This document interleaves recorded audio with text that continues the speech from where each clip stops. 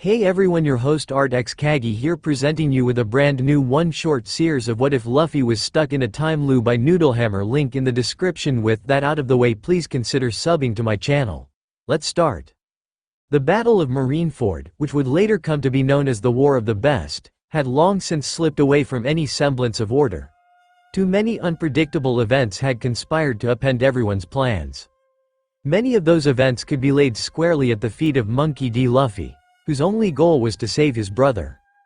But he failed. Despite driving himself beyond the point of exhaustion, or perhaps even because of it, his strength failed him at a critical moment. Admiral Akainu saw him stumble and saw his chance to destroy the spawn of Monkey D. Dragon, throwing a magma punch that would kill the captain of the Straw Hat Pirates beyond all doubt. Ace saw it, knew it was his fault for allowing himself to be goaded into turning back, and threw himself in the way to protect his brother. But it wasn't enough. Absolutely determined not to fail, Akainu drove his punch through the older brother and into the younger, fatally injuring both. Ace and Luffy stared at each other's eyes one last time, understanding that they were dead, and, like the D that they were, smiled because they were together. XXXXX, and then Luffy woke up with a gasp. AC! He roared, furious, terrified and very confused. Where was Ace? Where was Old Man Whitebeard? Where was the magma bastard? Where was everyone? Luffy's head spun around, literally thanks to his rubber body, as he tried to get a grip on the situation. No clash of weapons. No gunfire. No screaming. No people at all. Just open seas, clear skies and this tiny boat he was in. Actually, now that he thought about it, he wasn't feeling any pain either. The pain and exhaustion had become such constant companions since impelled down that he'd long since stopped paying attention to them, but now he suddenly felt fine. What the heck is going on? He demanded of the world, his brain almost cooking from the effort of trying to figure it out. The world did not deign to answer. So distracted by his confusion was Luffy that he didn't notice the whirlpool he was heading towards until it was too late. And then he drowned. XXXXX, coming to with a gasp for air that he suddenly didn't need, Luffy found himself back on his little boat. Looking around suspiciously, he saw the whirlpool that had sucked him in, still a good distance away. He was going that way, but it would be a while before he reached it and easily had time to avoid it. Which was strange because he was pretty sure that he hadn't avoided it just now and died. "Ah!" Luffy screamed, annoyed at this extra bit of confusion on top of being suddenly transported away from Marineford. Grabbing hold of the oars, he rowed away from the whirlpool, giving it a suspicious glare as he passed. Wait, didn't I do this before? The right neurons finally sparked, remembering a situation that was very similar to this. To be fair, it was a situation that had happened a while ago and hadn't been all that important at the time. Luffy might not be the sharpest knife in the drawer and he might not put a lot of effort into remembering minor details, but he definitely remembered the start of his adventure. After punching the Lord of the Coast, he'd run across a whirlpool and hid in a barrel to keep from drowning. Then he'd met Kobe and they sailed to the island where Zoro was. But that didn't explain why he was back here and not at Marineford. Is this death? He pondered, frowning in thought. Getting to go on another adventure after dying did sound pretty cool. Luffy decided to stop thinking about it and just go with the flow. A few days later, hopelessly lost because of his lack of navigational prowess and poor preparation, he died of dehydration. XXXXX, his third awakening was no longer a surprise and more of a relief. Thirst was his least favorite way to die so far. Having had nothing to do over the past few days of being lost, Luffy tried to figure out what was going on and had hoped that the situation would clarify itself if he paid attention to what was happening as he died. No such thing happened. It's a mystery, he concluded with authority. Not wanting to die of thirst again and knowing that he was useless at navigation, Luffy waited for his boat to drift closer to the whirlpool and then stuffed himself into an empty barrel, which had once held all his food that he had eaten about 10 minutes after setting off, like he remembered doing the first time. After all, the worst that could happen was that he drowned again. XXXXX, Luffy tried to stay awake, but the boredom of being stuffed in a barrel quickly had him snoring. If the danger of floating in a whirlpool with nothing but a barrel to keep him from drowning wasn't enough to keep him awake the first time around, it certainly wasn't enough the second. He was awoken by raised voices outside the barrel and burst out of it with an eerie sense of familiarity. Raw AGGGH, oh, Kobe. You're here, Luffy said, looking down at his friend, and you turned back into a wimp. What? The incredibly confused pink-haired boy stuttered. How do you know me? Right, looks like I went back in time. Luffy nodded to himself firmly, what he had already suspected confirmed. It's like that mystery fog. Robin had once tried to explain the rainbow mist to him, but all he got from it was that it was a mystery fog that did weird things to time. The Straw Hat Captain didn't have the faintest idea of how or why he'd been sent back after dying in Marineford, or why he kept waking back up after dying, but he also didn't care. He could save Ace and get his crew back, and that was all he cared about. Back in time. What? Kobe squawked. You want to be a Marine, right? Luffy bulldozed through his confusion. Then let's go save Zoro. Zoro? You mean Roronoa Zoro, the notorious pirate hunter? He's my first mate, but he's a pirate hunter. I know, Luffy barked and smacked the pink-haired boy over the head, getting annoyed. Everyone knew that Zoro was the pirate hunter, it said so on his bounty. Kobe immediately shrank into himself and shut up. On the way to the lifeboats, they ran into a fat whale shouting about being the most beautiful woman on the seas. Kobe, who is the most beautiful woman on the seas? She did it again as soon as she saw them. It's you, Captain Alvida, Kobe stuttered. Alvida? Luffy stuck a finger up his nose, thinking hard. You got fat again? He remembered her being skinny the last time he saw her, or was that some other woman? Time travel was confusing. Fat? Alvida roared in outrage. I'm the most beautiful woman on the seas. Say it or I'll crack your skull open. But everyone keeps saying that Hancock is the most beautiful woman on the seas. Luffy said blandly, still industriously picking his nose. Personally, he didn't really get this whole, most beautiful woman, thing. Unlike meat, beauty couldn't be counted or measured. Unlike strength, you couldn't determine it with a fight. Luffy had no idea how people were deciding which woman was more beautiful.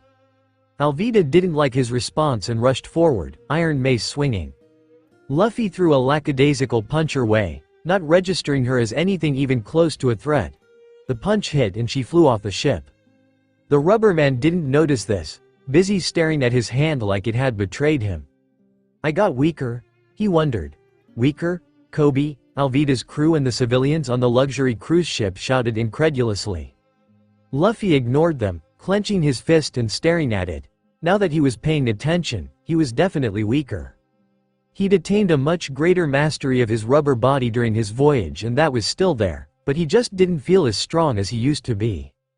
Time travel makes you weaker, he concluded, nodding firmly. It didn't change anything, but it was good to know. Kobe, let's go to the nearest marine base and find Zoro. Then his stomach growled. After we eat, why yes. The terrified pinkhead snapped to attention. XXXXX as the straw hat-wearing teenager stuffed his mouth and then led them to a lifeboat so that they could go to the nearest marine base. Kobe's fears slowly abated, leaving behind only confusion. So, who are you? He mustered up the courage to ask. The strange and frighteningly powerful boy stared at him blankly for a moment before answering, Monkey D. Luffy. Encouraged by the lack of hostile response, Kobe continued asking the many questions burning in his mind. And what did you mean back then when you said that you came back in time? That's impossible. No it isn't. Luffy retorted, uncompromisingly. Fearing that he was stuck in a tiny lifeboat with an insane person, Kobe decided to go along with it. After all, he just spent 2 years going along with Alvida's delusions about her beauty for his own safety. This was no different. And you knew me in the future, Luffy nodded firmly. My gramps took you on as an apprentice and you got pretty strong. Well, it was nice to hear that he'd achieved his dreams in someone's crazy fever dream at least. Were we in the Marines together? Luffy suddenly burst into hysterical laughter at the question, startling Kobe badly. It was only his amusement past did the pink-haired boy learn what was so funny. No, we were rivals. I'm a pirate. Oh, Kobe honestly had no idea how to feel about that. Luffy didn't seem anything like Alvida. But wait, didn't you say you had Roronoa Zoro as your first mate? That's right. Now utterly convinced that Luffy was simply insane, Kobe couldn't help himself from his outburst. But he's a pirate hunter. It's impossible, completely impossible. And Luffy smacked him over the head again, with an annoyed pout of all things. You were way cooler in the future. The straw hat wearing pirate huffed. Feeling strangely ashamed by the disappointment, Kobe decided to stay quiet for the rest of the trip. XXXXX eager to see Zoro again for the first time since they got scattered by the bear guy at Sabaody. Luffy rushed off towards the marine base as soon as they docked at Shell's Island. Zoro! He yelled exuberantly when he saw his first mate tied to the post, just like he remembered. Who are you? The confused swordsman demanded. Monkey D. Luffy, your captain, Shishishi. Luffy laughed and jumped forward to untie him.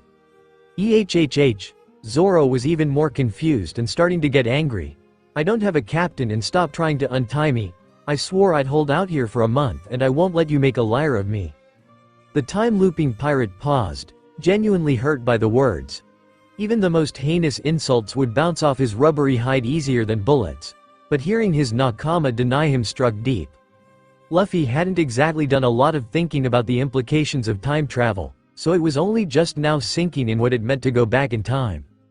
None of his friends would remember him, just like Kobe hadn't. He was alone. You want to be the world's greatest swordsman, right? Luffy asked, much less cheerfully than before but just as determined. Zoro's intense stare pinned him in place. How do you know about that? I went back in time. Luffy didn't even consider lying to his nakama. You expect me to believe that? Zoro roared, outraged. It's true, Luffy yelled back.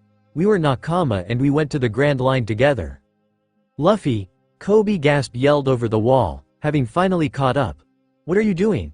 You can't just barge into a marine base like this. His words were immediately undermined by a little girl doing exactly that. She climbed over the wall and gave them all a stern glare. Shush. Silence demanded. She ran over to Zoro and looked up at him with a smile, completely ignoring Luffy. What? Zoro demanded. The little girl unwrapped her pair of homemade rice balls and presented them to him. You haven't eaten anything this whole time, so you must be hungry. Do you want to get killed? Pipsqueak, scram. Zoro shot her down flatly. Luffy remembered this. He also remembered what would happen after, as well as Sanji's many passionate rants about wasting food, which he agreed with. He knew what he had to do. Hey, the little girl, whose name he now remembered was Rika, protested as he snatched the rice balls. I made those for Zoro. I know. Luffy said and stuffed the homemade treats into the swordsman's mouth. Zoro immediately started choking at the unexpected force feeding, as well as the extra unexpected sweet taste of food that was supposed to be salty.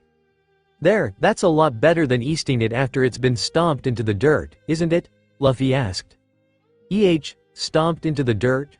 Rika asked, confused, but then shrugged it off and looked towards Zoro again. Was it good? Pinned by the child's hopeful eyes, Zoro said the only thing he could, it was delicious. Oh, what's this? A smarmy voice intruded. Don't you know it's illegal to feed the prisoner? Hey, buttchin. Luffy ignored the words and addressed the guy whose name he'd long since forgotten, even if he did become less annoying in the future. Give Zoro his swords back. The weird-looking blonde squawked in shocked outrage. Do you know who I am? Do you know who my father is, Captain Morgan, the captain of this base? That means you had to do what I say, or else. Luffy stared at him blankly for a second before cracking his knuckles. XXXXX wrecking Captain Morgan was even easier than the first time around, and by then Zoro was at least willing to listen for a little bit. At some point Mihawk and some of the other powerful swordsmen he'd fight in the future were mentioned and, having no better direction in his quest to become the world's greatest, went along with it.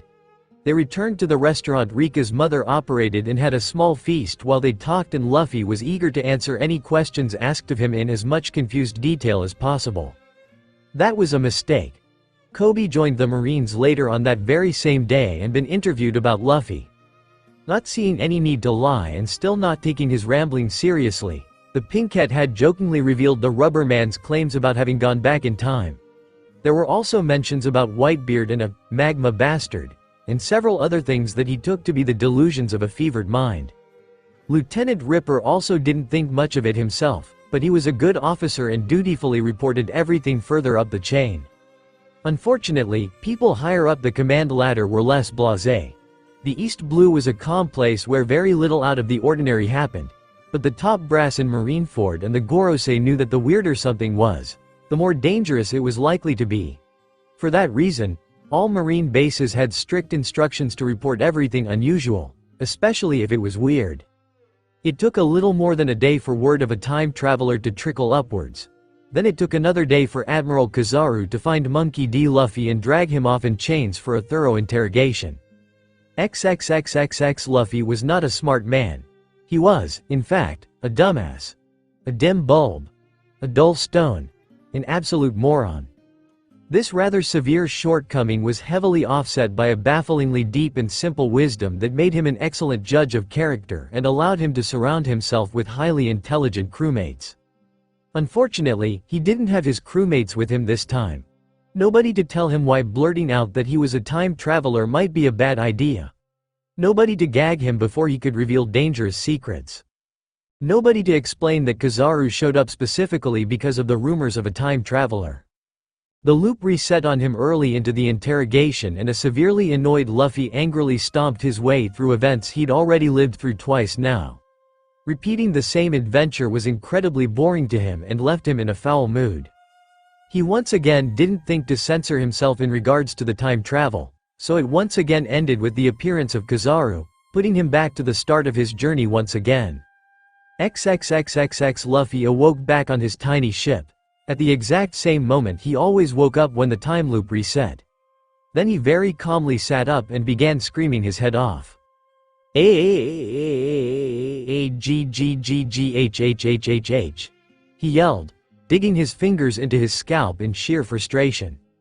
He just didn't understand what was going on. Why did the light bastard keep showing up? Normally he liked mysteries, but this one was pissing him off. And so was the fact that he had to keep repeating the same boring stuff he'd already done. Feeling a little better after venting his anger, Luffy decided that he was going to do something different on this run. He still had to stuff himself into a barrel to make it to the cruise ship Alvida was attacking, but after that he was going the other way. As always, he ended up taking a nap to deal with the boredom of being stuffed into a barrel while he was at the mercy of the sea, and he burst out of it when Alvida's crewmates and Kobe tried to open the barrel. But this time he didn't stop to talk to Kobe or immediately go kick Alvida's ass. This time, he made a detour towards the pantry and quickly emptied it, then decided to jump over to Alvida's ship to do the same there. They had to have food, right? To his delighted surprise, he found someone he didn't expect to see quite yet there, skulking about. "Nami!" he yelled gleefully, immediately rocketing forward to hug his navigator. "I didn't know you were on this ship." "Who the hell are you?" the baffled, scared and angry redhead yelled, extracting herself from the rubbery grip and punching him over the head. "Get off me." Luffy let himself be hit with a laugh. He'd missed Nami's affectionate punches. "I'm Monkey D. Luffy." "Hey, who the hell are you and what are you doing on our ship?" yelled one of Alvida's crew that had been drawn to them by the ruckus. "Don't interrupt," Luffy yelled at him angrily and punted him off the ship with a stretchy punch. Nami, seeing this feat of casual strength, froze in place. What was that?" she stuttered. "How did you stretch?" "I ate the Gomu Gomu no Mi. I'm a rubber man," Luffy replied blandly, bored of explaining the same thing over and over. "Join my crew." It was hardly the first time that someone too strong to fight or immediately escape made such a demand, so Nami knew how to handle it. Okay. But it was not okay. After testing out his level of intelligence and gullibility, Nami tricked him into staying behind while she prepared the lifeboat she was intending to use to get away from Alvida, then she ditched him. XXXXX, Nami. Who the hell are you? I'm Luffy, the man who will be the Pirate King. Fail. Nami still hated pirates at this point. XXXXX. Nami. Who the hell are you? I'm Luffy and I'm your friend. Fail. Unlike Luffy, Nami was a suspicious and distrustful soul. XXXXX, Nami. Who the hell are you? I'm Luffy and I can kick Arlong's ass for you. Fail. Nami at this point still believed that no human can match a fishman. Plus, His knowledge made her freak out. XXXXX. Nami. Who the hell are you? I'm Luffy and I can help you get money. Really? Tell me more. Success. Nami's greed was legendary? XXXXX. The bounty hunting system established by the Marines was really quite simple in principle. If you caught someone with a bounty, all you had to do was deliver them to any Marine-ranked lieutenant or above. In practice, the Marines were a horrendously corrupt organization. The lower ranks were mostly filled by people who genuinely wanted to do good, but dealing with commissioned officers was very much hit and miss. Luffy was not surprised when Captain Morgan tried to claim Alvida's capture for himself, nor was he surprised when Nami lost her temper at the first sign of being cheated. He hadn't exactly planned it, but he'd known it would happen. So, I guess we're pirates now, Zoro stated calmly, standing in a circle of felled Marines. They had freed him and gotten his swords back in the chaos of their confrontation with Morgan. Yep, she. Luffy laughed, glad to be back on course. This isn't something to laugh about, Nami yelled at them. I can't afford to have a bounty on my head. They won't give you a bounty for something this small, Luffy assured, knowing from experience that it was true. How can you be sure? She demanded. They didn't give me a bounty last time until I beat up way more people, the rubberman explained. Last time?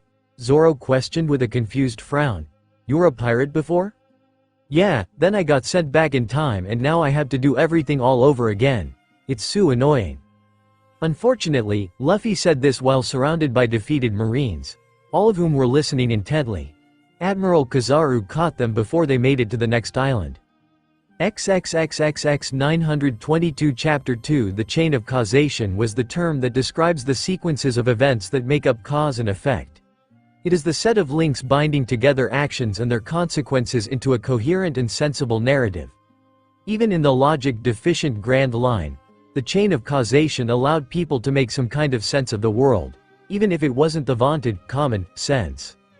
Even an utter blockhead like Monkey D. Luffy was capable of stringing together cause and effect. Normally, Luffy only had to care about the simplest of causes and effects, such as punching people in order to hurt them. Forced to undergo repeated temporal resets because he simply could not keep his mouth shut, eventually beat it through his rubbery skull that blurting out that he was a time traveler always ended badly. Either he scared off his nakama because they didn't yet trust him enough to simply take his words at face value, or he attracted the attention of people he wasn't yet strong enough to fight.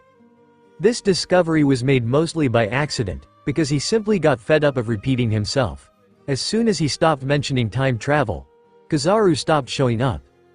Even Luffy managed to connect those dots. By that point, he'd already found the best way to move forward because of simple repetition. He knew the best way to become friends with Kobe, get Nami to travel with him and convince Zoro to join his crew without something happening to immediately ruin it. And the trick turned out to be really simple. He had just been in too much of a rush to get his nakama back and save Ace to do it properly. Tell Kobe that it's up to him to chase his dream, tempt Nami with money and tempt Zoro with strong opponents. Are you here to collect the price on my head, you flashy bastards? Buggy the Clown yelled. That's right, Nami confirmed with a big smile, already counting the 15 million belly his head was worth. Go get them, boys. This run-through, Luffy had at no point mentioned being a pirate, allowing Nami and Zoro to assume that they were forming a bounty hunter group. It had worked really well for getting them to join his crew, but pretending that he wasn't a pirate was hard. The only thing that was making it bearable was the certainty that it could never last. Luffy had declared war on the world government to get Robin back and he would gladly do it again. That guy looks like a swordsman, I'll take him, Zoro said with an eager grin. Is that Rironao Zoro? Buggy recognized the man who used 3 swords. Quickly, he started aiming his big cannon, die flashily. Luffy stepped forward and used his balloon technique to deflect the buggy ball, scowling when the clown-themed pirate used his own crew as shields. Just like he'd done the first time around. I'll take Buggy. The resulting fight was easy. Luffy knew all of Buggy's tricks and was much stronger than he had been the first time. Zoro didn't get surprised by Buggy's bara bara no mi and so didn't have to fight Kabaji with a stab wound in his side, and the acrobat was no match for him. Moji the lion tamer and Richie the lion didn't make much of an impact either. That's 15 million and all the treasure in their hold. Nami cackled greedily. Oh, this was a great idea. I should have made a bounty hunting group sooner. It's not your bounty hunting group, which? Zoro said blandly. He would never sail under Nami. To having her as a crewmate he had no objection, but he would not have her as a captain. Shut it. You and Luffy said I could have 95% of the money, she hollered at him. Which they had. Neither of them two men cared about money, so they hadn't tried very hard to haggle with her. Frankly, it didn't sit well with him to turn anyone over to the Marines. Buggy and he had been, not friends, but allies when he'd last seen the clown pirate. They had gone through impelled down into Marineford together.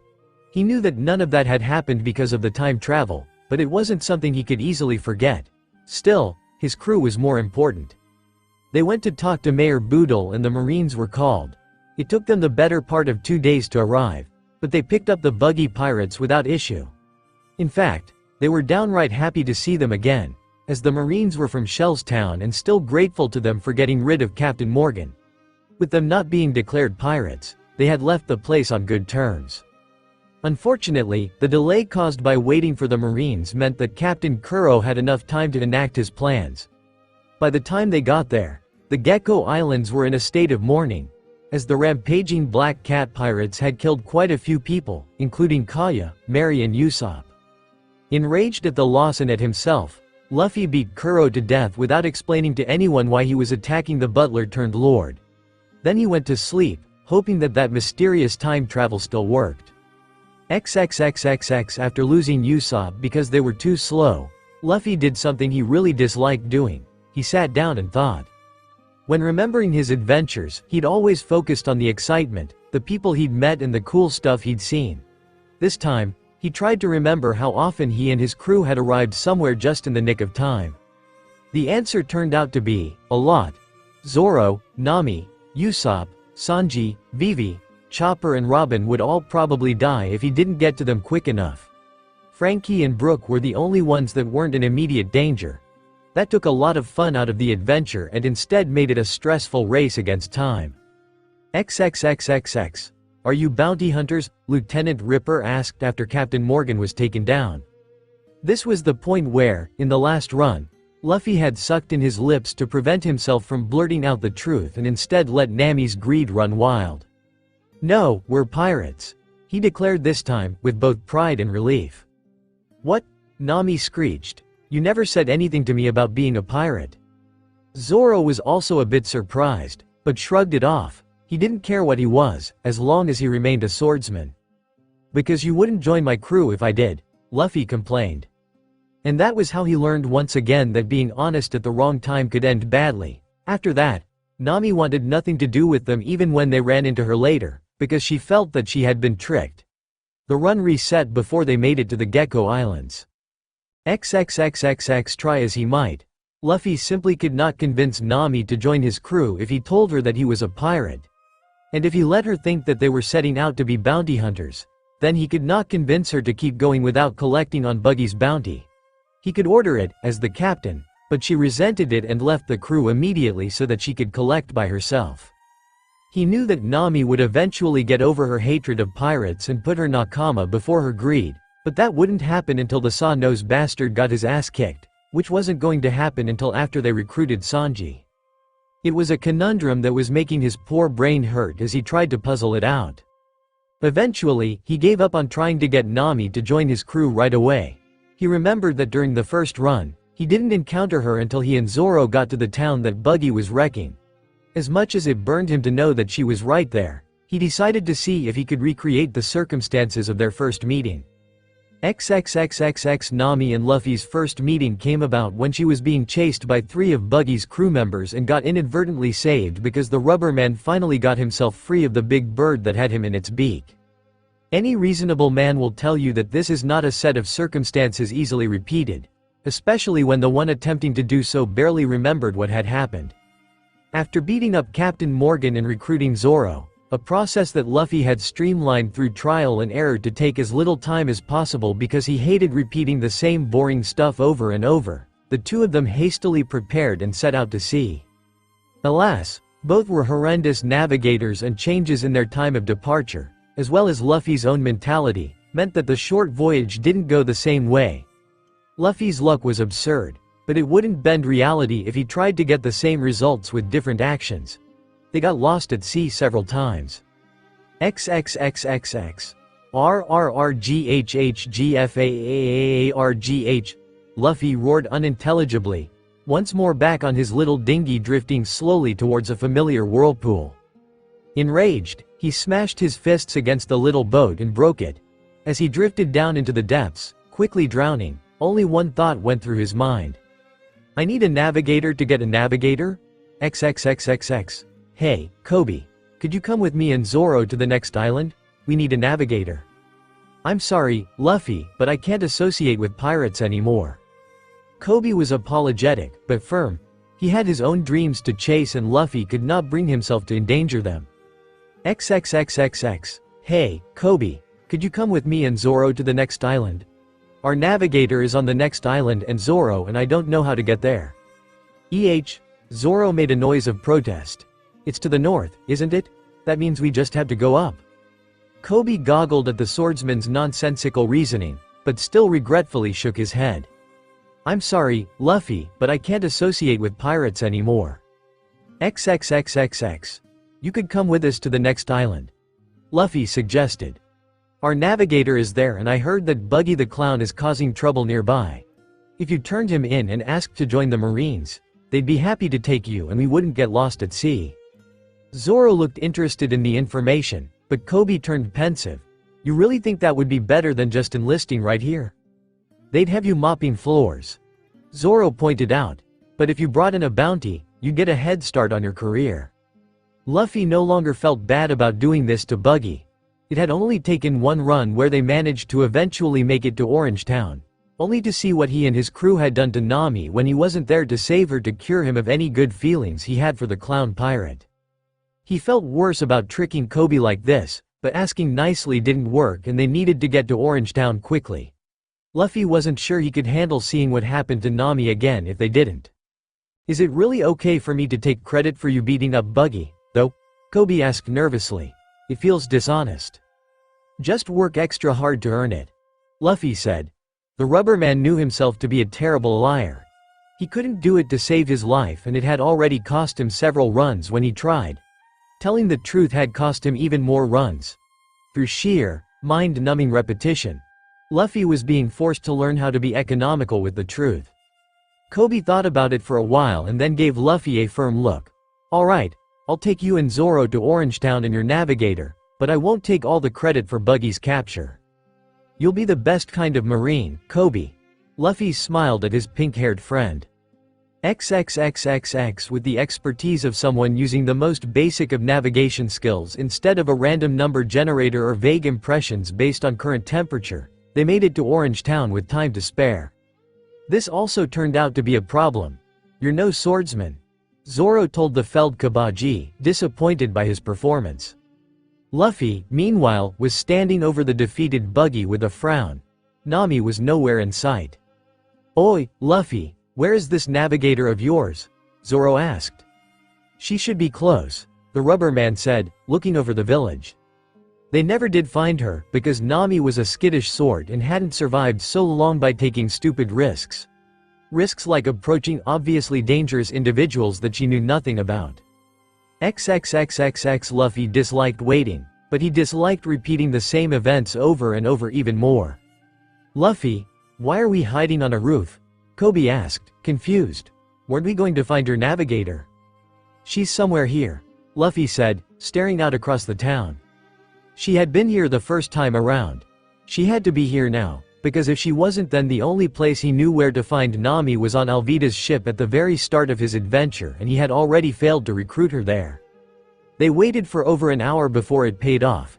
Shouts echoed across the empty town, the cadence of angry men screaming insults and threats.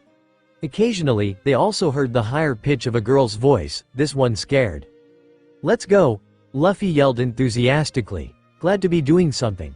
He grabbed Zoro and Kobe with his rubbery limbs and launched himself in the direction of the screams. No, wait, Zoro and Kobe protested before they went airborne. But Luffy was not in a listening mood. He was hopeful that this would be the run where he finally succeeded in getting Nami to join him. Plus, he was hungry. XXXXX Nami was running for her life and genuinely afraid that she wasn't going to get away this time. Stealing from pirates was always dangerous, but usually she was able to do it while they were distracted. This time, she'd overestimated how distracted they were. And then there was a thunderous crash and pained yelling from behind her. Despite knowing that it would be better to keep running, she couldn't help her curiosity and looked back. The three unwashed idiots that had been waving sabers at her were groaning on the ground, along a green-haired man and a pink-haired kid. Standing over them all was a dopey-looking black-haired teenager with a straw hat and a big smile aimed at her. "Gonna cut him up," the green-haired man grumbled painfully, getting on his feet. She saw the three swords at his waist and tentatively identified him as the notorious bounty hunter Roronoa Zoro. "Hi," the straw hat guy greeted, with every sign of being happy to see her. "Hello," Nami returned cautiously.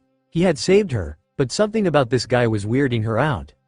"Luffy, is she the navigator you mentioned?" the chubby pink-haired kid asked. "How did you know I was a navigator?" Nami demanded sharply. "I know stuff," the apparent Luffy said, his smile disappearing into a more neutral look. "Come join my crew. You can be in charge of the treasure." Nami's greed almost made her agree to that very tempting offer, but she hadn't been born yesterday and this was too suspicious. I think I'll pass," she said, nervously backing away and preparing to run. "Thanks for saving me, but I think I'll just go." Her statement ended in a questioning lilt, because she was expecting anger or threats, but Luffy just looked at her. "Oi, Luffy, I thought you said she was waiting for you?" the green-haired man asked. "We won't hurt you, Nami," Luffy said, ignoring his friend and continuing to stare at her. "Good to hear, see you later," Nami said in a rush and speedwalked away, expecting to be chased again at any moment. "What did I do wrong this time?" she heard Luffy mutter to himself in frustration. XXXXX Nami was running for her life and genuinely afraid that she wasn't going to get away this time.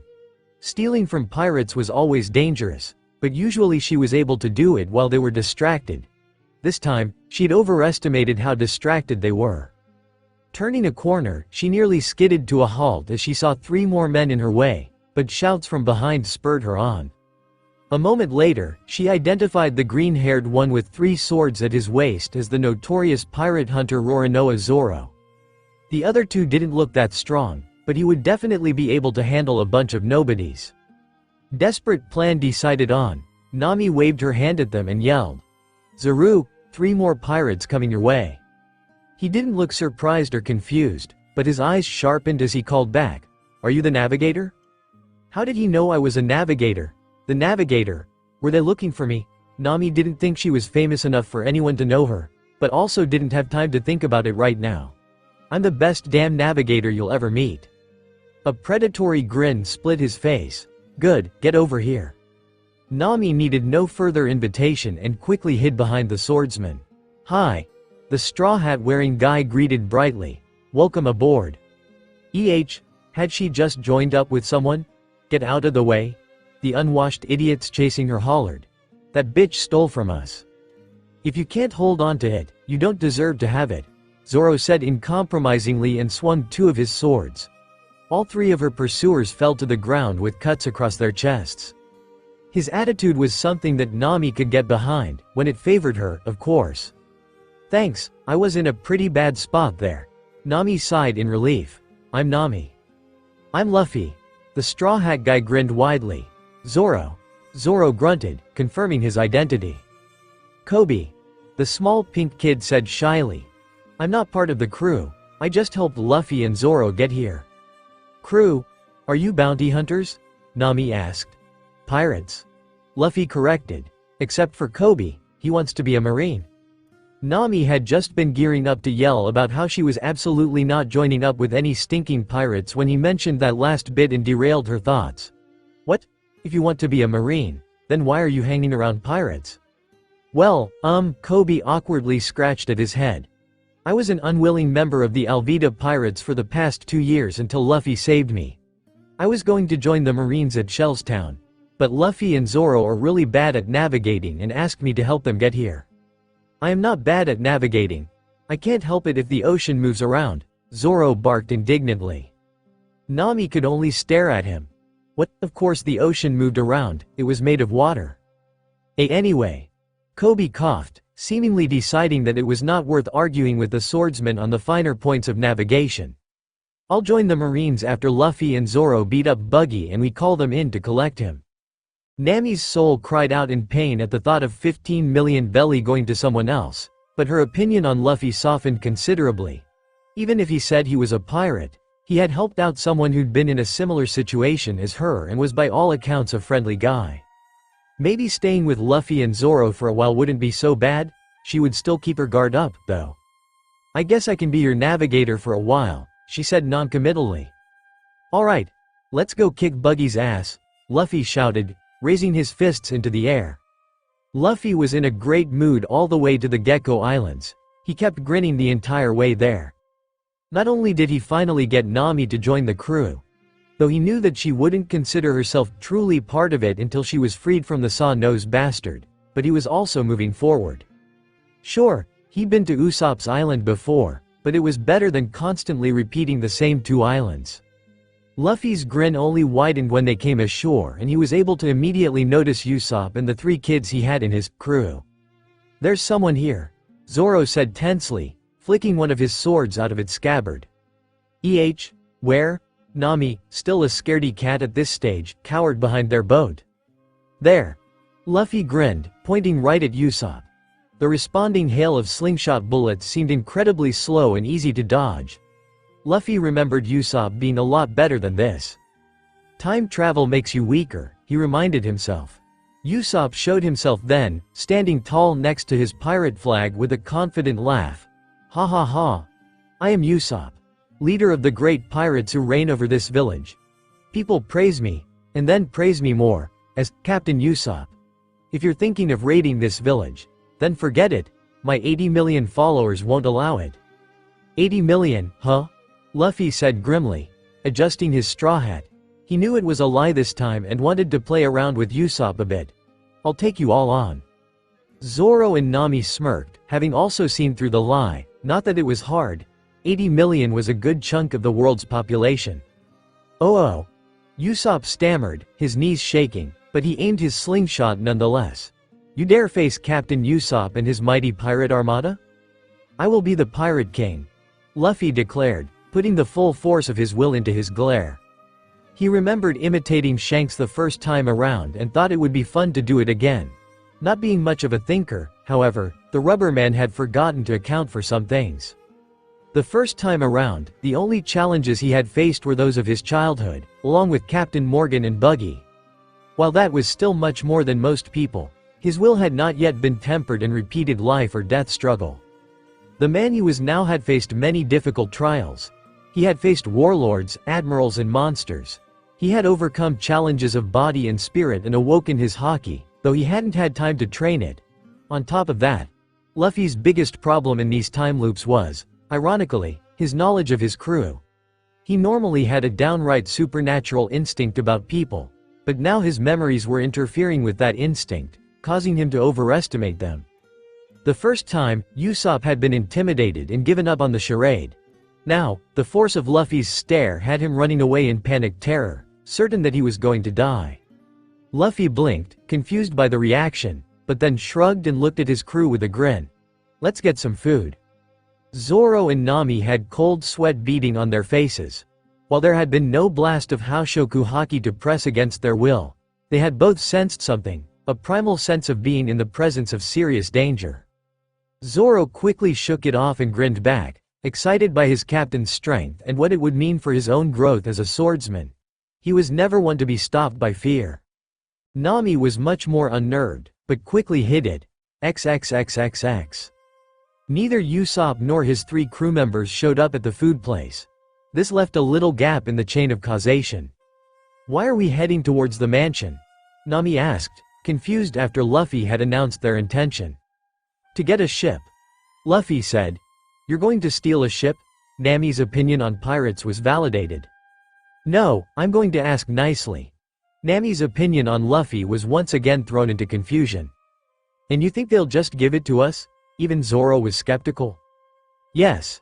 The navigator and swordsman exchanged puzzled looks behind the rubber man's back. They had no idea where his confidence was coming from, but it was definitely there. To Luffy's surprise, they found Usopp lying beaten up on the ground in front of Kaya's mansion. He had no idea what had happened, but he was happy to see his sniper all the same. "Oi! Usopp!" Luffy yelled out in greeting, waving an arm as he sped up his walk. Usopp awoke from his light unconsciousness, primal terror gripping his heart. He had rushed off to warn Kaya about the terrifying pirate crew that had come to the island and desperately tried to get her to come hide with him. Then that bastard butler Klahadore had showed up and thrown him out after beating him up. Usopp rose up, seeing the terrifying pirate in question coming at him, waving his arm and grinning menacingly. He ran away screaming. Luffy blinked in confusion at his fleeing sniper, having no idea what was going on. "What is going on here?" a snooty voice demanded. Luffy's expression turned into a scowl as he saw the cat bastard approaching. "Oh, it's you." He'd almost forgotten about this guy, but he did clearly remember what a shitty pirate he was. He knocked the guy out in a single blow before he could even react. XXXXX Luffy awoke back on his little dingy and pouted angrily. Usopp had been too terrified to join his crew and Kaya had been angry at him for kicking her butler's ass, so they didn't get the going merry either. And now he had to do everything all over again. XXXXX. Ha ha ha. I am Usopp, leader of the great pirates who reign over this village. People praise me, and then praise me more, as Captain Usopp. If you're thinking of raiding this village, then forget it, my 80 million followers won't allow it. You have 3 followers, Luffy said blandly, restraining himself from playing along or doing anything fun. He saw right through it. Usopp panicked, not noticing as said followers lost their nerve and ran away. Join my crew. Luffy decided to get right to the point. Zoro, Nami and Usopp exclaimed. Do we really want this guy on the crew? Zoro asked skeptically. We do. Luffy nodded decisively. He's a great liar and sniper. Oi! Usopp protested with a complicated expression. Don't insult me and praise me at the same time, it's confusing. I can't lie or snipe, so I need you on my crew, Luffy explained. That instantly got Usopp back to posturing with his chest stuck out like a peacock. Haha, if it's like that then I accept, if you make me the captain. I'm the captain, now let's go eat, Luffy decreed with absolute authority. XXXXX The meal was much better now that Usopp was there and Luffy had loads of fun until the long-nosed sniper made an excuse and had to leave. His crew of kids came looking for him shortly afterwards and there was that misunderstanding about cannibalism, after which they learned about Kaya. Luffy was determined not to screw it up this time. You're a pirate, he accused as soon as the man appeared. Luffy knew, intellectually, for what that was worth with him, that the best way to do things would be to repeat the events of the first run, which had already proven to work. Unfortunately, he couldn't remember what exactly he'd done the first time, nor could he have precisely repeated those same actions even if his life depended on it. Excuse me, Klahadore sputtered. Oi, Luffy, what gives? Usopp asked, bewildered. I know he's a bastard, but I don't think he's a pirate. He is, the captain of those cat guys. Luffy stuck a finger up his nose. I can't remember his name, but he's got those sword gloves. That's why he fixes his glasses like that. As luck would have it, Klahadore had been pushing up his glasses with the heel of his palm at exactly that moment and froze in place. Captain Kuro, of the Black Cat Pirates, Zoro said thoughtfully, staring at the man. Said to have been caught and executed by the Marines 3 years ago. He does have the same smug face as I remember from the bounty poster. And Klahadore showed up here 3 years ago. Usopp's tone had now turned to hostile suspicion. He was worth 16 million belly. Nami contributed greedily, her money sense allowing her to instantly recall the information. You can forget about the money. Zoro snorted. The Marines will never admit they were fooled. Klahadore, is it true? Kaya asked, sounding hurt. Are you a pirate? Kuro's face was mostly controlled, but sweat covered his forehead. He considered denying everything, but decided on another strategy. Yes, Miss Kaya. I was a pirate, but no longer. After being shipwrecked and saved by your parents, I have changed my ways. All I wish for now is to live in peace and serve you." Kaya's face broke into a relieved smile, but Luffy spoke up again to dash her delusional hopes. "He's lying. He wants to kill you and take your money," the rubberman declared. Such was his absolute confidence and force of personality that none could dismiss him. "You," Kuro seethed, "you've ruined everything." "Oi, Zoro." Luffy ignored the man and turned to his first mate. "You want to fight this guy? He's a shitty pirate, but he's kind of a swordsman." Zoro was already tying his dark green bandana over his head, grinning fiercely. XXXXX they had allowed Kuro to go fetch his sword gloves, the implied insult of which only further infuriated the man. "You may have ruined my original plan, but I still have a contingency," the former captain of the Black Cat Pirates said with calm murderousness. "I just have to kill you all." "You're awfully confident for a coward," Zoro retorted, biting down on the hilt of the Wado Ichimonji and brandishing two nameless katana in his hands. Kuro's face twitched in anger and he rushed forward without warning, trying to slice Zoro up with a surprise attack. Instead of carving through flesh, he received the jarring impact of steel on steel. "That's some speed you have," Zoro said, grinning again. Kuro quickly dodged away from the retaliatory slash, annoyed that he couldn't get a quick kill. He tried several more times, but did not manage to pierce Zoro's defenses. Even if he had 10 blades, he could only attack from 2 directions and he wasn't fast enough to overwhelm the green-haired man. "To think that some rookies would force me to use this." Kuro scowled and got into position to use his stealth foot technique. Off to the side, Luffy titled his head sideways as he saw it used, noting the similarities to the Rokushiki's Soru. A vague notion of learning it entered his head. He'd never thought it worth the bother before since his Gear 2 was better, but maybe it would help in Marineford when he eventually got there? For the first time since getting trapped in the time loops, Luffy started thinking of how to exploit the situation, instead of trying to end it. Back in the fight, Zoro was slightly surprised by Kuro's burst of speed and didn't react fast enough, receiving a set of shallow slashes across his arm. It only worked once, however, as he was quick to adjust and anticipate the next attack, giving Kuro a slash of his own. "Damn you," Kuro growled in frustration. Not only were his plans not progressing as they should, but he was also being given this much trouble by rookie pirates, which was just insulting. "Let's see you deal with my Shikushi." Dropping into the zombie-like stagger required for his ultimate technique, Kuro vanished from the eyes of everyone present. Except Luffy, who had fought enemies far faster than this regularly after reaching the Grand Line. To him, Kuro was just rushing around and swinging his sword gloves blindly, obviously unable to see what he was doing.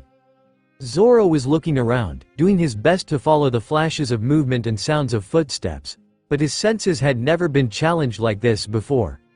Shallow slashes began to accumulate on his body as his speedy foe ran around him. Luffy had intended to let Zoro handle the cat bastard, but he was reminded of the Shikushi's weaknesses as Kuro lost track of where he was and rushed towards their group of spectators. Luffy interrupted a slash that would have raked across both Kaya and Nami with a punch right to the face. "You're fighting Zoro." Kuro was too busy holding his broken nose to reply, but Zoro stared at him with a disappointed scowl. "I see, you're not a swordsman at all," the green-haired man said. "You have no technique, no skill. You're just swinging blindly and hoping to hit something. How dare you look down on me?" Kuro's enraged voice was sounding a bit nasally. "I'll kill you all." He went into the Shikushi again, but this time, Zoro had the measure of him. All the wasted movements and running around only served to betray him. And he got punched by Luffy again when he accidentally veered towards the spectators. XXXXX the day was saved, Kuro was exposed, Usopp was recruited, Mary was gained. They even ran into Django and kicked his ass, which reminded Luffy that the Black Cat Pirates were still lurking nearby on Kuro's orders. And he did it on the second try. Luffy felt that he was finally getting the hang of this time travel thing. It was an impression that continued to hold as they made it to the Baratie, encountering Johnny and Yosaku while playing around with the Mary's cannons. Recruiting Sanji was simply a matter of pestering him until he agreed, nothing complicated there. Krieg eventually showed up and started posturing, only to get his ship cut in half by Mihawk. Zoro challenged him and lost, Luffy knowing better than to intervene, and he already knew that his first mate would survive. He didn't notice the slightly narrow-eyed look Mihawk shot him for a moment.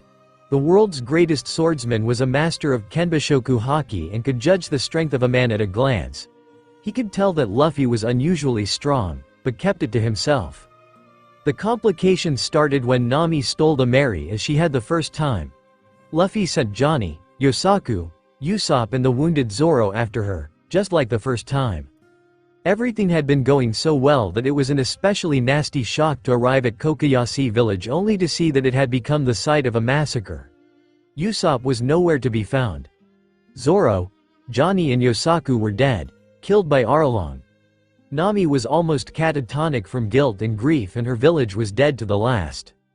Luffy had not the slightest idea of what he'd done wrong, but for once he dearly hoped to find himself back on that little dinghy heading for a whirlpool when he next opened his eyes. 922 Chapter 4 As time plodded ponderously forward on the same tedious set of tracks as it had done several times before, Luffy had plenty of time to think of where he'd gone wrong. He was almost certain that everything had gone more or less the exact same way since the Mary arrived at the Baratie, yet the first encounter with Arlong had ended in disaster. It made no sense to him. More than ever, Luffy wished Robin was here. She would have had it all figured out in 10 minutes. Aside from that infuriating puzzle, another concern began to weigh on his mind, one that he had known was coming. Repeating the same adventure was boring. More importantly, having his crew go through the same old motions over and over was boring. To Luffy, being bored of his friends and family was anathema, yet it was happening because of the time loop. It was the most abhorrent thing he could imagine. In fact, it was so abhorrent that his mind turned away from it before the thought could even consciously materialize. This was done by seeking distractions. He sparred with Zoro, he pestered Sanji, he talked to Usopp about all the kinds of cool ammo he could use for his slingshot. He even asked Nami to teach him something about navigation because that particular deficiency had turned out to be a serious problem. Then Krieg showed up and did his usual double cross. Luffy had let Sanji feed him, because he knew how his cook was about hungry people. "Shut up," Luffy snapped, launching forward a rubbery fist. "I don't have time to deal with you." The last time he had let Krieg mouth off, he'd needed to stay to deal with him, and that had gotten half his crew and Nami's whole village killed. This time, there would be no wasting time. Krieg, despite being a notorious backstabber, was not expecting the sucker punch. He was especially not expecting it to be so fast or so strong. The fist crashed into his nose and sent him flying out the Baratie to land in the water. His woot steel armor and extensive arsenal of weapons suddenly became an anchor dragging him down into the depths. "Don Krieg!" Jin cried out and dove into the water, intending to save his captain. Luffy could respect that, even if he didn't think Krieg deserved it. With Krieg out cold, Sanji and Zeph were able to feed the remains of his starving crew, just in time for Mihawk to show up and slice their battered galleon in half. Luffy would have liked to just leave before the swordsman showed up, but he knew how important this duel was for Zoro. Even if it meant that he would be injured later, this duel had to happen. At least he had managed to keep Nami close this time and prevent her from stealing the Mary. They would go to her village together this time. "How can you be so calm?" she demanded as Zoro was stabbed by Mihawk's tiny knife. "Zoro is fighting for his dream. We can't get in the way," Luffy replied, but his eyes were drawn to Usopp. The sniper's dream was to be a brave warrior of the sea. A dream without a firm end goal, but a good one. But why did Usopp seem so terrified? Luffy's gut was telling him that something was wrong. The duel came to its inevitable conclusion as Zoro was cut across the chest. Luffy rushed forward to catch him before he could fall into the water. By instinct, he kept a wary eye on Mihawk. Despite knowing that he was in no danger from him at the moment, he still remembered the numerous close calls against him at Marineford. "Boy, what is your ambition?" Mihawk asked the same question he had asked in the last loop. Hawkeye's narrowed. "To be the Pirate King," Luffy replied firmly. A road even harder than your friends." Mihawk smirked and sheathed his sword. "I look forward to hearing of your journey." "Luffy," Zoro gasped painfully, raising his sword in a shaky hand. "I will never lose again. That all right with you, Pirate King?" "I expect nothing less." Luffy accepted the oath, feeling the familiar certainty in his bones about how important this was. Come on, let's go. In the aftermath, Sanji was convinced to come with them and they set sail for the Konami Islands.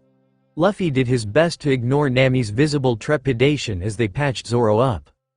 XXXXX as he listened to Nami cry over the death of the closest thing she had to a father. Luffy did something he had never done before. He made a mental note. Nami leaving Baratie early and Usopp going after her saved Genzo, the guy with the cool windmill hat. With the certainty of instinct, Luffy knew that Genzo's death would not send him back in time. They could still kick Arlong's ass and continue their journey. But Nami would be sad. Come on, let's go kick Arlong's ass, he ordered. Nami's tears dried and fury entered her eyes. Zoro grinned darkly despite the pain of his wound. Sanji had already been raring to kick the crap out of the fishmen for making a lady cry. Usopp was the only one whose will was shaky. Luffy saw it, but didn't say anything. XXXXX there was no runaround or near misses. The crew just walked up to Arlong Park and kicked the door in.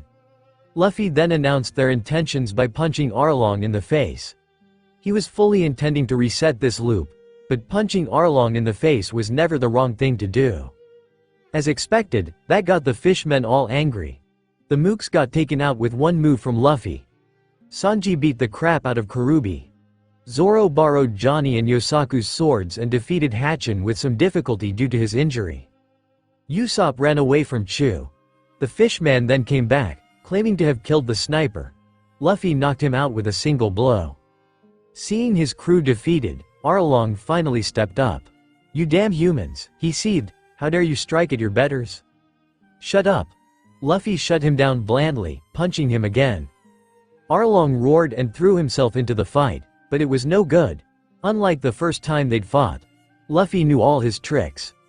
The regrowing teeth, the water attacks, the nosedive, the saw-tooth sword, none of it caught him off guard or particularly threatened him. The rubber man had too much experience, too much mastery of his devil fruit, and this time he didn't make the mistake of getting himself stuck with the windmill technique. Haha, a glorious victory for Captain Usopp. Usopp announced once Arlong was defeated and Arlong Park was toppled. He had come back during the fight. He was standing behind the outer wall and looked like he was trying to lie extra hard. Luffy could easily tell that he was ashamed of himself and Zoro was looking at him with a disapproving scowl. The sniper's courage had failed him. It had failed him because it hadn't been tested against the Black Cat pirates earlier.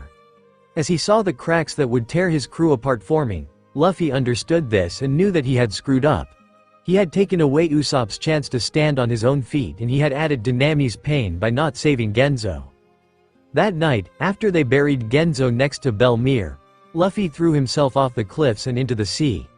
Suicide would normally be an unthinkable act for someone of his personality, but he wasn't going to wait until his crew fell apart to reset. XXXXX this is familiar. Luffy stared at Usopp's back as he stomped away after punching Kuro and being told to leave Kaya's estate. Isn't this what happened the first time? It had been hard to hold back and do nothing as the fake pirate insulted Usopp and his father, but being here for the fourth time blunted the emotional impact.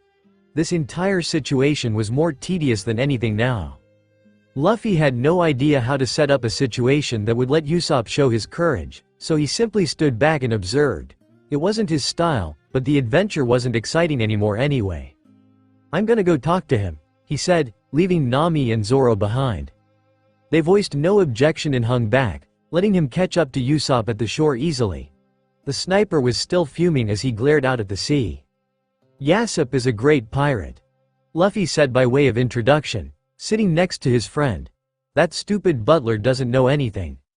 "Right?" Usopp exclaimed, in agreement and anger. "The nerve of that bastard, insulting my father like that. He acts so high and mighty when he never did anything impressive in his life." "Yeah, he's just a shitty fake pirate pretending to be a butler," Luffy said back just as loudly. "Fake pirate?" Usopp stared at him, puzzled. "What's that supposed to mean?" "Crap, I said too much," Luffy panicked, sweat pouring down his face. He looked away and tried to whistle nonchalantly. "And nothing. I didn't say anything about Kuro being a pirate." "Kuro?" Usopp repeated. horror dawning on his face. Klahadore is Captain Kuro? The brutal pirate captain that supposedly got executed 3 years ago? Crap, I did it again. Luffy panicked harder, looking everywhere for salvation. To his surprise, it manifested below them. Ah, look, there he is. What followed was a very familiar conversation between Kuro and that hypnotist guy. This time, however, Luffy didn't expose himself by yelling at them and they left without ever knowing that they'd been spied upon. Luffy, how did you know that Klahadore was Kuro? Usopp asked seriously. Luffy gave up, slumping over in defeat. I keep going back in time whenever I screw something up. It's probably going to happen again because I told you about it. Usopp stared at him for a long while. Oi, you seem like a really bad liar, but there's no way that's true. It is true. Luffy snapped back at him. But whatever, not like you'll remember this anyway. Usopp still stared at him, then remembered something important. Kaya, we have to warn her. No, we have to kick their asses. Luffy disagreed. They can't do anything against the pirates anyway. Crap, you're right. Usopp pulled at his hair in distress. And I've been yelling about pirates for years. Would they even believe me? What are we gonna do? I told you, we'll kick their asses. Luffy repeated himself. You think we can? Is this your time traveler knowledge talking? Usopp still wasn't anywhere near convinced about that bit, but he was willing to take what he could get at this point. You were really cool the first time around, Luffy said, then he remembered something. Oh, just don't forget to set your traps up at the right cliff. There's no way I'd make a mistake like that, XXXXX.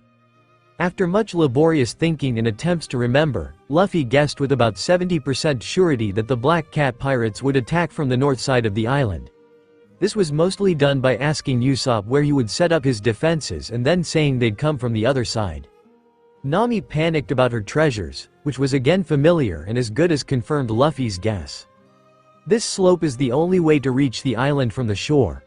Usopp said boastfully. As long as we can defend it, they'll never reach the village. Now, what can you guys do? I cut. Zoro said blandly. I stretch. Luffy said nostalgically. I steal. Nami said enthusiastically, assuming that the attacking pirates will have more gold for her to take. I hide. Usopp said in relief. You're going to fight? The other three yelled at him, each for their own reasons. I was just joking. Ah, there they are, Nami pointed out, seeing the Black Cat pirate's ship. It was very cat-like. Good, good, Usopp said menacingly. Let them face the wrath of Captain Usopp. Your knees are shaking. Zoro pointed out. Of course my knees are shaking, Usopp roared at him. I'm terrified. It's okay, Luffy and Zoro can take them on easy. Nami waved off with a casual laugh. I'm not fighting. Luffy sat down on a rock.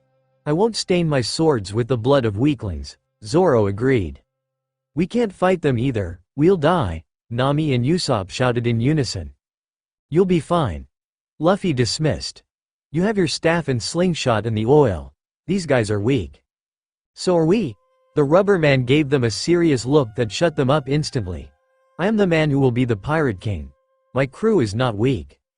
XXXXX as it turned out, Usopp and Nami's crying was largely unnecessary. The Black Cat pirates failed to overcome the improvised oil field and could do little more than throw rocks back at them as Usopp shot them with accurate slingshot fire. Ah, how truly convenient that the island's only 2 points of ingress were smooth stone slopes instead of loose gravel that would have harmlessly absorbed the oil. Such things were of course completely natural and not at all a plot device. In any case, Django the hypnotist could only facepalm in shame at the fact that his crew of vicious pirate was being defeated by a couple of kids and a few barrels of fish oil. Alright, enough, he snapped, making his exhausted and embarrassed crew look at him. Look at this ring. At the count of 1, 2, Django, you will run past the oil and kill those kids. What's he doing? Usopp asked in confusion, not knowing that Django was a hypnotist. He's a hypnotist, but just making them think they can get past the oil isn't the same as being able to do it. Nami scoffed, confidence sky high after humiliating the pirates. 1, 2, Django, Django said. The fledgling Straw Hat crew weren't able to see the ring past the press of bodies, so they were not hypnotized. the Black Cat pirates, and Django because he still hadn't fixed that issue, however, were. The pirates roared with renewed confidence and rushed up the hill, running over the oil without stopping. They made it past the oil? Nami and Usopp yelled in confused panic. The sniper started frantically firing his slingshot at the approaching pirates and Nami reading her staff in shaky hands. "Luffy, Zoro, help, you got this," Zoro replied calmly. Luffy nodded with a grunt. "Wait, I have caltrops," Usopp gasped, pulling out 2 handfuls of spiky foot pain.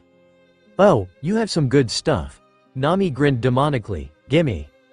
They hurled the caltrops down the slope, Usopp with a fair bit more accuracy than Nami, but at least she didn't throw them behind her thanks to being less tired and frazzled.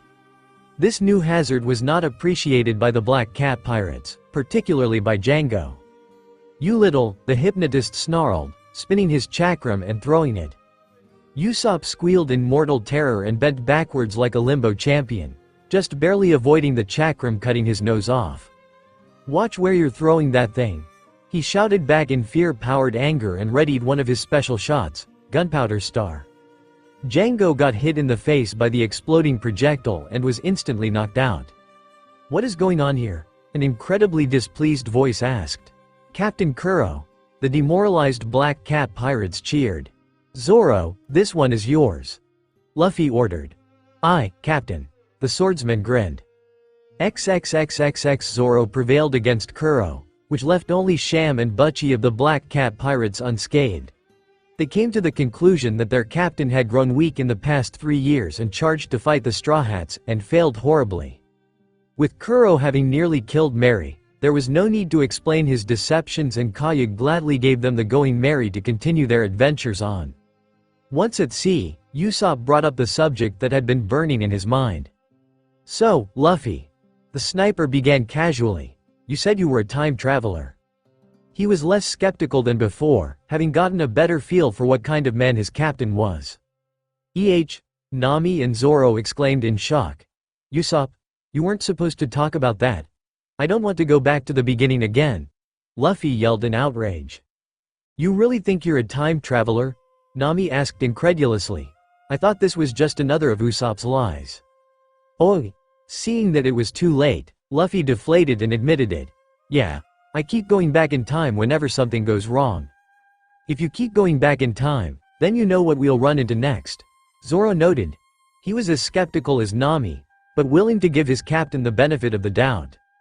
"I do, it's super boring," Luffy complained. "We're going to run into Johnny and Yosaku about a day from now. They're stuck on a bunch of rocks and suffering from scurvy." Zoro's eyes widened in shock. He'd never mentioned Johnny and Yosaku. "Then we'll go to the Baratie to get our cook, Sanji." Luffy continued rambling. "You'll call him Curly Brow and Arrow Cook because he really likes girls and he'll call you Mosshead. It takes us a while to convince him and then Krieg shows up and tries to take the Baratie." "Don Krieg, captain of the Krieg Pirate Armada?" Nami exclaimed. "Yeah, him. He's a jerk and a liar. Then Mihawk shows up and cuts his ship in half." "Hawkeye's Mihawk, the greatest swordsman in the world?" Zoro was the one exclaiming this time, anticipation building in his gut. Then we go to Nami's home islands and kick Arlong's ass and she can join our crew properly." Nami blanched and paled. "You know," Luffy stared at her. "Of course I know. We saved you from him before. He's not going to keep his word to you." Nami ground her teeth in frustration, eyes burning with tears she refused to shed. She'd known, deep inside, that Arlong couldn't be trusted. Only desperation had kept her going all this time, but hearing it stated so bluntly that it was all pointless was like a punch to the gut. None of Luffy's 3 crew members were feeling particularly doubtful anymore. There was still the lingering skepticism natural for those who hadn't seen the true extent of the world's weirdness, but he knew too much. "Wait, why do you keep saying that you'll be sent back if you tell us about this?" Usopp questioned. "Because every time I talk about being a time traveler, Admiral Kizaru shows up and drags me off to Marine headquarters," Luffy complained. Nami only had to think about it for a minute before a possible reason for that came to her. "Luffy," she began sweetly, "did you, by chance, talk about being a time traveler near any Marines?" "I think so," Luffy thought hard. Yeah, there were Marines around. Why? Because they reported what you said to their superiors, you numbskull, Nami roared, smashing her fist into his head so hard that it bounced off the ship's deck. She had no illusions about the goodness of the Marines and knew they would be all over a time traveler. Luffy took no offense to the pummeling, instead having a face of realization. Oh, he smacked his fist into his palm. So that's why the light bastard kept coming after me. 922 Chapter 5 The encounter with Johnny and Yosaku, and later the Baratie, happening pretty much exactly as Luffy said it would removed all remaining skepticism from the newly formed Straw Hat pirate crew. Alright, since we've confirmed that Luffy is looping through time, we need to figure this out, Usopp said seriously. I have just one question. Nami asked sweetly. Why are we wearing these ridiculous black cloaks? Indeed, they were wearing black cloaks and sitting around a table, lit only by a single sputtering candle. Because we're plotting, Nami. Luffy explained in a duh tone. I don't like it either, but I want to get back to our adventure, so we have no choice. It's tradition. Usopp nodded sagely. Right.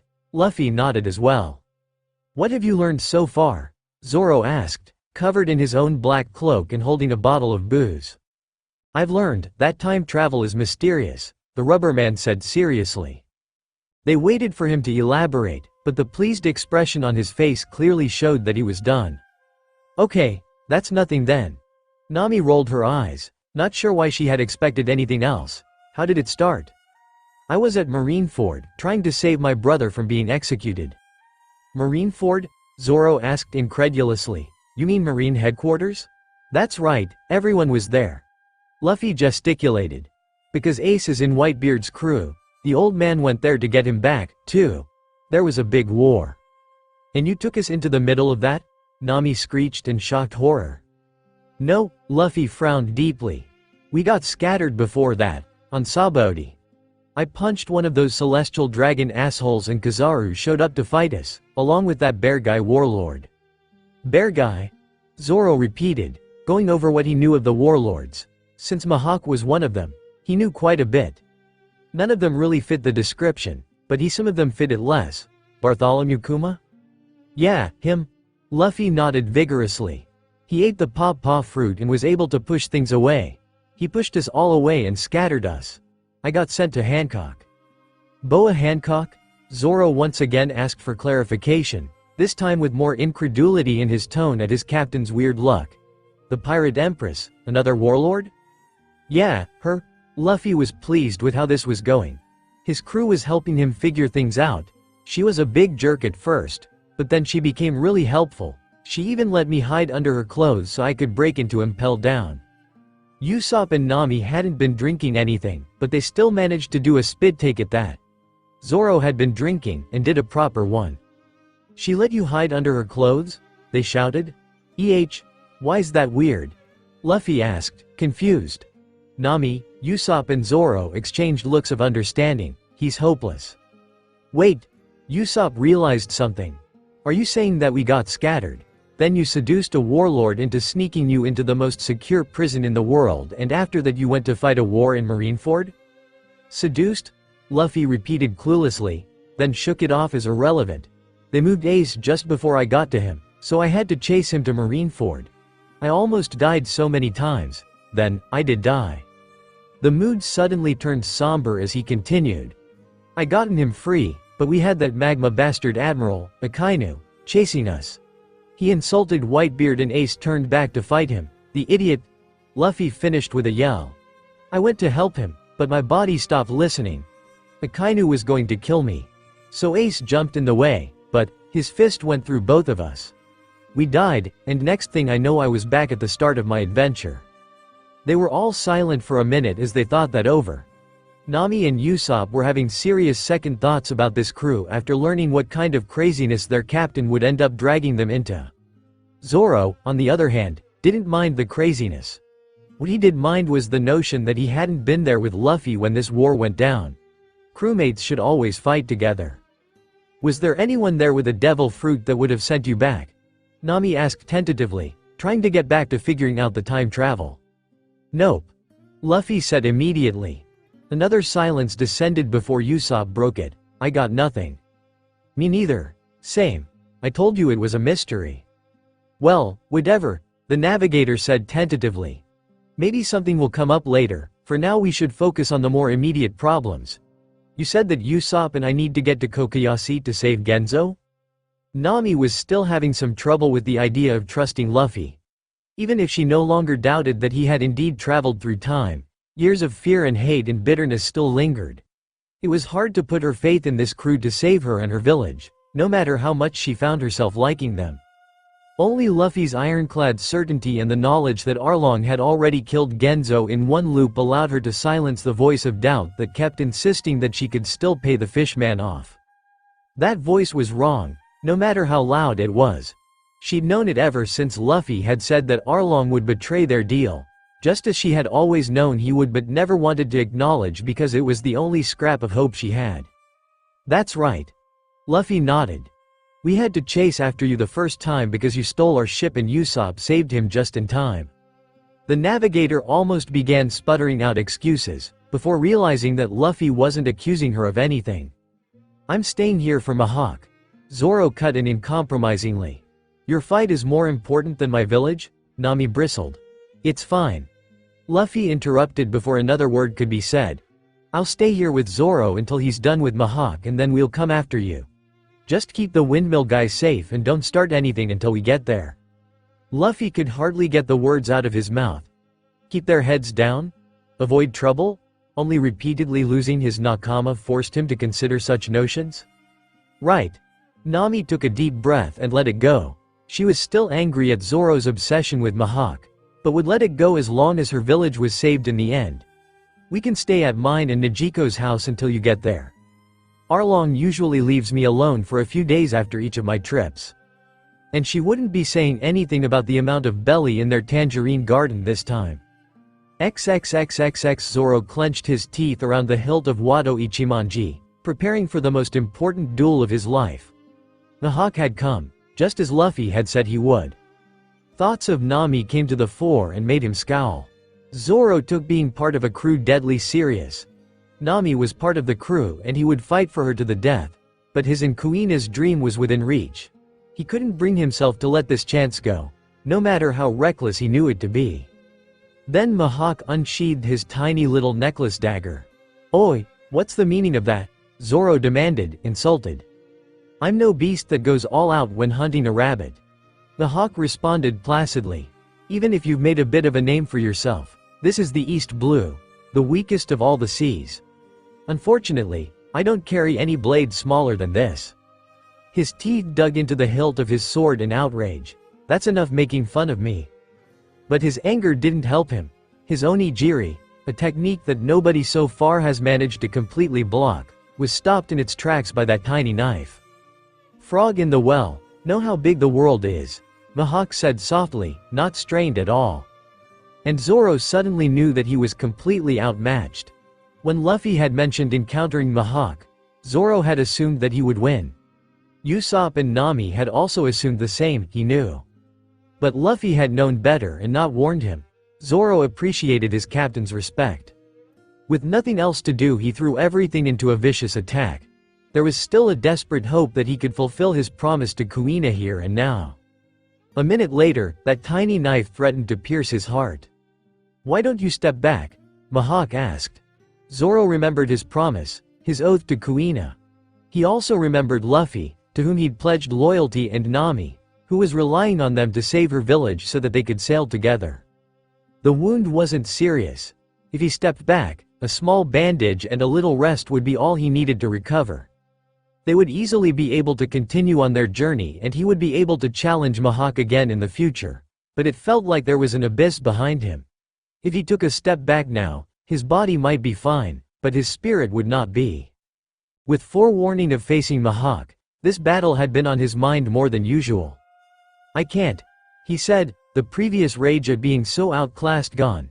If I back down now, I would never be able to face you again. Yes, that is defeat. Mihawk acknowledged. Then I'd rather die, sorry, Luffy, but I'd be of no use to you if I faltered here. He didn't know how he survived this the first time around, but it looked like his rubber captain was going to be looping once more. Then the knife was smoothly pulled out and there was a hint of respect in Mihawk's eyes. The man asked for his name and drew his black sword. Oh, so that's how it is. Another minute later, he was falling to the ground with his chest slashed open. Luffy caught him before he fell, staring down at him without surprise. Zoro had enough strength left to make a proper pledge to his captain, one that held equal importance to the one he'd made to Kuina. I'll never lose again. That all right with you, Pirate King? Yeah. Luffy nodded with a big grin. Good, Zoro gasped painfully. Now let's go save that woman.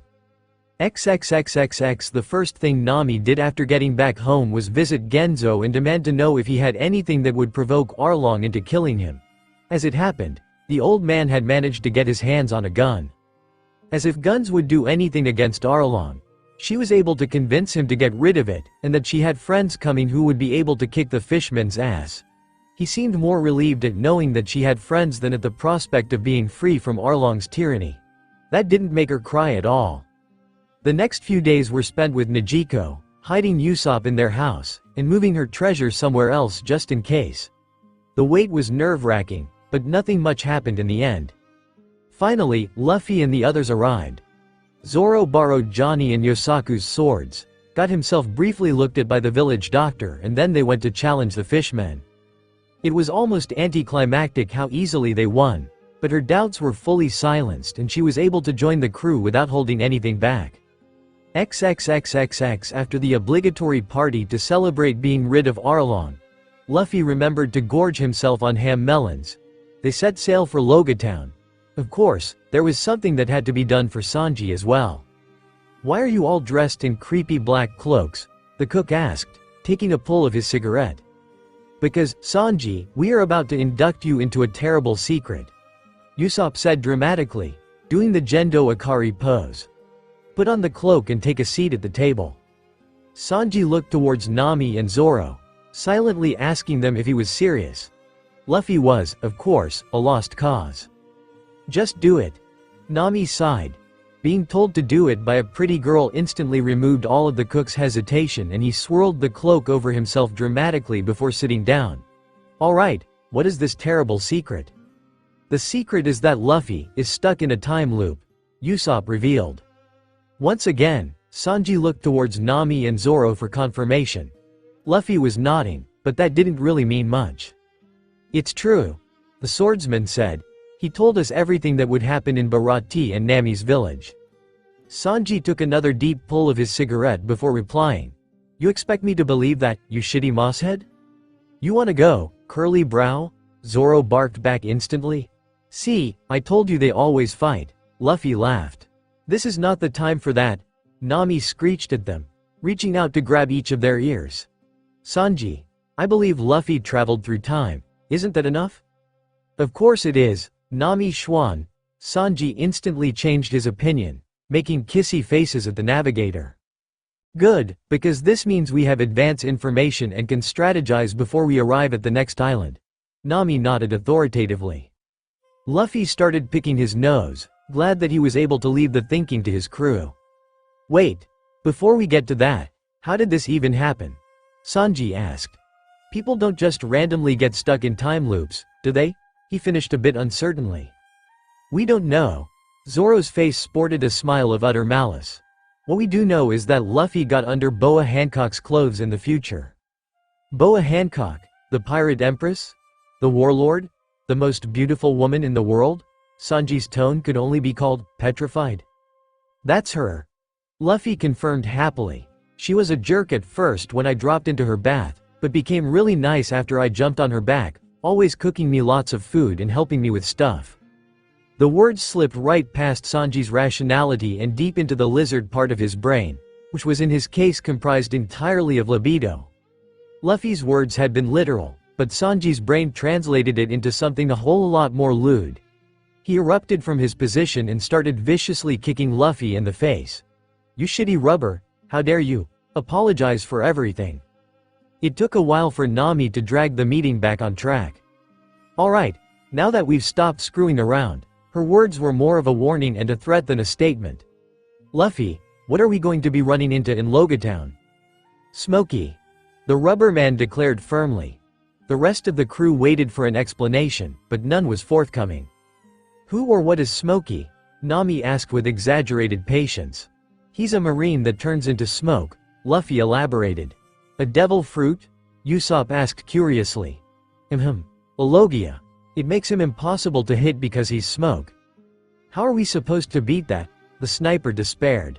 The rest were less dramatic, but they did still look to their captain for an explanation. She, just leave him to me. Luffy laughed. If it was the smoker from the war in Marineford, he would be a challenge, but the rubber man didn't expect much trouble from this one. Okay, what else? Luffy considered it, then smacked a fist into his palm. Oh, Zoro gets new swords and Usopp gets new goggles. And Buggy shows up with Alvida and tries to kill me. Alright, if you're handling this unhittable marine, then none of that sounds like a problem. Can you remember anything else? Nami pressed, because by now she knew her captain enough to not put any faith into his intellectual capacity or danger sense. Luffy crossed his arms and thought hard, tongue sticking out of his mouth in raw concentration as he tried to dredge up information from the depths of his cranium. Aha! He exclaimed. When we were in Water 7, my grandpa said that my dad was in Logatown, too. Your father? Is he important? What's his name? Nami asked with a frown. I guess, Luffy said uncertainly. He's a revolutionary. His name is Dragon. Nami took a deep breath before letting her feelings be known. Luffy, Dragon isn't just some revolutionary. He's the revolutionary, their leader. Stop dismissing important information. Okay. Luffy agreed, having no idea what she was getting so worked up about. Do you know any other big shots? Usopp asked, only half joking. Well, I guess my grandpa is a big deal in the Marines. Luffy said, while picking his nose. Monkey D. Garp, of course. Sanji huffed in amused exasperation. They have the same name, but I didn't think a Marine hero would be related to our shitty rubber captain. Gramps wanted me to be a Marine, but pirates are way cooler. Luffy nodded. And I promised Shanks I would give him back my hat when I became a great pirate. Red Hair Shanks, the Emperor. Zoro wasn't even surprised at this point. That's him. His crew used to hang around our village. Nami had a headache. Okay, so our captain has connections to a lot of important people. Anyone else? Did the Whitebeard pirates babysit you when you were a kid? The question was sarcastic, but Luffy's reply made her smack her head against the table. No, but my brother joined them after he went to sea. Your brother Ace is Fire Fist Ace? Zoro was now just straight up amused. Luffy, I swear to God, if you say tell me that your mother is Big Mom or something like that, I am going to hurt you, Nami said sweetly. I don't know who my mom is. Luffy replied. This is interesting but not really important right now. Sanji said, striking a cool pose and taking a drag of his cigarette. What is important is that you tell me if we meet any beautiful ladies in Logatown. Love Cook. Zoro insulted. You wanna go, Marimo? Sanji roared in outrage. Nami bonked both of them preemptively. Zoro runs into one, I think. Luffy scratched at his cheek. Her name is Tashigi. She's a swordswoman on Smoker's crew. Swordswoman? Zoro's interest was suddenly piqued. Is she any good? Don't even think of cutting her clothes off, you barbarian, Sanji yelled. I'm not a pervert like you, swirly brow, Zoro shouted back. I just cut her up if we fight. You have no idea how to treat a lady. If she's decided to live by the sword, then she knows that she can die by the sword. Brute. Ogre. Enemy of women, Sanji, I'm hungry. Not much else was accomplished that day. XXXXX Monkey D. Dragon watched as his son and his crew went about Logatown. They were an interesting bunch, none more so than their captain. Dragon had not been a presence in his son's life. He could not be, not without drawing the attention of the world government towards him. Still, he had occasionally checked up on him, enough to know that there was something wrong. Luffy was too strong, his spirit already showing signs of an awakened conqueror, and he moved like a man with too much experience for someone who had only just started his journey. Curious, to say the least. Dragon continued watching as he climbed to the top of the execution platform, easily dodged the attempt by Buggy the Clown to trap him in the pillory and proclaimed to the world that he would be the Pirate King. Dragon had to grin at that. It was a worthy ambition, and not one originating out of base greed like it did with so many other pirates. Of course, making such a brazen declaration at the sight of Gold D. Rogers' death was a surefire way to get the Marines riled up. The garrison commander, Captain Smoker, immediately set out to capture Luffy. By that point, Dragon was not terribly surprised to see that his son seemed to already know about Smoker's devil fruit and that he was able to deal with the Logia despite having no haki. He didn't win, but Smoker also wasn't able to pin him down. Just another clue that something was off about Luffy. Many a rookie pirate's career ended when they first encountered a Logia. The intangibility granted by that class of devil fruit was an enormous advantage against those who were still new to the world. Luffy was fighting like a man who had already faced and overcome such challenges. Their fight took them all the way back to the docks, and then Luffy revealed his plan. He stole Smoker's jeet, which turned out to have a sea stone tip, and used the man's own weapon to disable him. Dragon chuckled, imagining the Marine captain's humiliation. Since the sea stone tip had never been mentioned, it could only mean that Luffy had somehow either recognized it or known about it ahead of time. Neither of that should be possible, seeing as this was the East Blue where the material was extremely rare. Dragon had a mystery to ponder. 922 Chapter 6. After leaving Logatown, they easily made it up Reverse Mountain and into the Grand Line. This time Laboon was not a surprise and they were able to stop before Luffy's special seat got broken off. "So, this is Laboon?" Nami asked in awe. "He really is huge." The navigator was more than a little intimidated by the island whale's size, but Luffy's words about his friendliness settled her. She, yeah. Luffy laughed, glad to see his friend again. He just wished that Brook was here. "Hey Laboon, eat us." "What?" his entire crew shouted in shock. He had mentioned Crocus, but failed to explain that the old doctor was looking after Laboon from the inside. The whale, intelligent beyond a mere animal, understood the request and saw no issue with it. The Going Merry was quickly swallowed. After a period of terrified, confused screaming from everyone except Luffy, who laughed the whole way down to the stomach, they arrived in Laboon's painted insides. "Are we dead?" Nami and Usopp sobbed. "It must be a dream," Zoro opined with authority. "That makes sense." Sanji hummed in agreement. Then they were ambushed by a giant squid, which got killed before they needed to do anything themselves. "Hey, old man Crocus," Luffy yelled at the doctor. "Huh, you know me, youngster?" Crocus asked, frowning in confusion. He was quite sure he hadn't met this man before, although that straw hat did look very familiar. "I'm Monkey D. Luffy and I'm going to be the Pirate King," Luffy replied. That jogged Crocus' memory, as he recalled another reckless fool wearing that same straw hat before he passed it on to an easy-going red-headed apprentice. He chuckled in amusement, privately wondering if this was the one that Roger had been waiting for. "Is that so? Well, I wish you the best of luck. What can I do for you?" "Can we have a log pose?" Luffy asked shamelessly. "What's a log pose?" Nami and Usopp asked. "You came to the Grand Line without one?" Crocus sputtered, then shook his head with a sigh. "Of course you did. Sure, I can give you one." "Just like that?" Usopp asked incredulously. "What is a log pose?" Nami repeated her question, more irritably. "It's something you need to navigate this treacherous sea. Normal compasses don't work on the Grand Line," Crocus explained. "Why didn't you mention this when we were in Logatown, Luffy?" Nami demanded, smacking her captain over the head. "I forgot." Before further violence could be visited upon the rubber man's person, Laboon began smashing his head against the red line. Crocus went up to sedate him, and a particular pair of Baroque Works agents showed up. "1, 2, 3, baby," they chorused and fired their portable cannons.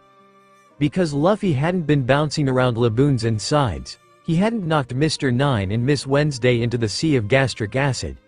Crocus was still on the ladder and in a poor position to intercept the cannonballs. Luffy, however, was quick on the ball and stretched to catch the projectiles before they could hit the sides of the whale's stomach. Then he stretched again to grab hold of the troublemakers. "This is the one you told us about?" Zoro asked, staring at the blue-haired Miss Wednesday. "What a beautiful lady," Sanji made his opinion known. "So, this is a princess," Usopp pondered sagely. "She's rich, right?" Nami asked the important questions. What do you want with me? The undercover princess stammered, deeply troubled at the thought that she had been discovered and targeted. Yes, just because I wear a crown does not make Miss Wednesday a princess. Mr. Nine completely misread the situation. Shut up. Luffy ordered and punched him unconscious. Vivi, join our crew. I will not, Vivi sputtered in shock. Too late, it's already happened. Usopp told her sympathetically. It'll be nice to have another girl on board. Nami was already thinking ahead. I will serve you hand and foot, Sanji swore. No use fighting it, you belong to the crew now, Zoro stated. Needless to say, Vivi was getting some very mixed messages here. Calling upon the diplomacy thought to her as the heir to her father's throne, she tried to refuse politely. I appreciate your offer, but I cannot accept it. We'll help you kick Crocodile's ass, Luffy said, completely derailing her thoughts once again. What? She stuttered. You know about Crocodile, what he's planning? Watching this happen from the ladder, Crocus shook his head and resumed climbing so he could sedate Laboon. It's like Roger all over again. XXXXX Whiskey Peak was a town of bounty hunters set up by Baroque Works as a revenue stream for their operations. They specialized in tricking pirates by throwing a party for them, waiting for them to pass out, and then calling the Marines to pick them up. It was a simple ploy that was nonetheless quite effective. When they saw another pirate crew sailing towards them with their agent Miss Wednesday as part of their crew, they quickly referenced the wanted posters to check which pirate this was. The 30 million belly bounty had them very eager, as it was a larger one than most. That was about the point where things started going weird. Okay, listen up, Baroque Works. The Straw Hat Luffy demanded, shocking the disguised bounty hunters into silence. Gives us your food and we won't kick your ass. And your booze, Zoro added. And your treasure, Nami added. And your ladies, Sanji added. We're not bringing a dozen women on the ship for you to perv on. Nami shouted at him demonically, smashing him over the head. That would be too expensive. Oi, are you sure your priorities are in order? Usopp deadpanned. Miss Monday, a large, muscular woman dressed as a nun, noticed that her supposed comrade Miss Wednesday was standing with the pirates currently threatening them and jumped to conclusions. Miss Wednesday, you traitor. And that set off a brawl, a very one-sided brawl that saw the entire town of bounty hunters curb stomped. Would you like that food and drink now? The battered bounty hunters asked meekly. Yes. Luffy roared in approval, raising his fists in the air.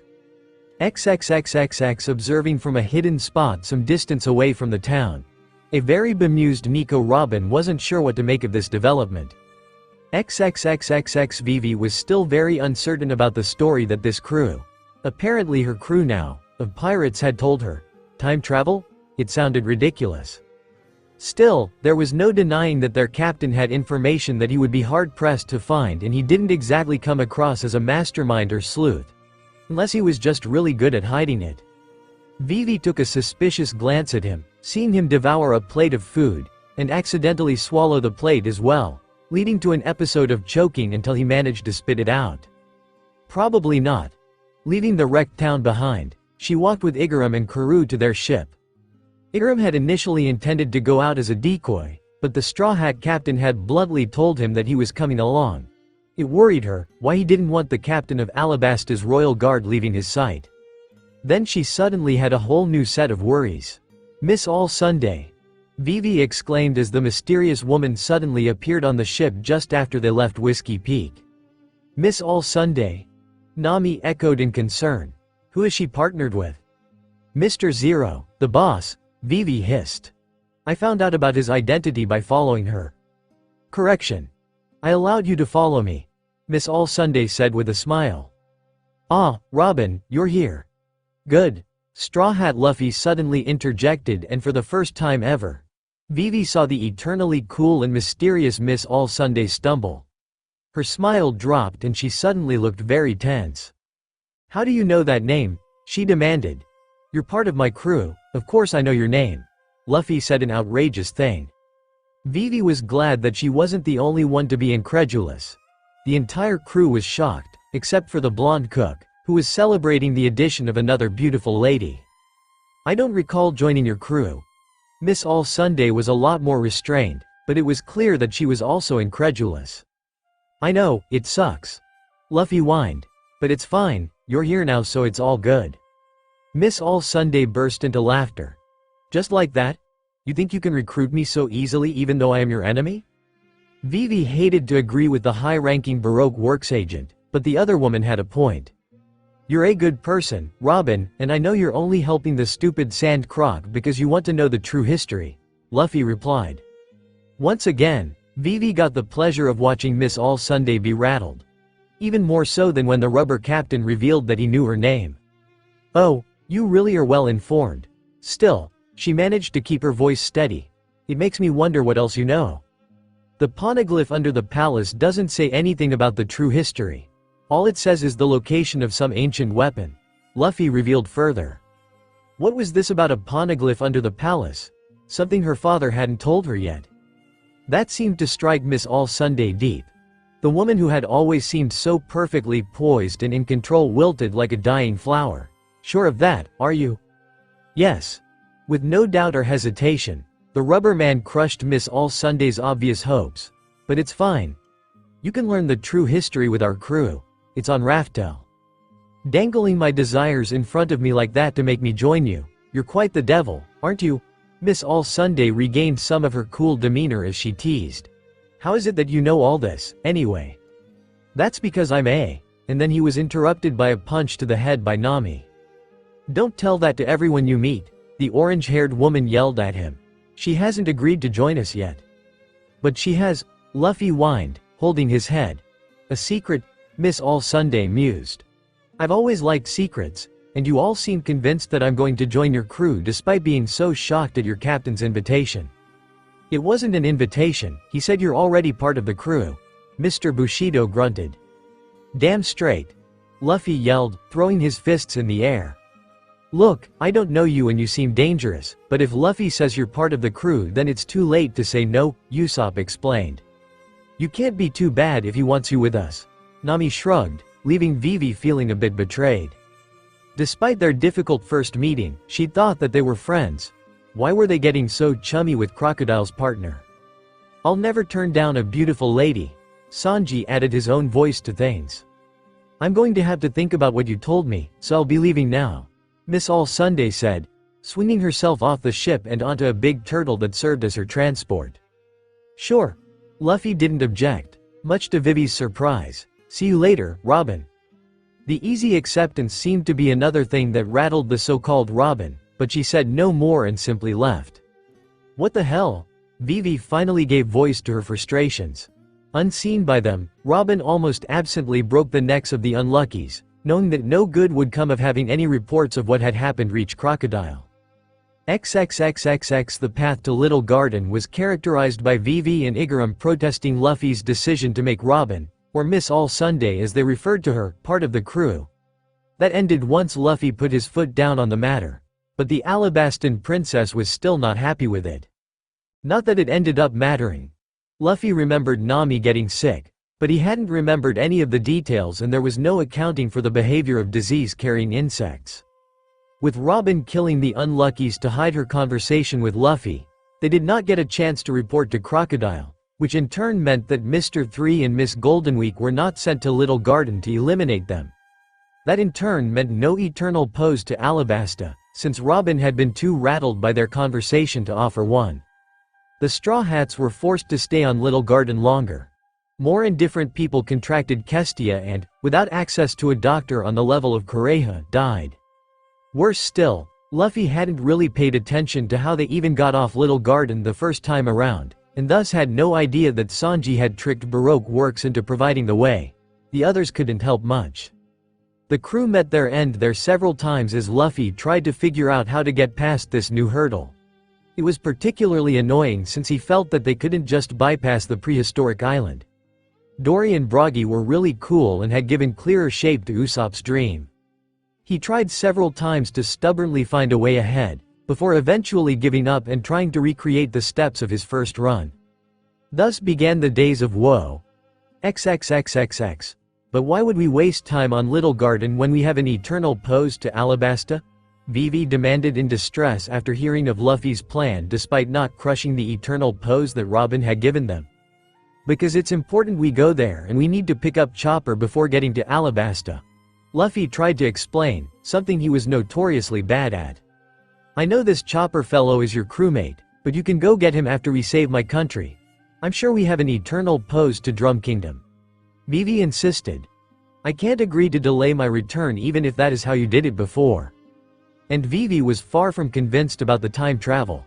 In the end, Luffy was unable to convince her and Vivi decided to return to Alabasta with Igaram, which ended poorly. XXXXX the next time, Luffy destroyed the eternal pose, leaving the crew no choice but to go to Little Garden. Vivi and Igaram were displeased, but managed to convince themselves that the eternal pose was probably a trap by Baroque works anyway. While on Little Garden, both of them and Zoro contracted Kestia. The swordsman's powerful constitution and stubbornness saw him enduring the disease, but the two Alabastans didn't make it to Kureha. XXXXX Luffy tried several more variations, but he could not predict who would and would not get sick. Several bug-repelling remedies were attempted, with limited success. The greatest hurdle remained actually getting off Little Garden. He figured out quick enough that he couldn't accept the eternal pose from Robin without Vivi insisting on a straight path to Alabasta. He knew that his crew couldn't make it off Little Garden by themselves. Eventually, they did stumble upon the wax house Mr. 3 made in the jungle and they did see the Den Den Mushi. Several times, poor timing made them miss the call from Crocodile, which made the canny warlord assume that his agents had been defeated. This left them stranded. It took a good dozen resets before a significantly fed-up Luffy sat sulking in the wax house and happened to be there to take the call. This did not go well. Mr. 3. Report. A cold voice demanded. Crocodile. Luffy yelled into the poor snail. Come over here so I can kick your ass. Needless to say, Crocodile did no such thing, and the Straw Hats found themselves stranded once more. XXXXX with the knowledge that Crocodile would be calling his agents, and the brainpower of people other than Luffy, the planets finally aligned. Usopp and Nami, the crew's most proficient liars, were able to impersonate the defeated agents and ask the boss to deliver an eternal pose to Little Garden. The unluckies, not suspecting any trouble, fell into the trap and got their asses kicked. Nobody was infected with Kestia, because the crew had stocked up on a countermeasure in Logatown. This countermeasure was a truly vile substance that repelled all bugs, along with everything else that had a sense of smell. Of course, since none of them were sick, Vivi once again insisted on going straight for Alabasta, instead of detouring to Drum. Luffy was not amused at being back to square one in this problem. 922 Chapter 7 Luffy laid upon the deck of the Going Merry, staring blankly up at the clouds moving across the sky. From his throat emanated a constant, low-level groan. When he ran out of air, he took a deep breath and started again. Alright, what's the matter with you? Nami finally demanded after several hours of this went by. I'm so bored, Luffy complained pitifully. It's always the same thing over and over. Well, you just have to keep trying new things until something works, right? Nami said, as if it was that easy. I've already tried everything, Luffy whined. What about? Tried it. Then how about, tried it? You don't even, Nami began to growl. I do. Have we had this conversation? Yes. So are you just gonna lie there and groan at the sky? A frustrated navigator demanded. You've always been a bit of a killjoy, but this is ridiculous. Luffy had not, in fact, always been a bit of a killjoy. Quite the opposite, even. However, this time loup nonsense was really causing him some serious psychic damage. The last few runs, he hadn't even been able to muster the enthusiasm to proclaim his dream of being the Pirate King in Logatown. They got in and out without Smoker even noticing. We could just skip Little Garden, Nami suggested. We can't, it's important to Usopp. Luffy slumped even further. Usually, he only recognized important moments when they happened. But these loops had forced him to actually consider the consequences of avoiding things just because they were inconvenient. And if nobody gets sick on Little Garden, then Vivi will insist on going to Alabasta right away and Chopper will get killed by the hippo bastard. Luffy didn't really blame Vivi for being worried about her country, but he wished she would put more faith in them, like she had the first time. As it was right now, even if she believed him about the time travel, she wasn't really part of the crew in the way that mattered. She didn't trust them to put their lives on the line for her. Then, why not take a break? Nami suggested, causing the rubber man to perk up. This was new. A break? Yeah, a break. Nami nodded, gaining confidence. You've been beating your head against the wall for a while, right? So why not take a few loops off and just do whatever you want for a while? Since time keeps resetting for you, there won't be any consequences no matter what you do. If it was any other man, this would be the point where Nami would threaten him with castration if he did anything perverted to her. But Luffy had the sex drive of a rock. Probably for the best, really. She'd had a tiny crush on him after he saved her from Arlong that might have grown into something more if he had been at all interested. She was still looking forward to watching the soap opera that Boa Hancock being in love with him promised to be. But I already do whatever I want. Luffy sighed despondently. Well then try doing something different, Nami yelled in frustration. I'm sure you haven't squeezed every drop of fun out of the world yet. Take a break. Get some distance from the problem of Vivi and Little Garden so you can look at it with fresh eyes. Maybe it'll give you a new idea. Luffy went back to staring at the sky, this time with a thoughtful look on his face. Maybe Nami was onto something. Now, what kind of fun could he have? It was a question that he continued to ponder as their journey continued. Luffy was disappointed, but not surprised when half the crew came down with Kestia by the time they got off Little Garden. XXXXX over the course of their adventure, Luffy had been accused of being a hero several times. He always denied this, because a hero had to share his meat, while a pirate could keep it all to himself. That being said, he did like heroes, he just didn't want to be one. But with the time loop, the consequences of being a hero, that being the sharing of meat, did not matter. Even if they called his hogging of meat unheroic, it wouldn't matter when the loop reset. Thus, Monkey D. Luffy set out to be a hero for a loop. XXXXX. Who are you? Kobe yelled in fright.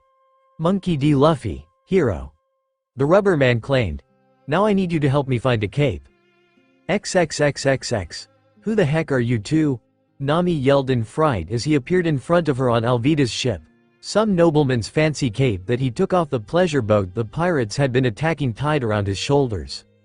I'm Monkey D. Luffy, hero, and this is my hero apprentice, Kobe. Luffy explained. He's not a proper hero yet, so he doesn't get to wear a cape. Hi. An extremely nervous Kobe waved at her. Oh, a hero, are you? Nami retorted cynically. With what her life had been like for the past 8 years, her faith in heroes was at an all-time low. That's right. Luffy took no notice of her tone. I'll be going across the East Blue, kicking the butts of the bad guys and gathering a crew. Buggy, Krieg, Arlong and every other bad guy in our way will get beaten up. Then we're going to sail across Grand Line, find the One Piece and have a huge feast where I'll share my meat with the world. That was a lie. Luffy intended to eat all the meat himself, because he would reach the One Piece as a pirate. Nami briefly wondered if that was some kind of sexual innuendo, but a suspicious look at the clear simpleton convinced her that no, he was actually being entirely literal. And what do you want with me? She asked instead. You're the best navigator in the world, aren't you? Luffy asked. Come with me and chart the world. Well yes I am the best, Nami preened. Wait, how did you know that I want to make a map of the world? We've never met. I'm a hero, I know things. Luffy was still a shit liar when it counted, but he was surprisingly good at it when he was just playing around. XXXXX, You want me to join a crew of heroes and slice up bad guys? Zoro asked incredulously, still tied up at the post.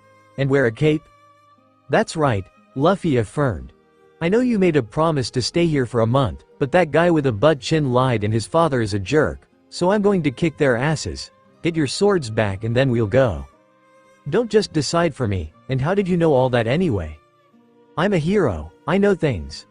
XXXXX. You rubber bastard. Buggy ground out painfully from where he lay beaten on the ground. A hero, huh? Are you related to Monkey D. Garp? Yeah, he's my gramps. Luffy stuck a finger up his nose. He wanted me to be a marine, but I don't like being told what to do. This made perfect sense to Buggy, because he knew that for all that he technically had people above him in the chain of command, Garp tended to only listen to them about half the time, if they were lucky. Your grandfather is Monkey D. Garp? Kobe's eyes sparkled with admiration. Yep. That explains a few things. Nami and Zoro nodded, both wearing capes. XXXXX. How did you know about my plans? An outraged Kuro demanded. I'm a hero, I know things. Luffy fell back on the tried and true excuse. Then he turned to Usopp. You fought well today, Usopp. Join my hero crew and become a great warrior of the sea. Yes. The pathological liar blubbered, inspired by what had happened. XXXXX. So I was thinking, as a hero I need more than a cape. Usopp pondered. I need a mask and a superhero name. Luffy stared at him in shock. You're right, I've been doing this all wrong. I'm not wearing a mask. Zoro grunted. The cape is bad enough already. You could just tie your bandana around your face instead of your head. Usopp wheedled. No, same here. Nami backed the swordsman up. Besides, there's no rule about heroes having to hide their identities. Frankly, Nami thought this whole crew was ridiculous and doomed to disaster, when they encountered Arlong if not sooner. Still, Luffy had already made it clear that he was going after Arlong for reason unrelated to her situation. She would try not to get attached while hoping that he would succeed in his craziness. At the very least, he did know things that he shouldn't know. His refusal to explain that one was driving her up the wall. I should call myself Meatman, the meat hero, Luffy decided. No, your hero name needs to be something to do with your powers or ideals. Usopp argued passionately. Meat is my ideal. No, look. I'm a sniper, so my hero name will be. Usopp paused dramatically and put on a golden sun mask that he had somewhere that shall not be explained. Sogeking, from Sniper Island. Luffy stared at him in absolute shock. Usopp thought he was impressed and started singing the theme song he'd come up with ages ago when dreaming of this exact situation. Oh, the wind carries my name, from Sniper Island far away. When I take aim, it is straight and true, lulu. Whether you're a man or a mouse. Lock on, I will put your heart in my sights. Lock on, no one knows what secrets hide behind this mask and my cape. Lula. There is no escape, Sniper King Sniper Paw. Sniper King aims true. Luffy continued to stare at him, jaw hanging all the way to the ground. Usopp was Sogeking the whole time? XXXXX. It took Luffy a while to recover from that earth-shattering revelation. By then they picked up Johnny and Yosaku, who were both very impressed that Zoro had become a hero. Their next encounter was with Lieutenant Fullbody. Who are you? The metal-knuckled Marine demanded. We are the Straw Hat Hero crew. Luffy proclaimed proudly, pointed at the sails of the Going Merry, which now sported the image of a man with a straw hat and a haunch of meat emblazoned on his chest. Hero crew. Fullbody blinked owlishly, having never heard of such a thing. You know what, never mind. I have more important matters to attend to. Such as the woman he was taking on a date. XXXXX. Join my hero crew. We'll save princesses and find the all blue. Zeph watched with thinly veiled amusement as the teenager in the straw hat pushed the stupid eggplant's buttons. Sanji clearly desperately wanted to accept, but was being held back by some fool notion of repaying him by staying at the Bharati. As if that would repay anything. Also, this Luffy character might have everyone else fooled, but Zeph could see that he was more of a pirate than a hero. Whatever his reasons for the charade, he wasn't going to spoil it for him. Then Krieg showed up and begged for food. Sanji, as was proper, gave it to him despite the objections of the other cooks. Then Krieg predictably spat on their generosity and tried to take the Bharati for himself. Shut up, the supposed hero captain yelled and kicked him in the face, knocking him out instantly. Usopp, Nami, he continued in a tone of command. Take the Going Merry and head to Nami's village. You need to save the windmill guy. We'll come to you after Zoro is done fighting Mihawk. Zeph's eyes narrowed suspiciously. The rubber boy seemed like an idiot, but that was some awfully specific information he had. Information that he shouldn't have. Interesting, he would definitely have to kick Sanji out of the Bharati so he could join them.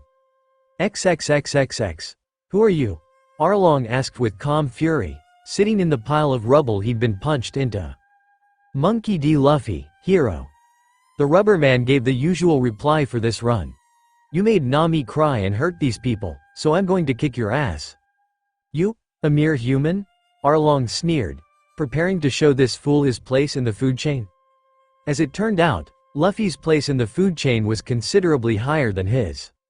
Not long after Arlong's defeat, Captain Nezumi arrived and tried to confiscate what he could for himself. You're a bad guy, too. Luffy declared and punched him into the ground. We'll be dragging you to Logatown. By now, he had realized that it was Nezumi that got them their bounty. As much as he liked having a big bounty, he wasn't a pirate on this run, so he couldn't have one. He'd make sure to try getting an extra big one next time to compensate. XXXXX a crisis. Come on, Luffy, share the ham melon. Usopp cajoled. Luffy sweated profusely. He was supposed to be a hero, and thus share the meat, but he really didn't want to. Look, it's a giant, he yelled, pointing behind Usopp. Where? The liar bought it and spun around to look, only to see nothing. By the time he turned around, both Luffy and the ham melon were long gone. AAAAGH. I hate being a hero, the rubber man bemoaned, stuffing his face with the man melon. As it happened, he'd run towards the cliff where Belle Mere was buried and didn't see that someone was already there.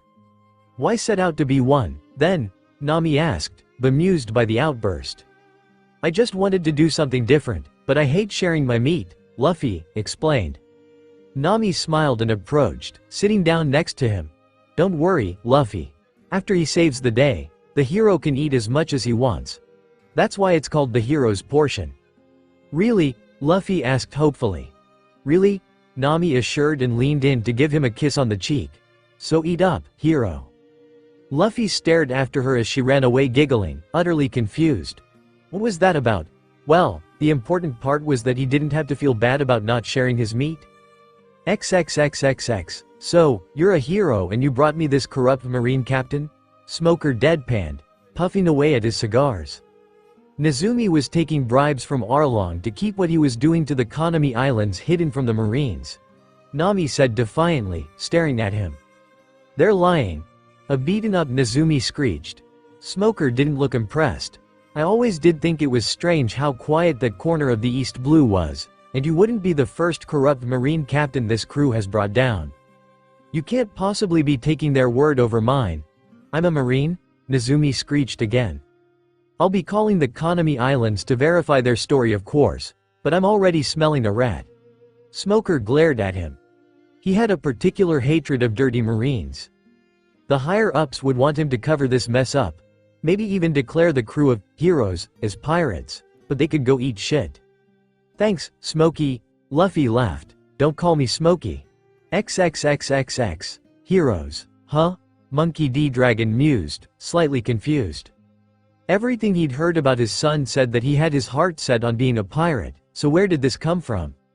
How mysterious.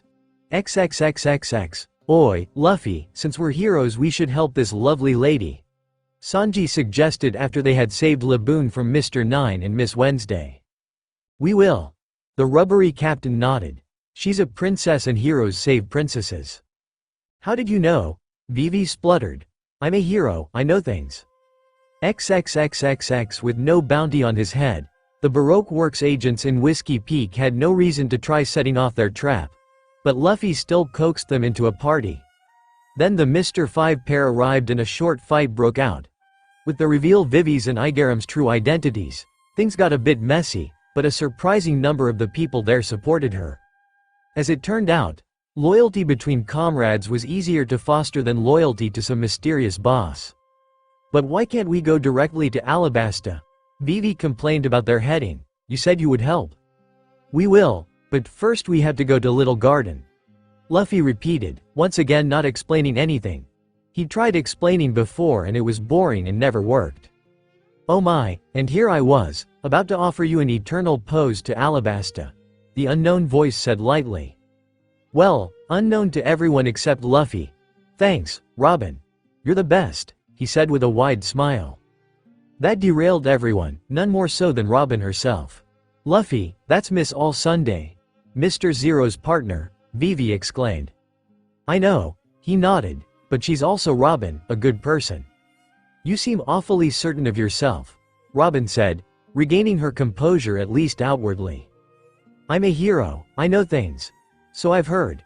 Now she was amused and tossed the eternal pose his way. I look forward to finding out what exactly you know. See you in Alabasta. Robin, XXXXX. Now can we go to Alabasta? Vivi asked impatiently. Little Garden had certainly been interesting and exciting, but she needed to get back to her people. Not yet. First, we need to get to Drum Kingdom, Luffy replied. We don't have time for that, Vivi exclaimed, frustrated by all these delays. It's important. There's someone there that we need if we want to save your country. Luffy insisted. Trust me, I'm a hero. Vivi, I know you're anxious, but please trust him, Nami said soothingly. He hasn't led us astray so far. Very well. The princess huffed. But can we please hurry? And why do you look so shocked? Luffy's jaw snapped back into place like a rubber band and a huge grin replaced it. He hadn't been expecting that to work. XXXXX being able to progress past Little Garden was exciting for Luffy. It wasn't new, but it was newer than constantly repeating everything up to that point. Thanks to their preparations, nobody got sick, so they didn't need a doctor, and to Luffy's surprise, they weren't greeted with guns either. He had been fully prepared to bow his head and ask politely to be allowed on the island, but they weren't flying a pirate flag and didn't get the same reception. Luffy had been so excited that he'd forgotten that he wasn't a pirate this time. His first urge was to reset the loop so he could try to convince Vivi the same way as a pirate, but held back. After repeated failures, he was no longer convinced that he would be able to successfully complete his adventure on this run either. Might as well keep it going to gather information. If his crew, his original crew that was, had been privy to his thoughts, they would have fallen over in shock. Luffy? Gather information? Heroes, huh? Dalton said with a slightly bitter smile. This country could have used some heroes before, when the Blackbeard pirates were rampaging through it. Luffy's blood went cold. Oh, I forgot that guy was here. Ace is chasing him. His reaction didn't go unnoticed.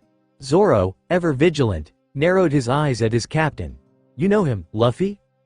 Yeah, he's a real bad guy. Used to be on Old Man Whitebeard's crew before he murdered a crewmate and ran away. Luffy answered, dredging up what he knew about the bastard. Whitebeard? Came multiple exclamations. No wonder we couldn't do anything against a pirate like that. Dalton muttered, shaking his head. At least he drove off Wapol. Big mouth. Luffy tilted his head. We ran to him on the way here. He'll be back soon. This naturally alarmed Dalton. What? No, I won't allow it. He was a tyrant and abandoned this country at the first difficulty. I won't let him come back. Does he have any swordsmen with him? Zoro asked with a glint in his eye.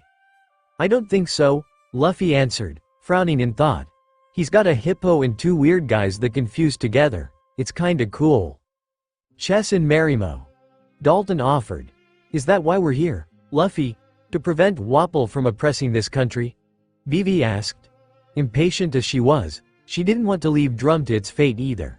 Certainly not after having met Wapol years ago and seeing what kind of man he was. No, we're here to pick up a doctor for our crew, the rubber captain said.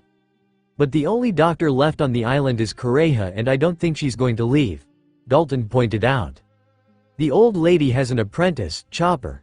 He's the one we want, Luffy countered. I didn't hear anything about an apprentice. Dalton frowned. They say that she's a witch and rides across the sky in a sleigh pulled by a monster. That's Chopper, he's going to be our monster. Well, I won't stop you.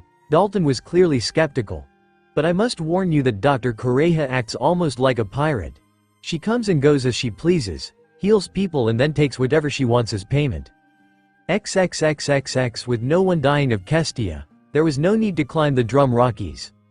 Luffy would have carried his whole crew on his back and climbed that sheer rock if he had to, but even he had to admit that it hadn't been fun doing it the first time. Fortunately, he'd learned the proper way of getting up there during the first loop.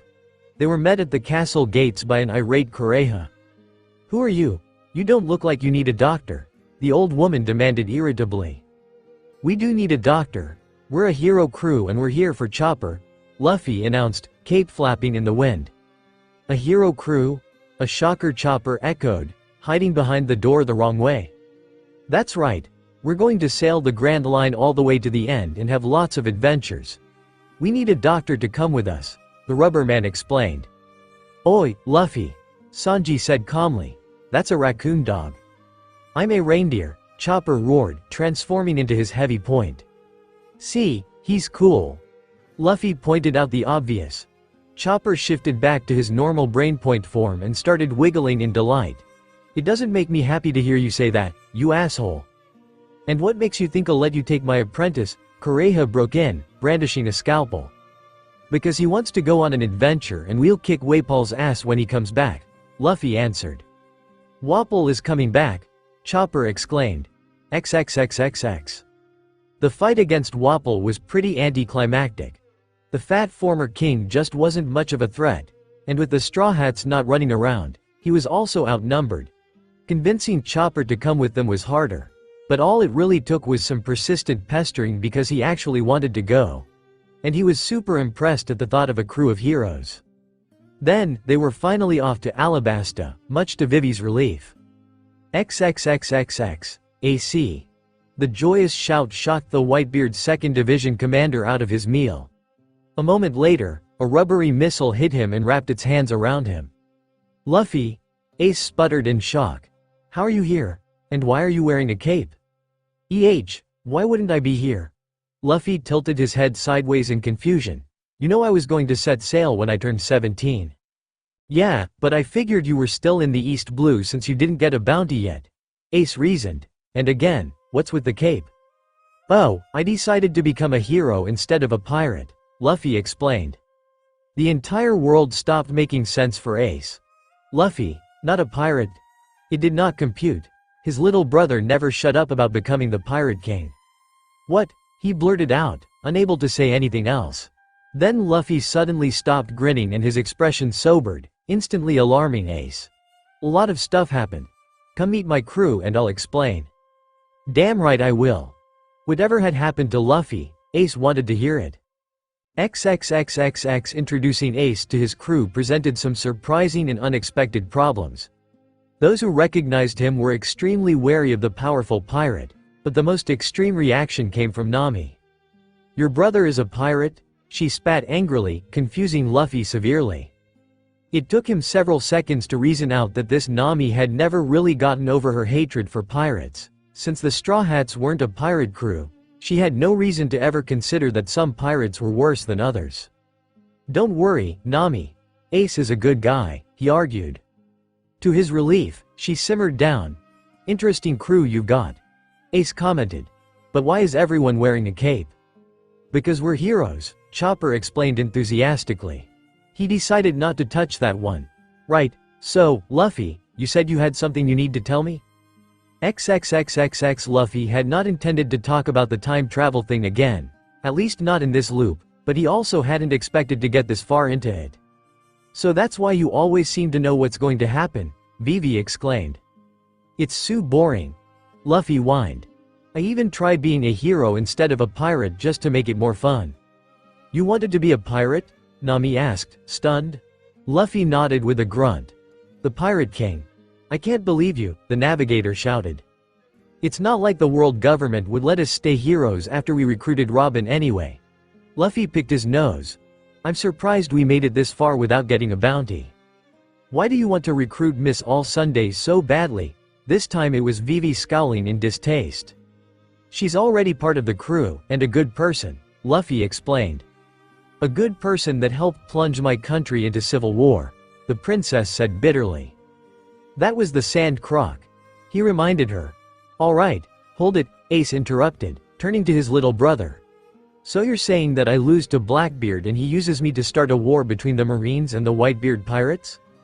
Yeah, so don't run off to fight him, Luffy demanded. Ace could only roll his eyes at his brother's hypocrisy. As if the reckless rubber idiot had any room to talk about caution or restraint. I'll be careful. But he would still fight him. Now that he knew about Blackbeard's devil fruit, he wouldn't be caught by surprise. And you should be careful, too, he warned. I know you said you beat him before, but Crocodile is a Grand Line veteran. Don't worry, Ace. I know his weakness, Luffy laughed. XXXXX. The plan was simple. Instead of running around all over Alabasta, trying to stop the Civil War, they would just go right for the source of all the problems. Luffy knew that Crocodile was in Rainbase and that the Civil War can't be stopped as long as he was still around. He expected it to be easy, given that he was a lot stronger than he'd been the first time and knew what he was dealing with. What actually happened was somewhat different. Crocodile might not be in his prime anymore and he might have gotten a bit rusty playing Mastermind, but he was still a Grand Line veteran. He had been to the New World and survived the chaotic sea until he ran into Whitebeard. In short, he was not a threat to be lightly dismissed. He was also quite good at assessing the level of his opponent, and he judged Luffy to be a serious threat, instead of dismissing him as he had the first time. XXXXX. Luffy awoke back on his little dinghy with a gasp. What the hell was that? He yelled in confusion. Sand Croc was way stronger than before. This was false. Luffy had simply challenged a Sand Logia in the open desert. As soon as Crocodile how dangerous the rubber man was in close quarters, he had refused to be drawn into a fistfight and instead used his devil fruit powers to assail him with an unrelenting sandstorm. Without Haki, there was very little that Luffy had been able to do about it. 922 Chapter 8 Luffy did not understand why acting mysterious and all-knowing worked better than just telling the truth about being a time traveler, but that was nothing new for him. He frequently didn't understand why some things were the way they were. Instead of agonizing over it, he decided to roll with it. Or roll over it if he disliked it enough. Who are you? A terrified Kobe asked. Luffy stared at him straight in the eye as he responded. I am Monkey D. Luffy, future Pirate King. I know all. I know you hate Alvida. I know she's forcing you to be her crew's cabin boy and I know you want to be a Marine. Kobe froze in fear. Bebit how? No questions. XXXXX. Luffy already knew that approaching Nami on Alvida's ship and introducing himself as a pirate didn't work, so he didn't try it. Instead, he pulled the same all-knowing routine first on Zoro, then in Orangetown after saving her, then on Usopp and Sanji and so on. In the process, he discovered that it was actually kind of fun being the smart one for a change. Still not his preferred kind of fun, but fun all the same. Case in point, who the hell do you think you are, human? A furious Arlong demanded, unable to land a single hit on the rubber man. I am the all-knowing Monkey D. Luffy, future Pirate King. Luffy responded, casually weaving in between the fishman's punches. He'd already had an advantage over him before, but after so many resets, Arlong was so predictable he could beat him in his sleep. I know that you came to the East Blue because Jinbei couldn't stand you anymore and because you were too weak to make it on the Grand Line by yourself. I know that you bribed Captain Nezumi because you couldn't fight off the Marines. I know that you'll never amount to anything. It was meaner than normal for him, but Arlong pissed him off. Every time these loops reset, that horrible room that he kept Nami locked in and forced her to make maps for him was intact again. Arlong had turned her dream into a nightmare, and that was something that Luffy would never forgive. Arlong roared in fury at the words, but all his efforts were useless. Luffy pummeled him into the ground with ease. Then Captain Nezumi showed up, but was intercepted before he could let out so much as a single word. I am Monkey D. Luffy, the all-knowing future Pirate King, Luffy declared to him. You won't be confiscating Nami's treasure. Get out of here and tell Marine Headquarters who kicked your ass. XXXXX. I came across some interesting pirates recently. Mihawk said, unrolling a bounty poster for Shanks to see. As soon as he saw it, the fearsome emperor spat out his drink in shock. The picture was bad enough, showing the non-smiling Luffy with a penetrating stare, but the actual words on the poster were even worse. Monkey D. Luffy, the all-knowing, 50 million? The rest of his crew was no better. All of them choked on something, even if it was thin air. The very idea of Luffy being all-knowing was ludicrous. Heck, even the idea of Luffy being normally knowing was ludicrous. What the hell? Oh, what has you so surprised? Mihawk asked mildly. Mihawk, listen. Shanks said, deadly serious. You didn't know Luffy before, but there's no way this is right. He is, without a doubt, a moron. Admittedly, he didn't strike me as very intelligent. The swordsman conceded. Still, he He knew many things that he should have no way of knowing, and he defeated all of the East Blue's big bounties without any effort. Luffy, what have you been up to? Shanks was still happy that his young friend had taken to the sea as he had promised, but he was very confused. XXXXX. A similar scene was unfolding on the Moby Dick. Ace had been just about to set out after Teach when the news coup had come with his little brother's bounty. I thought you said he was an idiot, Yoi? Marco asked, amused. He is, Ace insisted, still freaking out. I have no idea what the hell he's been doing to get the Marines to call him all-knowing. Must have been pretty impressive to get him a bounty that big to start with. Another crewmate pointed out. I don't think I've ever heard of anyone starting off at 50 million. Ace grumbled at that. It was bigger than his own starting bounty by a considerable margin, which was something he knew Luffy would rub in his face. XXXXX. Smoker was angrily huffing on his cigars, staring at the rookie pirate that was making a fool of him. At least part of the anger was aimed at himself. When he'd been told that there was a new rookie with a 50 million belly bounty coming to Logatown, he had snorted dismissively and figured that HQ was panicking over nothing. He'd been so certain that the bounty was inflated that he hadn't even looked at the poster. That had come back to bite him, as he'd passed right by Monkey D. Luffy, the supposedly all-knowing, while the rookie pirate was on his way to the execution platform, where he had announced that he would be the Pirate King with such utter surety that it left everyone speechless. That had been followed by a wild chase across the town, with the pirates seeming to get the better of them at every turn. You're not getting past me, pirate, Smoker snarled. She, you've defeated yourself, Smokey, Luffy said mysteriously, laughing. Smoker was done playing games and rushed at the pirate with a stream of smoke. Rookies were always surprised by his devil fruit and quickly caught. But not Luffy. He managed to evade Smoker's incorporeal grasp and snatched the jeet right off his back. In the instant before the sea stone tip touched him and neutralized his powers, Smoker realized what the pirate had mean. How did he know? I'm borrowing this, alright, Smokey, Luffy said, poking the jeet at him again. I needed to beat up a sand croc. As his strength returned, Smoker could only glare furiously at the pirate's back. The only sand croc he could think of was the warlord crocodile. But why was the rookie pirate already planning to pick a fight with him? XXXXX. I am Monkey D. Luffy, the all-knowing. Luffy declared to Whiskey Peak, grinning widely. And you are going to throw us a party? Yes. Yes, we are. The disguised Igaram agreed hurriedly. He didn't like the way this was going. But surely these pirates could be overwhelmed by a sufficient amount of food and drink? XXXXX. I wonder, are you really all-knowing? Robin mused, looking at the beaten-up members of Baroque Works and the unconscious Unluckies. Monkey D. Luffy certainly did seem to be on top of things. I know things, he confirmed. Did you know that I would kill Igaram? She pressed with a relaxed smile, resting her chin on her palm. Vivi made an angry noise, looking between them. You didn't kill him, Luffy said with utter surety. I didn't, Robin admitted easily. And you knew that I wouldn't? You're a good person, Robin. She froze for just a moment before regaining her composure. So it seems that you do somewhat live up to your moniker. Tell me, do you know what Crocodile wants in Alabasta as well? Some stupid ancient weapon. He replied. You just want to know the true history, but you won't find it in Alabasta. The knowledge confirmed her fears and broke Robin's heart, but she hid the pain it caused. Oh, where will I find it, then?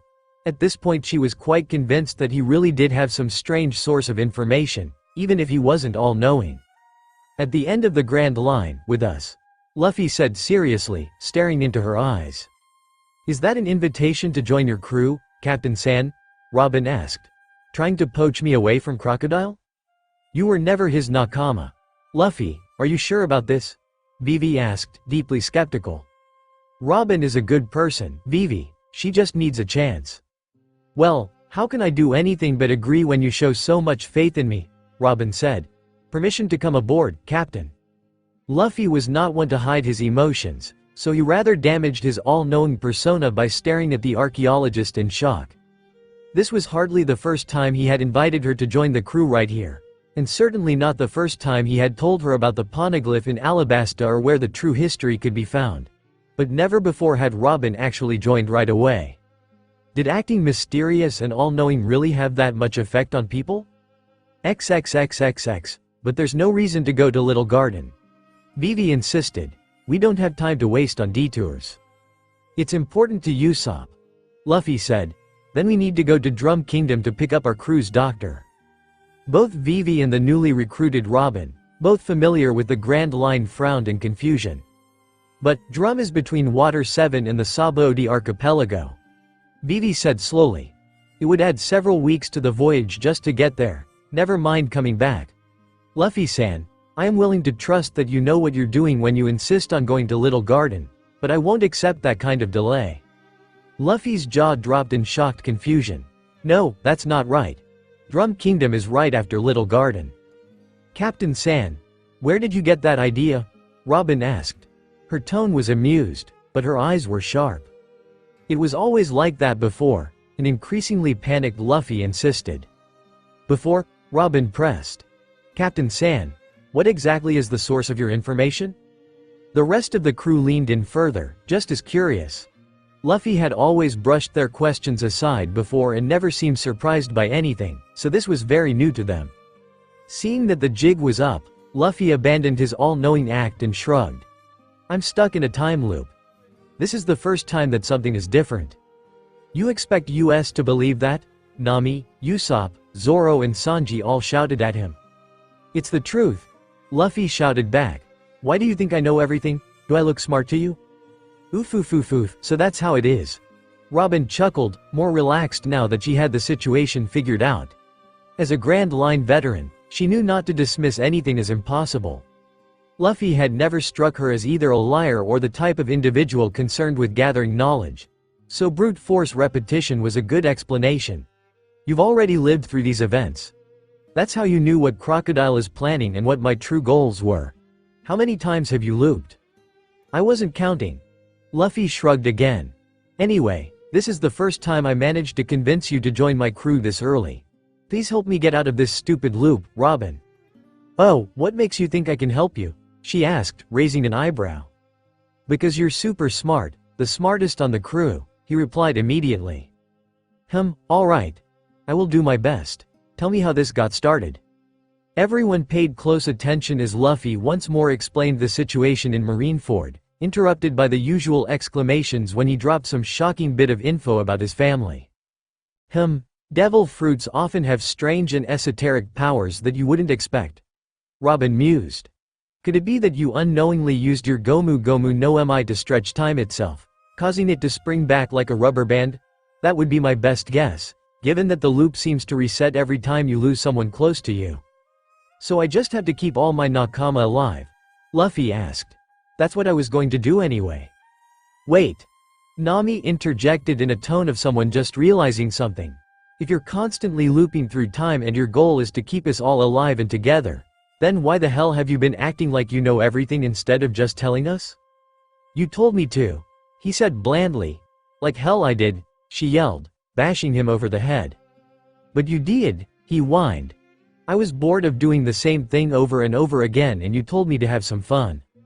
That is actually good advice. Robin mused aloud. The constant failure, death and repetition would have disastrous effects on anyone's mind if they didn't find any way of refreshing themselves. If the time loops go on long enough, Captain Sand could go horribly insane. That's too scary, Robin, Usopp protested, tears leaking from his eyes. Alright, so Luffy is looping through time. Zoro spoke up, his tone catching everyone's attention. How does that explain him thinking that Drum Kingdom would be right after Little Garden while you say it's further on? Good question. Robin nodded, giving it some thought. The only way I can explain that is if Captain San isn't actually going back into his own timeline, but into alternative timelines. Which means that every time he fails, the timeline doesn't end but goes on as he left it, with him or us dead. He might even be destroying those timelines entirely to power his ability to go back. Robin, I asked you nicely to stop being so scary, Usopp protested again. Timelines? More than one? Luffy muttered, face scrunched in abject confusion. Don't hurt yourself thinking too hard, Sanji sighed. You're right, it's a mystery. The rubber man nodded, relieved. So that means that we are going to Alabasta after Little Garden, right? Vivi asked persistently. If Drum isn't here, then we'll just have to get Chopper after Frankie, Luffy nodded. Who's Frankie? Nami and Usopp asked. Our shipwright, he's a cool cyborg pervert. What? XXXXX. With Robin's guidance, they were able to avoid all attention from Baroque Works agents. Luffy paid close attention to who she talked to and how, doing his best to memorize it all for the future. Of course, the effort was entirely wasted when Luffy ran into Ace and Smoker. With his previously flagging enthusiasm and hero act, it had been a good few repeats since the Marine captain had chased him into the Grand Line, so he'd almost forgotten how persistent the man could be. Now that he'd beaten him so decisively and stolen his weapon, Smoker was on the warpath. Of course, that didn't help him win, certainly not against both Luffy and Ace, but he did make enough of a commotion to draw the notice of Baroque Works, who then reported to Crocodile. XXXXX. You know, it says a lot about you that your story about time travel is more plausible than you being smart, Luffy. Ace said with an amused scowl. He still remembered almost choking to death on thin air when he first saw that bounty poster. I can't believe I ever thought he was smart, Nami muttered, hanging her head in shame. I never said I was smart, I just said I know things. Luffy pointed out blandly. I know, Nami yelled, clobbering him over the head for stress relief. Stop rubbing it in. Alright, so, what was Smoker so mad about back there? Ace brought things back on track. He seemed to really have it out for you. Oh, I stole his jeep so that I could beat up Crocodile. Luffy explained, waving around the weapon in question. It's got a sea stone tip for beating up Logias with. I tried making him hard with water, but it didn't work as well as the first time. Phrasing. Several people yelled. Vivi in particular was blushing furiously, innocent soul that she was. Phrasing? Luffy cocked his head in confusion. I guess you didn't figure out hockey before you started looping? Ace guessed, ignoring the short byplay. He was a veteran of Luffy's denseness and certainly wasn't going to try explaining sex to his little brother. Hockey? Luffy echoed, scrunching his face up in concentration. Blackbeard mentioned it when I punched him and impelled down. Ace muttered some nasty imprecations about Blackbeard under his breath, still finding it hard to believe that he'd lost to the traitorous bastard. Then again, Pops had asked him not to chase after him because he had a bad feeling. Right. Normally I would let you figure this out in your own time. Partially because Ace himself was rather bad at it and preferred to rely on his devil fruit. But you might need it if you're ever going to break this loop. Listen up, because I don't want to keep explaining this over and over. XXXXX. Monkey D. Luffy. The all-knowing. Crocodile puffed angrily on his cigar. Did you think I wasn't informed of your arrival? Doesn't matter. Luffy stated, brandishing Smoker's jeet. I'm going to kick your ass. XXXXX. Luffy woke up back on his dinghy as he had so many times before, staring contemplatively up at the sky. The jeet hadn't helped as much as he had hoped. When he wasn't forced to fight inside a confined space, Crocodile was actually really dangerous. The mere thought of trying to maneuver the fight into such a confined space made his head ache. Although no stranger to using the environment to his advantage, he just didn't have the skill or patience to manipulate where the fight would start. Now that his biggest obstacle was a stronger enemy instead of a convoluted mess of circumstances, Luffy at least knew what to do. Get stronger.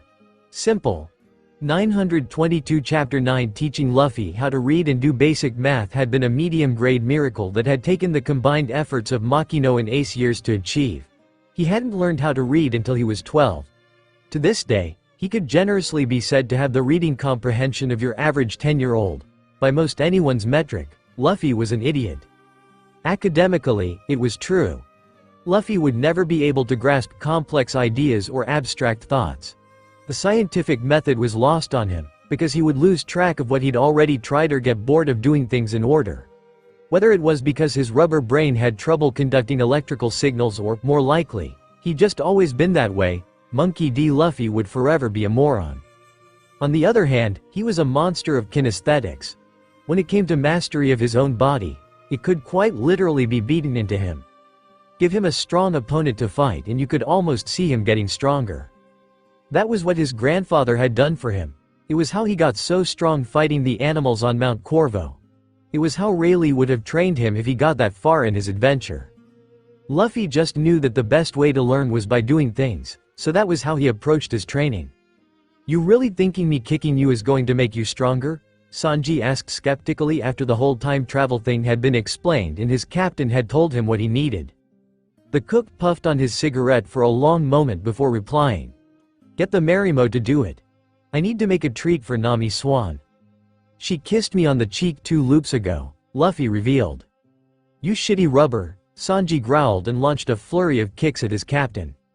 The rubberman avoided them by bending like a piece of paper, using CP9's Kami-E technique. He recalled using something similar against Enel's mantra, before ever encountering CP9.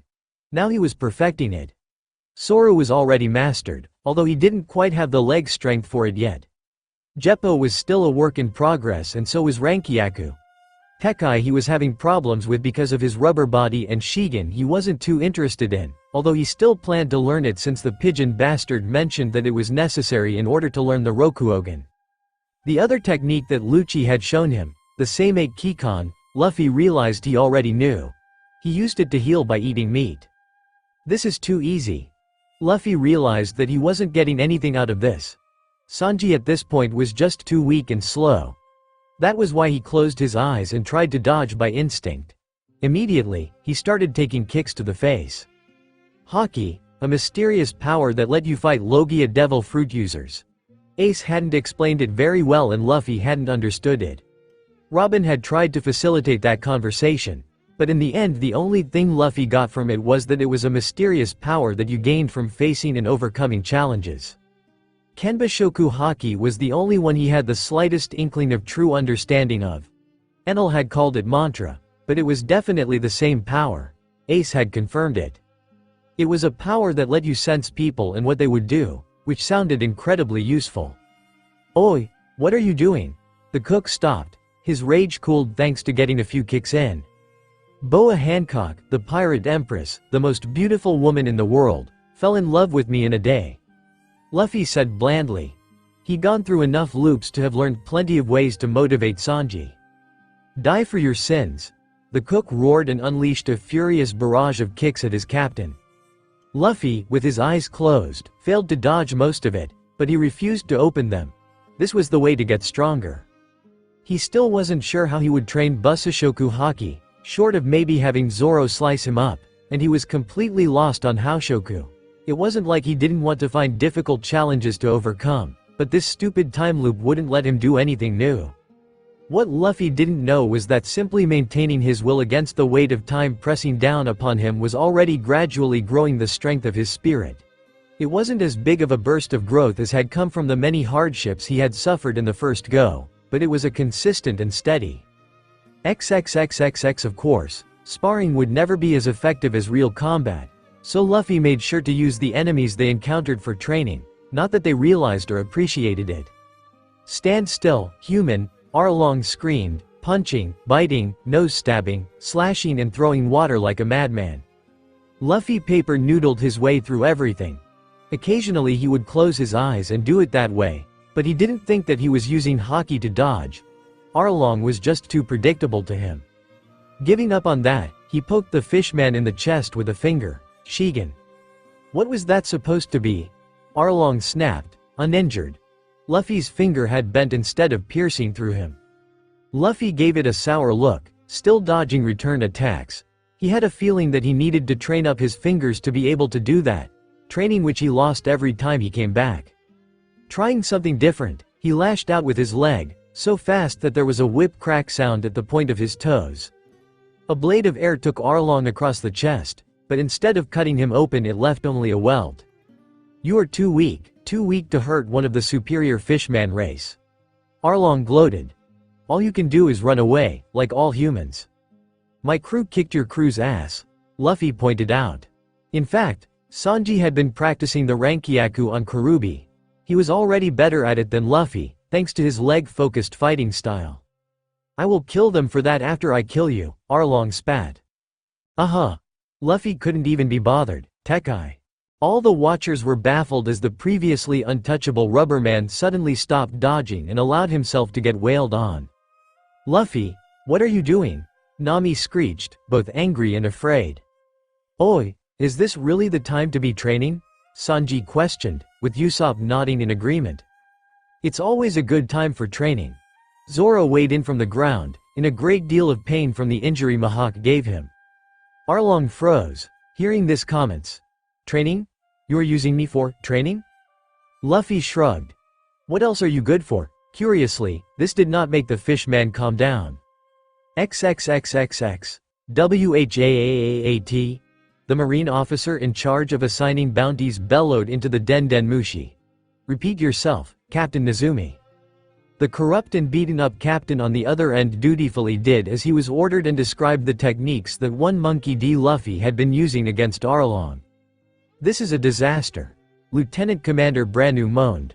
As part of his duties, he was rather more in the loop than someone of his rank would normally be. As such, he could recognize the Rokushiki when it was described to him. And now some rookie pirate was showing a worrying amount of knowledge and mastery of the Marine's secret martial art? Completely unacceptable? XXXXX. Ga Arp, Fleet Admiral Sengoku roared at his old friend. What's this I hear about your grandson knowing the Rokushiki? Garp grunted in confusion. Where did he learn that? Yes, Garp. Where did he learn that? Sengoku's volume still hadn't gone down. Wait, you think I taught it to him? Garp was shocked. Who else could or would have?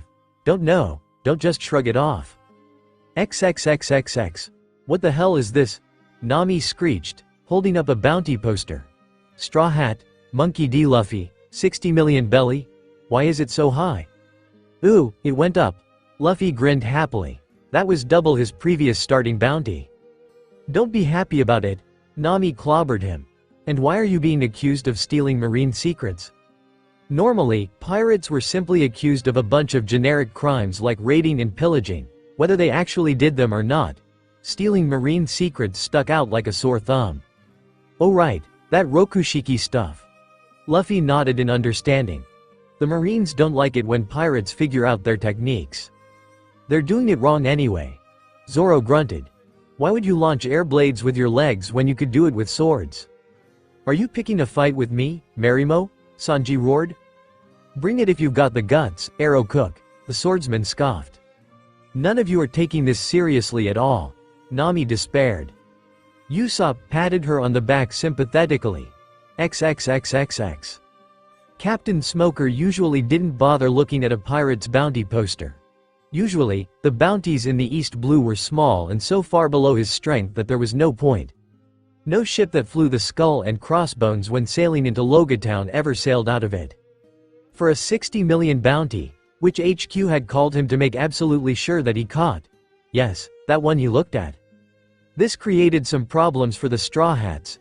XXXXX. How are we supposed to resupply with the Marines in our faces like this? Nami screeched in frustration. We just had to beat them up. Luffy shrugged. He wasn't sure why Smokey was so much more aggressive than normal, but it didn't really matter. You're getting ahead of yourself, Straw Hat. Smoker growled, having prepared an ambush at the docks. I didn't even get a chance to find my 2 new swords. Zoro scowled. Luffy had told them about the time travel this loop, so he knew that he would get them in Logatown, but it would be hard to do with the Marines in the way. That white hilt! A female voice exclaimed with a gasp. The Wado Ichimonji, one of the 21 great grade swords, and in the hands of an evil pirate. Kei Kuina? Zoro spluttered in shock as the woman stepped forward, her face a dead ringer for his lost friend. My name is Master Chief Petty Officer Tashigi, she said sharply, glaring at him. And your sword will be confiscated. That snapped Zoro out of his shock and he glared back. You'll have to kill me first. Don't glare at a lady like that, Marimo, Sanji interjected angrily. Mind your own business, Love Cook. Zoro snapped back. All beautiful ladies are my business, oi, don't we have more important things to be worrying about right now? Usopp asked in a dull deadpan, knowing that he was wasting his breath. Is this crew really worth 60 million? Smoker wondered, a vein throbbing on his forehead as he saw that none of the pirates were taking them seriously. Well, the orange-haired girl was, but even she looked more annoyed at the fact that they wouldn't be able to get their shopping done in peace. Enough, I'm taking you all in, he declared. You sure you want to try that, Smokey? Luffy asked, picking his nose casually. I'll kick your ass. We'll see about that, the Marine captain said grimly, counting on his Logia invincibility. XXXXX, they did see about that. From the ground, where they lay after getting the stuffing kicked out of them. Smoker cursed to himself for carrying his own undoing with him and letting the pirate take it.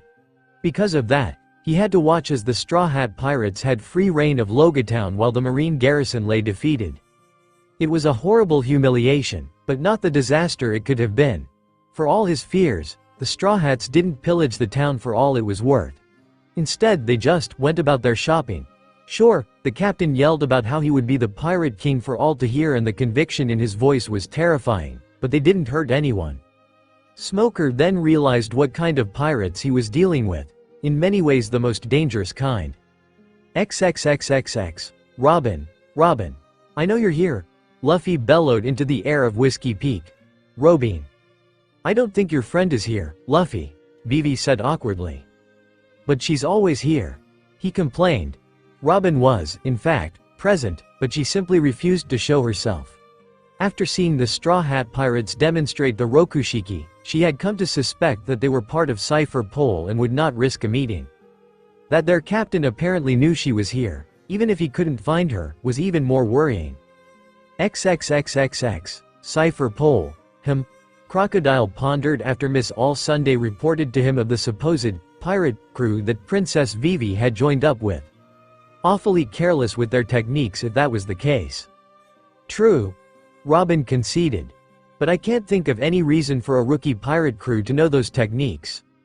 Monkey D. Luffy might be Garp's grandson, but even the hero of the Marines couldn't get away with teaching the Rokushiki to a pirate. He hasn't been to the East Blue in years anyway, prior to his recent visit. Crocodile dismissed. When you were running a secret criminal syndicate, it paid to keep track of dangerous enemies. Whatever the case, they are going to be trouble, she pointed out. Crocodile grunted in agreement. Pull our agents out of their path.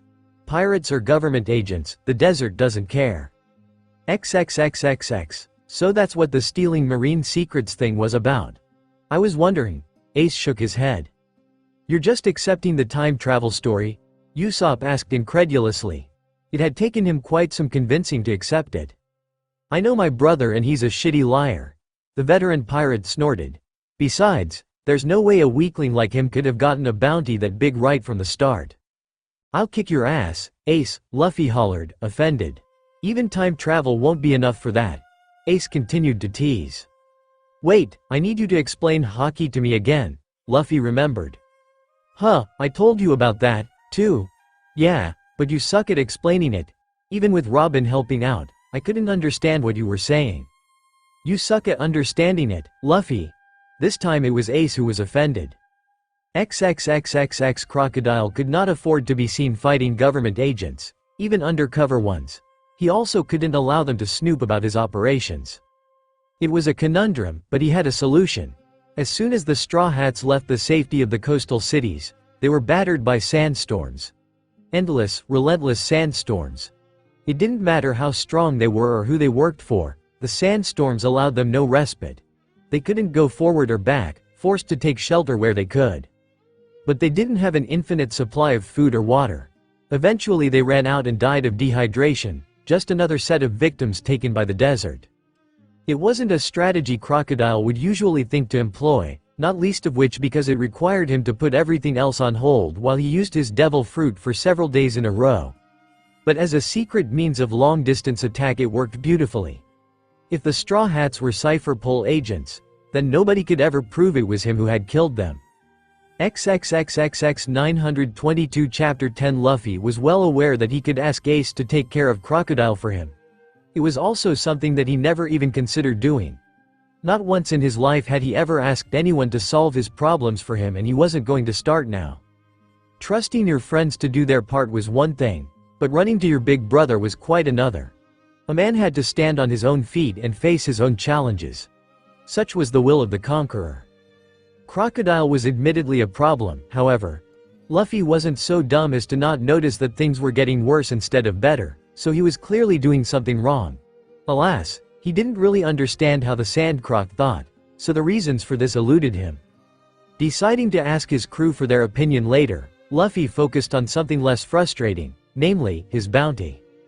Much like the man whose title he sought to claim, Luffy loved big, flashy things. He had been enormously pleased at the high bounty he had been assigned in the last loop. Now the question was how to make it even bigger. XXXXX. The marine base at Shellstown had been completely overwhelmed by one man.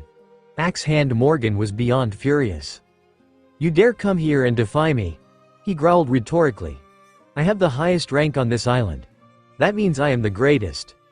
"Your rank is a lie," Luffy retorted blandly. "You got promoted for capturing Kuro of the Thousand Plans, but it was a fake. The real one is still out there." He had learned this during one of the past loops. Liar, Morgan couldn't tolerate such notions. Men, kill him. His subordinates fired their guns at Luffy, but that was exactly what he wanted. Tekai. The bullets didn't quite ping like they'd hit an iron wall, but they also didn't bounce as if they'd hit rubber either. It was probably as good as he would be able to get with it unless he trained up his muscles to tense harder. "I know all your marine secrets," Luffy laughed. "You can't hurt me." He very deliberately ignored the outraged marine captain and pointed at his son. "You, Butchin. Go get Zoro's swords. You're planning to break your promise, so you have to give them back." More terrified of this pirate than he had ever been of his father, Helmeppo ran away to do as he was told. "Die!" Morgan roared, swinging his axe hand. "Shigen!" Luffy poked him in the chest. His finger didn't penetrate, but it broke a couple of ribs. Again. Probably as good as he could get with that until he trained up his finger. A few minutes later, a newly freed Zoro was belting on his swords and scowling at the rubber man. "All right, you got me out of there, but I have no interest in being a pirate and pillaging islands." The swordsman growled. He took debts very seriously, but would not compromise his honor to repay one. "Me neither." Luffy nodded. "Join my crew and you'll meet Hawkeye's Mihawk 1 week from now." Zoro stilled. "How can you make that promise?" "I just can." Staring into this strange, straw hat wearing man's eyes, Zoro felt a chill go down his spine. There was a powerful spirit behind those eyes, stronger than anyone he'd ever met. For some reason, he believed him. "All right, Captain." XXXXX Luffy let his crew fight where he could because he knew they needed it, but he also showed off for every marine they encountered. He very briefly considered picking a fight against Mihawk for training. The swordsman was undoubtedly strong, but that was the problem. He was too strong. He would swat Luffy like a fly at this point. It was the same reason why he hadn't tried baiting Kizaru to fight him yet.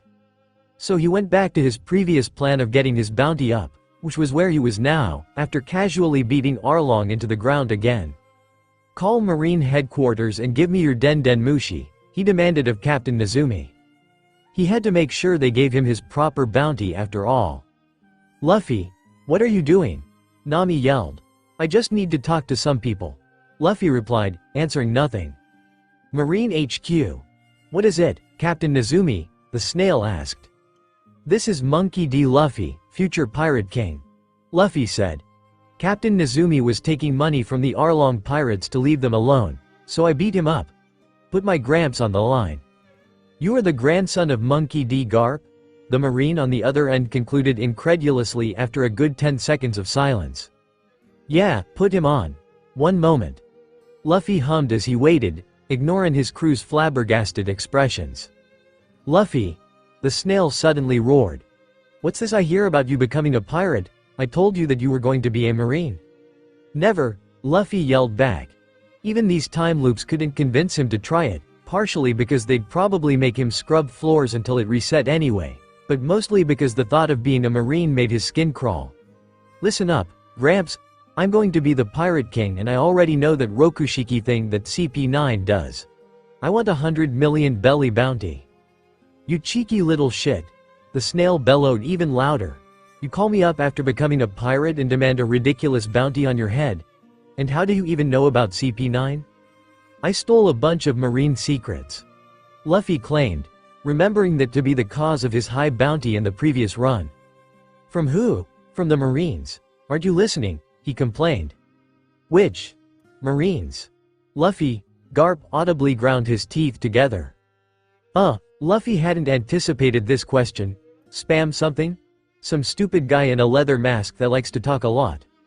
What the hell was that idiot doing in the East Blue? Garp's muttering came through. Anyway, can I have my bounty? Damn right you're getting a bounty. Awesome. Thanks, Gramps. Don't mention it, brat. Garp said goodbye angrily and slammed down the transmitter. Very pleased with himself, Luffy turned towards his crew and saw their expressions. What? XXXXX on Eni's lobby a den mushi rang, and it was soon picked up by the man in whose office it rang in. Spandam speaking. The leather-masked man asked politely. Spandam. The unamused voice of Fleet Admiral Sengoku rumbled. Would you care to explain why a rookie pirate from the East Blue knows the Rokushiki and claims to have stolen the techniques from you? Spandam's jaw dropped in utter bafflement. But I've never been to the East Blue. So my reports say. Sengoku said neutrally. But then why would this rookie even know about you? It was an impossible question to answer. I don't know, Fleet Admiral, but I swear I will find out. What is this pirate's name? You'll soon be receiving his bounty poster and all the information we have on him.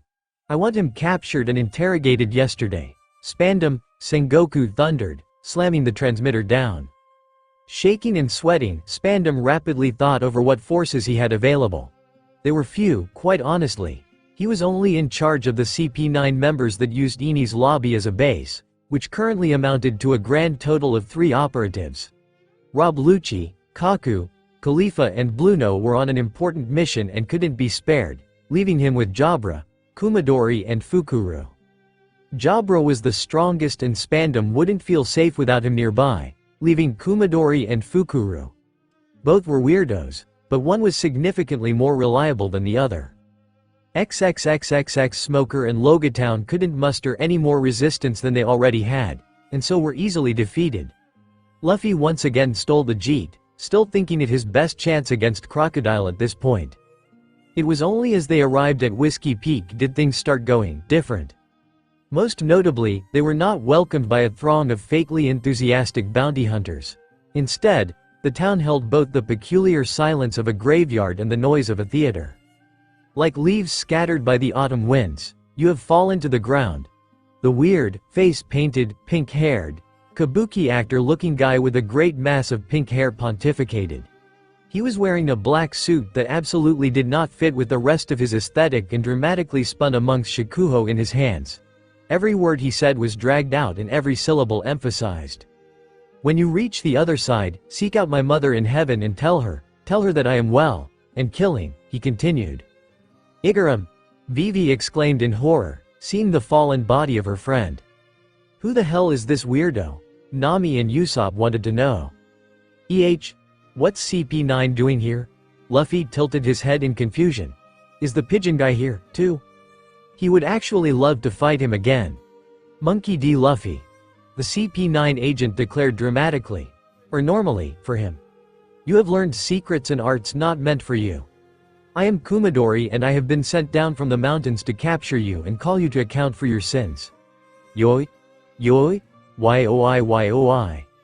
Mountains? Luffy was even more confused. But there's no mountains on Eni's lobby. You even know from whence I hail? Kumadori gasped and made a warding gesture as if he had been struck by an evil spell. By what dark pact and fell sorcery do you come by your knowledge? I just know things. XXXXX Robin was very confused. The arrival of the one whom she later learned was named Kumadori on Whiskey Peak was a surprise. She had been waiting here for Princess Vivi, to see what she would do and maybe give her a little bit of covert help. Robin did feel a little bad for her, even with how numb her emotions had become over the years. She had known immediately that he was dangerous, but it took a while to identify him as a member of Cypher Pole. His bizarre appearance clashing with his crisp business suit had been the first clue. Cypher Pole liked its agents to dress sharply when they weren't going undercover, regardless of how it revealed their affiliations to those in the know. The confirmation had been his use of the Rokushiki. She had stayed well out of the way as she watched him murder the people of Whiskey Peak. If there was a reason for it, then Robin had missed it. Then the Straw Hat pirate crew arrived, with its superstar rookie captain. His record-breaking 100 million belly bounty had raised quite a few eyebrows. The first pirate to become a supernova on his debut.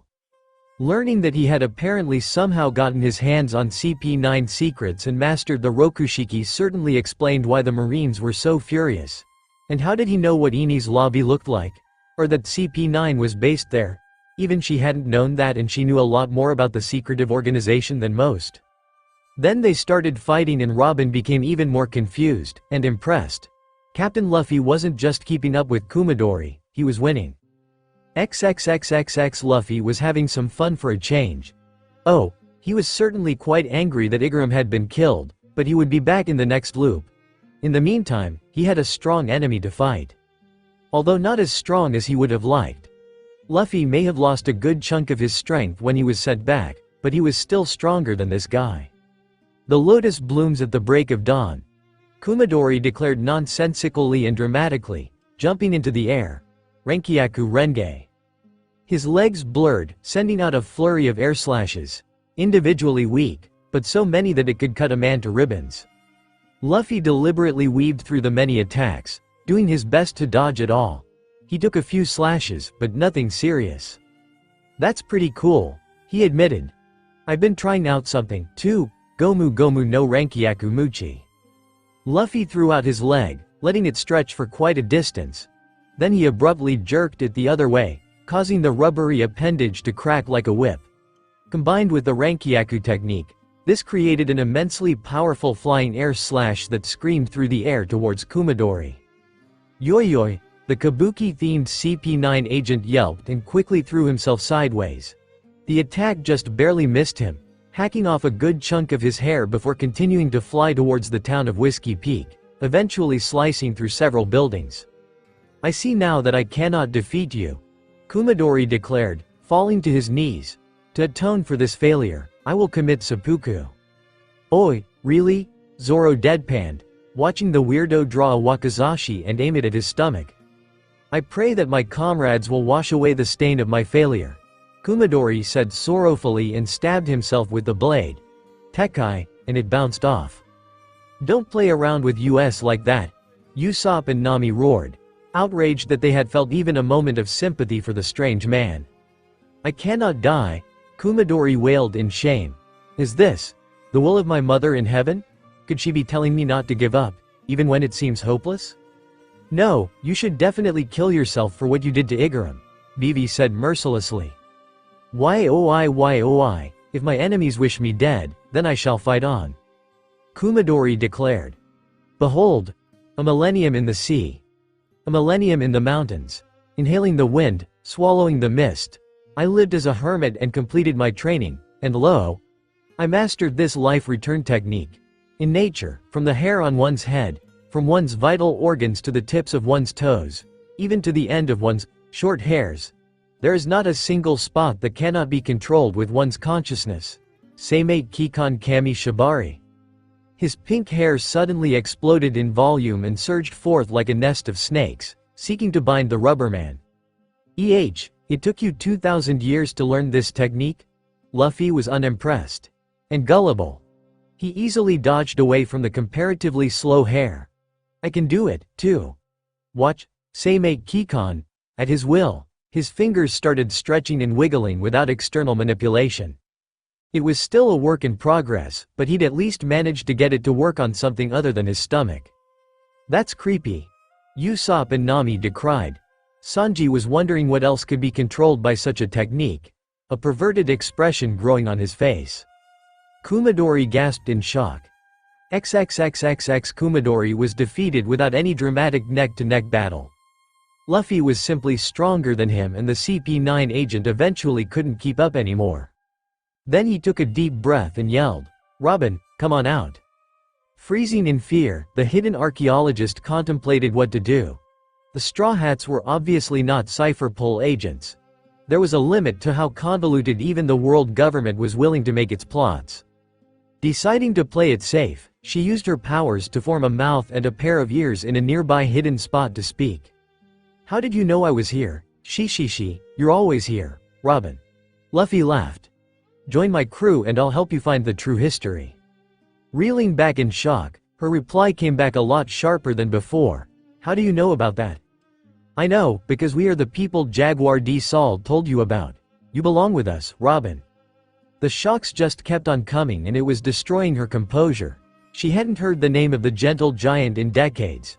Just tell me how you know so much. It's a long story. Come join us on our ship and I'll tell you everything. You'll be safe, I promise. Something in his voice rang with such truth that even Robin had to struggle to be skeptical. All right. XXXXX, I see, so that's how it is. Robin nodded contemplatively after the time loop explanation.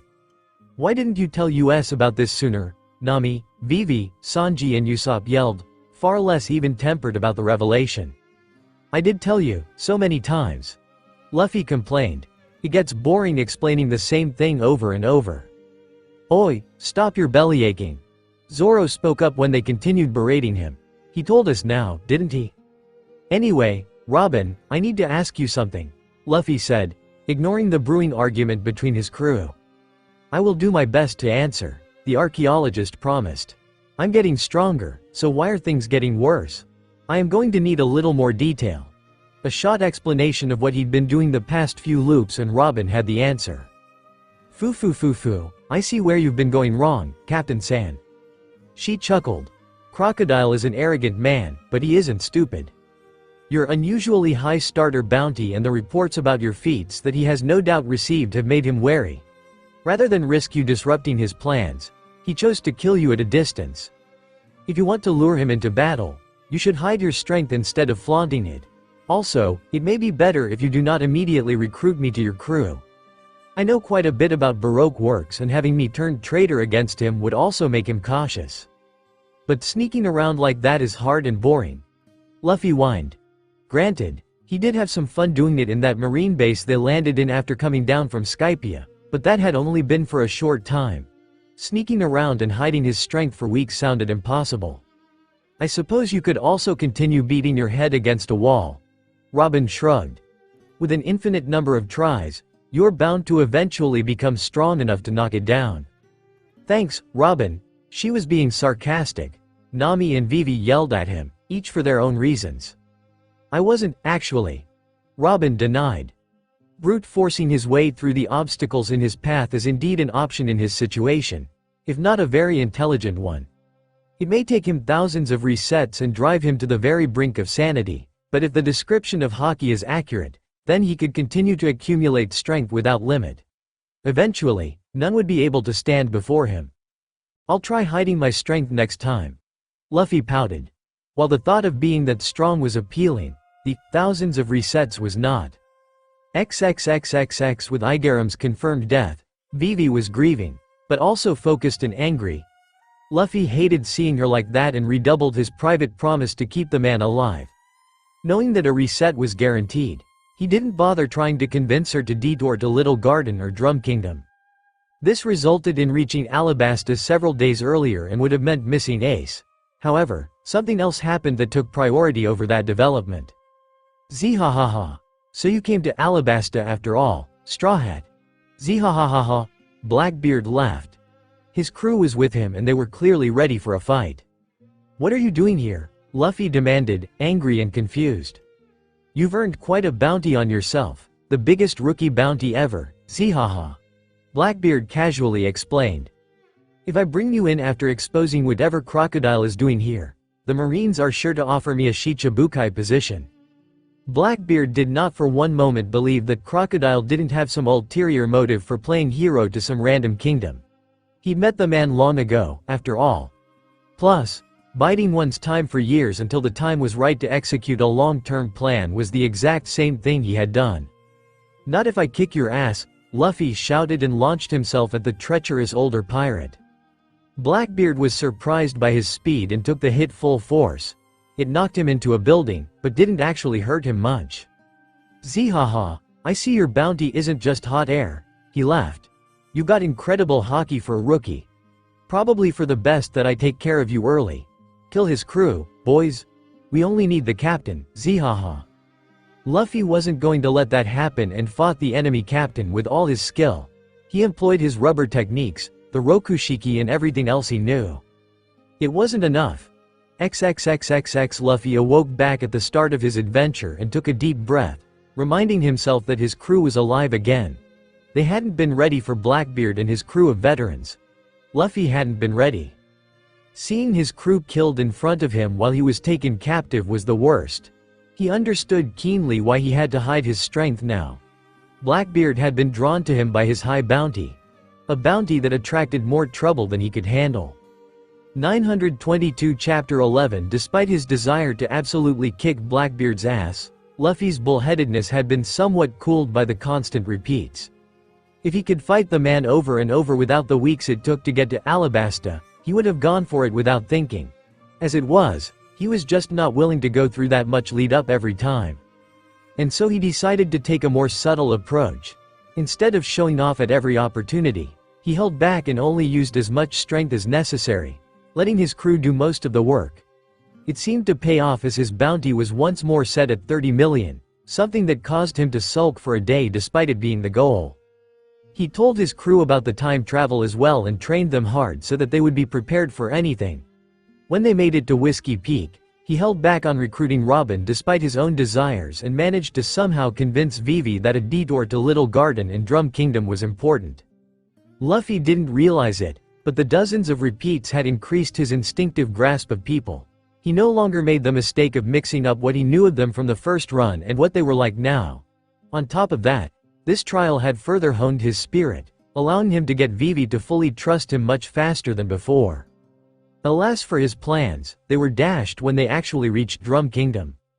XXXXX. Luffy's first encounter with Wapol had already not been very memorable, aside from the fat asshole biting a chunk out of his ship. After looping a great many times, he had long since lost any interest in it and tended to kick the guy into oblivion before he could open his big mouth. As such, he thought nothing of it when they didn't encounter Wapol on the way to Drum. It wasn't the first time that happened. The seas were vast and sometimes they just missed each other. After all, they still hadn't run into Bon Chan, despite Luffy clearly remembering that it had happened just before they got to Alabasta. Unbeknownst to Luffy, that was partially because Bon Clay wasn't always sent out to eliminate Mr. 3 and partially because the odds of them fishing at exactly the right spot at exactly the right time were quite low. They did eventually run into Wapol, however. With the disgusting ointment they bought in Logatown, nobody had been bitten by any insects carrying exotic prehistoric diseases, so they didn't desperately need a doctor. That allowed them to make their way up to Drum Castle in a less insane way. A way that the deposed king himself was also intent on using. Luffy kicked him before he could even start talking, but not hard enough to knock him out. It would do Chopper some good to face his old enemy. That was when things stopped making sense. "Caballero, how dare you attack my brother, oi?" a new, unfamiliar voice asked. Brother? Luffy stopped in place as he tried to parse that information. Since when did Wapol have a brother? His contemplation was ended when an extremely fast human missile flew at his face, even faster than most of the CP9 guys had ever been. Except for maybe the pigeon guy. Caught off guard in two different ways, Luffy tanked a hit right to the face. It didn't hurt, being a blunt attack, but it did send him flying into a snowdrift. "Luffy!" Nami cried out in concern, while the rest of the crew prepared to fight. "You think you can kick my brother and get away with it, oi?" the guy who hit him demanded. He was a weirdo with an ugly magenta bowl cut that made him look kind of like a mushroom, a black mustache and beard, a mask over his eyes, a flashy red cape, orange pants and a fancy blue tunic. "Who are you?" Luffy demanded, confused more than anything. "Mashushushushu. I'm Masuru, rightful king of Drum Kingdom," the weirdo said, laughing. "Your little pirate crew will be a good warm-up for retaking it." Vivi gasped. Wapol's older brother. I heard that he'd been exiled. That just made Luffy more confused. This had to be another one of those mystery timeline changes Robin mentioned. Either way, not important right now. This guy was way too strong for any of his crew as they were. That was actually a little exciting, because it was new. "I'll kick your ass right here," he said, bringing up his fists. "Is that right, Mashushu?" Masuru laughed, not taking him seriously. That was fine. Luffy was used to not being taken seriously and he never cared. He launched himself into the attack with strength and speed. But unlike Wapol, Masuru was actually a fighter. He saw the attack coming and easily evaded it and countered, slamming his fist into Luffy's chin. Then the fight was on, the two fighters exchanging blows. Luffy was confident he could win. He was always confident he could win, to be fair, but this time he could feel that Masuru was weaker than him. He took some hits from certain surprise tactics, like the clones and the drill fist, but other than that he was solidly in the lead.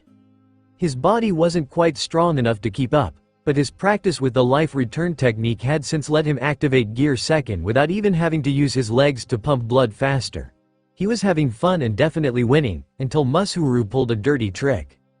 Luffy didn't know what kind of devil fruit the guy had, but he wasn't going to let his friends get hit by the wave of purple being blasted towards them. It was a mist of some kind and its eerie purple color reminded him of Magellan and his venom fruit. Seeing no alternative, he started sucking in air and the purple mist with it. Masuru squawked in shock. Kabayaro, did you just inhale all of my poison spores? Then he started laughing. What an idiot. Luffy was already feeling the poison work, so he quickly blew it all out right back at Masuru.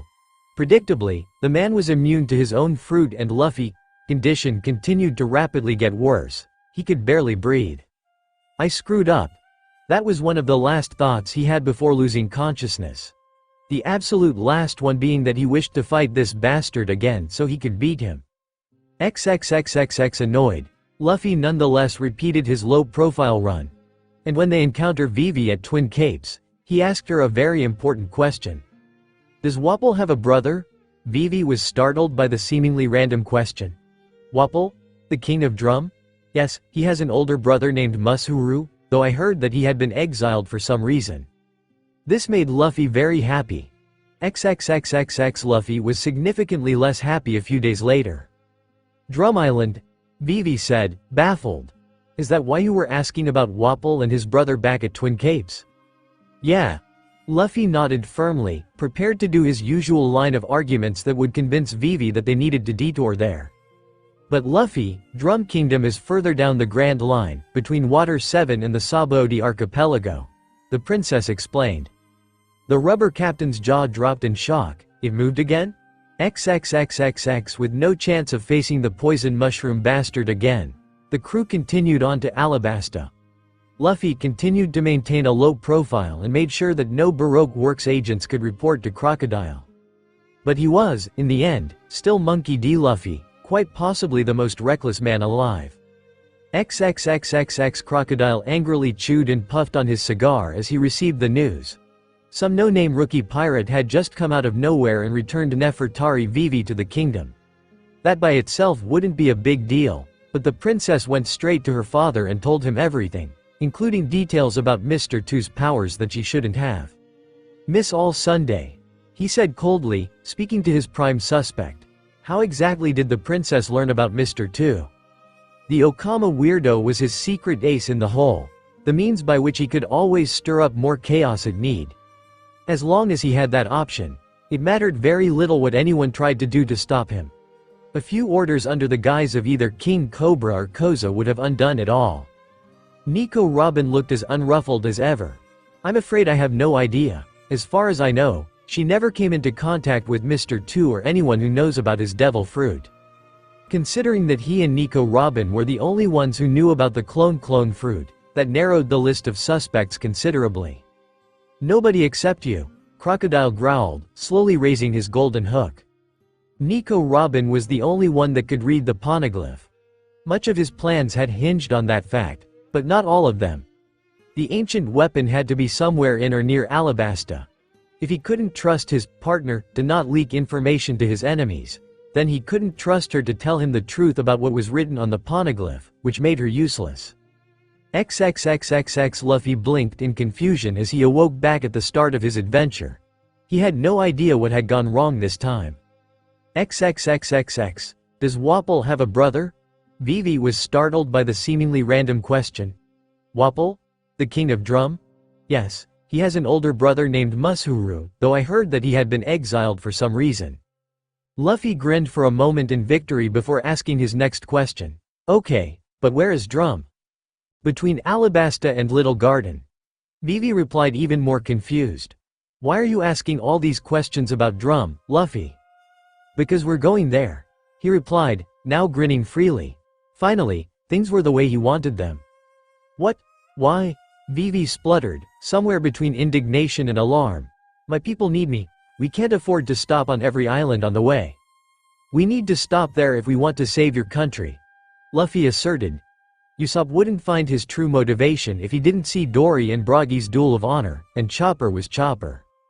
XXXXX once again. Luffy was thankful to be able to get up to Drum Castle without having to climb those steep rocky cliffs.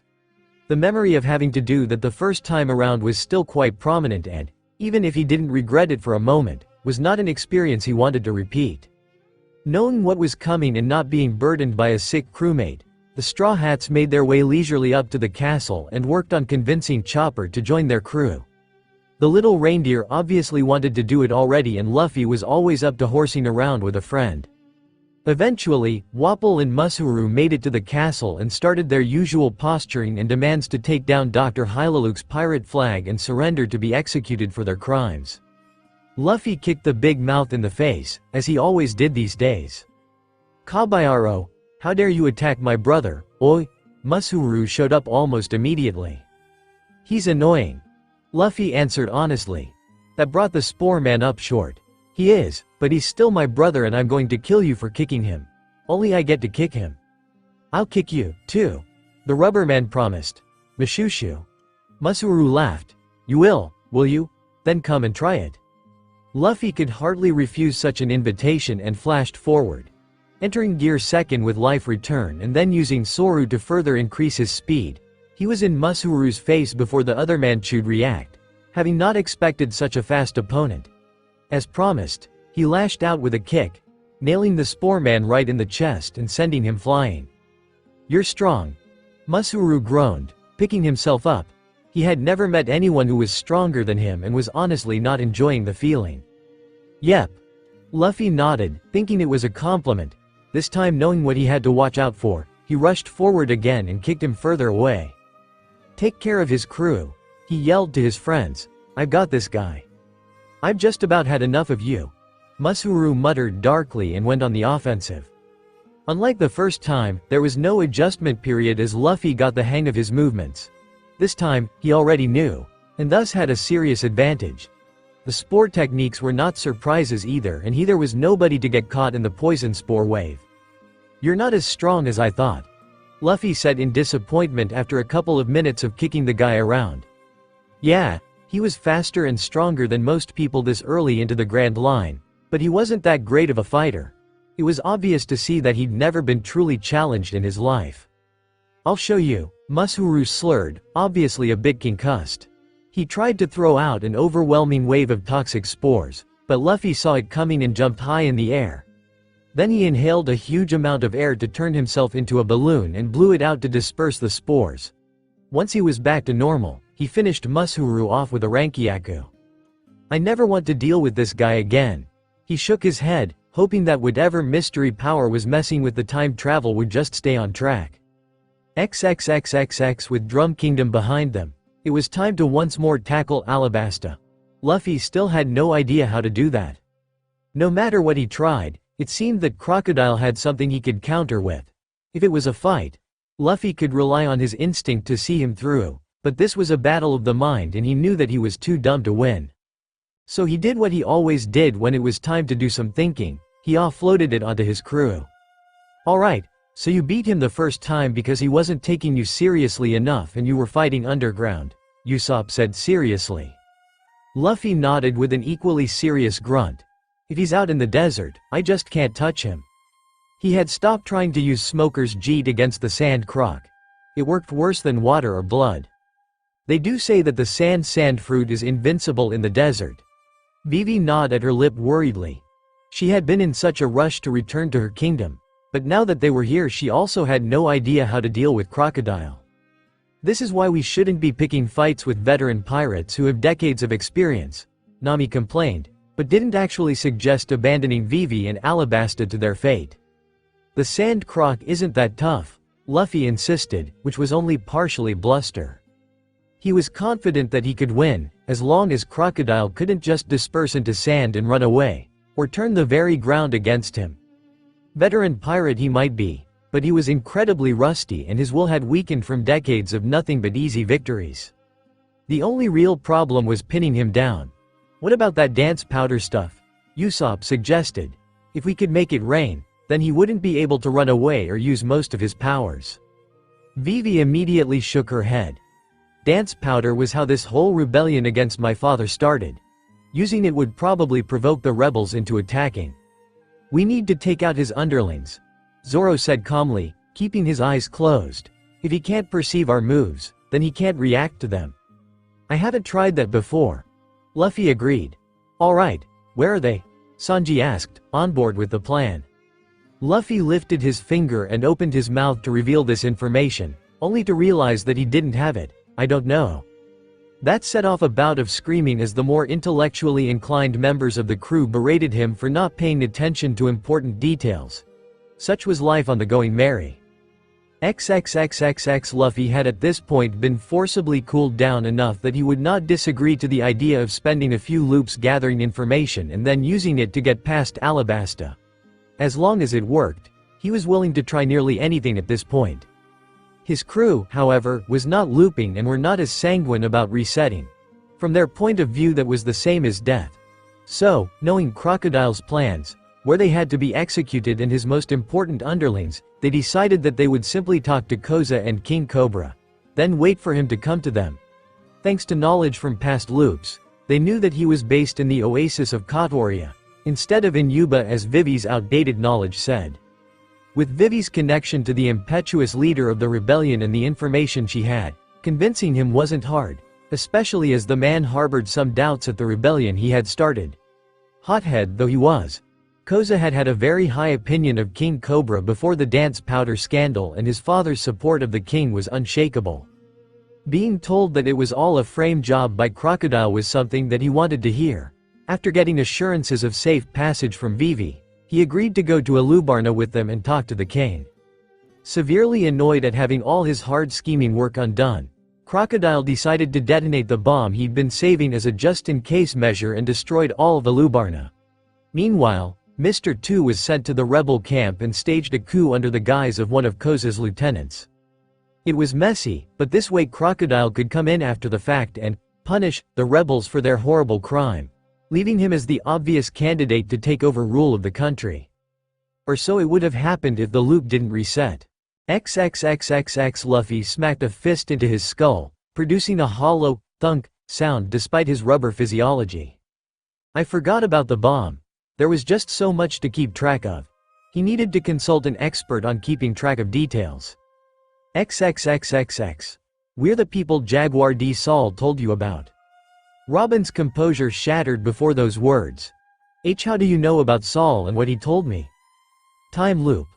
Luffy said again, patiently. By now he had looped too many times to even be annoyed. I know you didn't believe me before, but the you in the future told me to say those words if I need to convince you. All of his Nakama told him what to say to their past selves, making these time loops easier to deal with. I see, Robin said shakily, sitting down on a chair that Sanji rushed to provide. I suppose that makes you my captain? That's right, he grinned widely. Now help us kick Crocodile's ass so he can go on more adventures. Smiling bemusedly at his enthusiasm, she agreed easily. Alright then, tell me what you have tried so far. So he did, and in the process learned why that inexplicable reset 2 loops ago happened. Luffy was quite upset to learn that he had gotten Robin killed without even knowing it, but the archaeologist waved it off. With her scheming mind and multiple past failures to guide them, the Straw Hats put together a much better plan to defeat Crocodile. XXXXX Crocodile was angry, but more than that, he was uneasy. After learning that Baroque Works had been infiltrated by Alabasta's princess and his identity discovered, he had sent the Mr. 5 pair to Whiskey Peak to silence her and anyone else who might know the secret. They had vanished, along with the Unluckies and the bounty hunters on Whiskey Peak. Knowing that Miss All Sunday was in the area, he had called her to demand a report, but she had not answered either. A subsequent low-ranking agent sent to investigate found the island completely devoid of life, with the only evidence being signs of a short battle. This would have already been quite worrisome by itself, but it didn't end there. His spies had reported the presence of Fire Fist Ace in Nanohana, only for the man to suddenly vanish. There had been a brief scuffle with Captain Smoker of the Marines, but nothing much had come of it. Then his higher-ranked agents started vanishing. The Mr. 4, Mr. 3 and Mr. 1 pairs were attacked and defeated by what was later identified as the Straw Hat pirate crew. Even Mr. 2 mysteriously disappeared. A pirate crew with a measly 30 million bounty, who absolutely should not have been that strong. He had received a report on them just before all this trouble started and dismissed them as irrelevant. That might have been a serious mistake. By that point, he had realized that Nico Robin had betrayed him. She was the only one that could have fed the rookies all that information and so thoroughly countered his plans. Her death would be slow for that betrayal, but first he had to salvage his plans. The bomb, which he had told nobody about, not even his partner, would put things approximately back on track. Only, it didn't happen that way because the bomb was also taken care of already. Nearly apoplectic with fury, he caught sight of Nico Robin walking down the secret entrance to the catacombs, throwing him a superior smirk as she disappeared into the depths. The bitch had played him, used his plans to further her own, then sabotaged everything. She would get away with knowledge of the ancient weapon, while all he would be left with was the blame.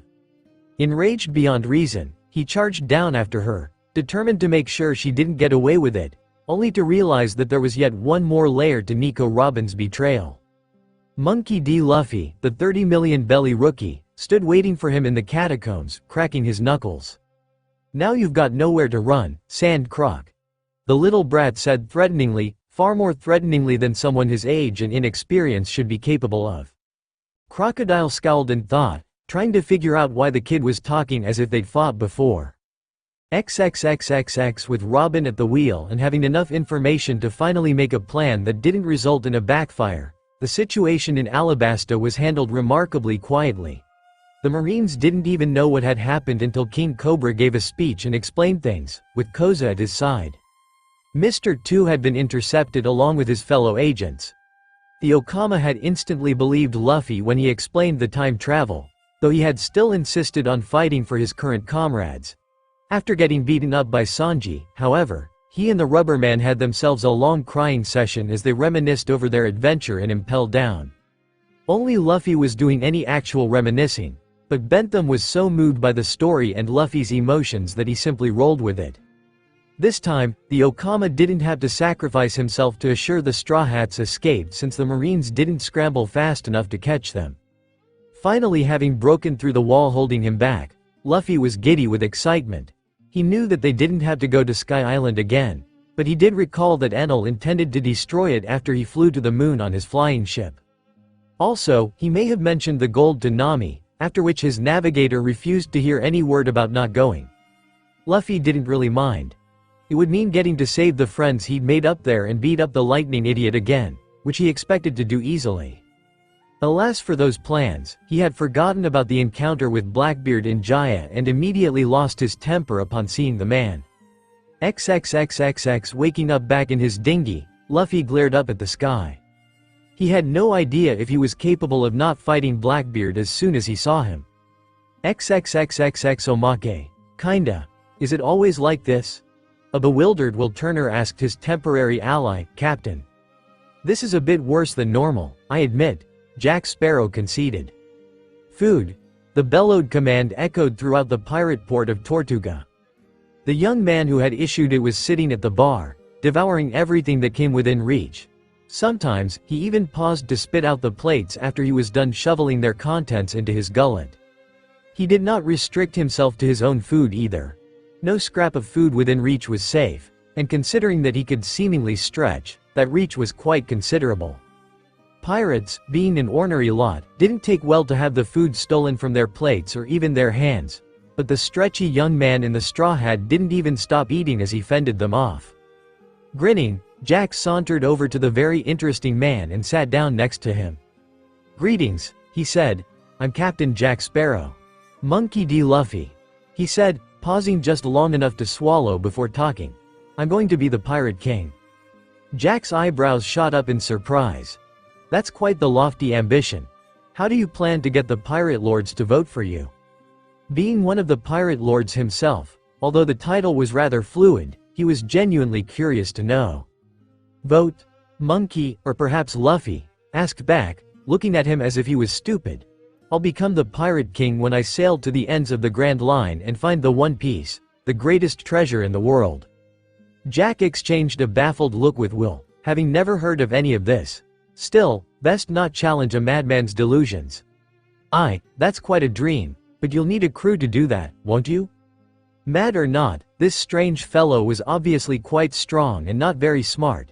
He could be useful in getting back the Black Pearl. I have a crew, Luffy stated, though he looked grumpy and upset. I just don't know where they are right now. Stupid mystery time travel put me somewhere weird. How am I supposed to have a fun adventure without my crew? A terrible thing, to be sure. Jack said sympathetically. But if it's adventure you seek, why not sail with me and we'll hear? We are on the hunt for the Black Pearl. A cursed ghost ship. Who knows, we might even find your crew on the way. A ghost ship? Luffy's eyes sparkled.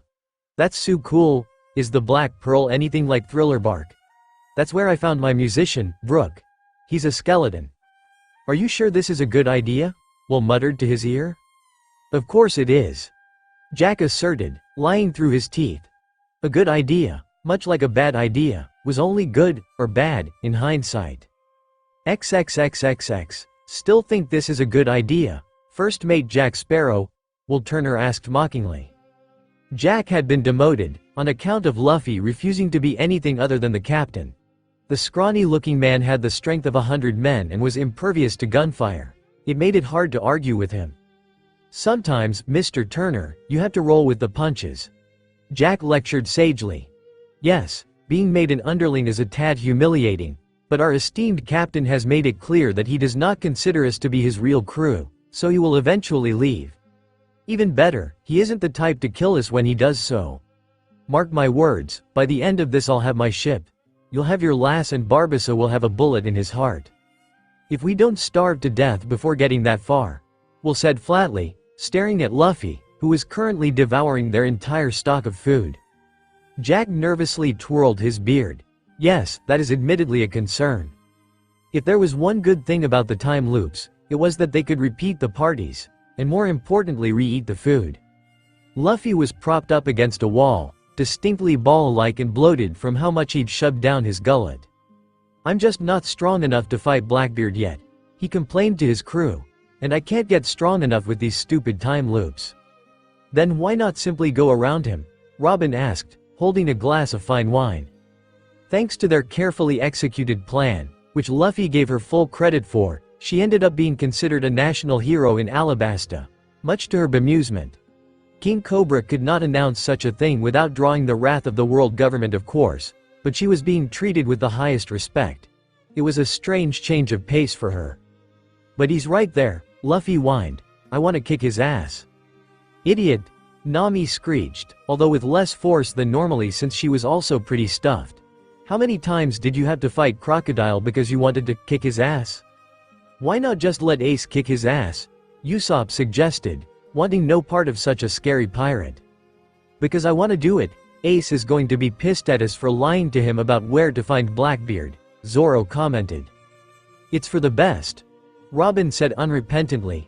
According to Captain Sand, Ace being defeated and captured by Blackbeard is what allowed the Marines to bait Whitebeard into attacking Marineford. That mess is best avoided. Although learning that the Straw Hats were the crew that Jaguar D. Saul had promised would become her family had been enough for her to join them, she still carried the mental scars of O'Hara's destruction. The thought of facing the full might of the Marines terrified her. She had not hesitated for a moment in lying to Ace to send him on a wild goose chase. Damn right, sister, Nami and Usopp cheered, cowardly as ever. Yeah, Chopper joined in, simply for the sake of joining in. I still want to kick his ass, Luffy said mulishly. You will have plenty of opportunity for it, Robin assured him. A pirate as ambitious as him could only be after the One Piece. We will not complete our voyage without encountering him again. Okay. The Rubberman grumbled, but accepted it. Makino had always told him that good things come to those who wait. It had never made sense to him, but maybe she was onto something. Robin Schwan is so smart, Sanji gushed. Why did you need to go into that bar anyway? Nami asked curiously. We were going to ask about Sky Island and the City of Gold, Luffy answered, knowing what was coming next. City of Gold? Nami yelled, the light of greed shining in her eyes. Yeah, there's so much gold up there. Luffy nodded, used to his navigator's antics by now. Enel made a whole flying ship out of it. A ship made out of gold. Nami whispered reverently, imagining what it would be like to sail across the world in such a blinged-out vessel. We need to go there. Are there angels in Sky Island? Sanji asked urgently. Luffy nodded. Konis was our friend. Konis-chan. The cook exclaimed rapturously, imagining a beautiful winged girl. We need to go there. Are there strong swordsmen in Sky Island? Zoro got into it. There was one guy there with a sword made of cloud. We need to go there. Are there any medicinal plants in Sky Island? Chopper asked, also getting in on it. Luffy thought about it for a second. He honestly had no idea, but everything was bigger. Bigger was better, so the medicinal plants had to be even more medicinal, right? There are super medicinal plants.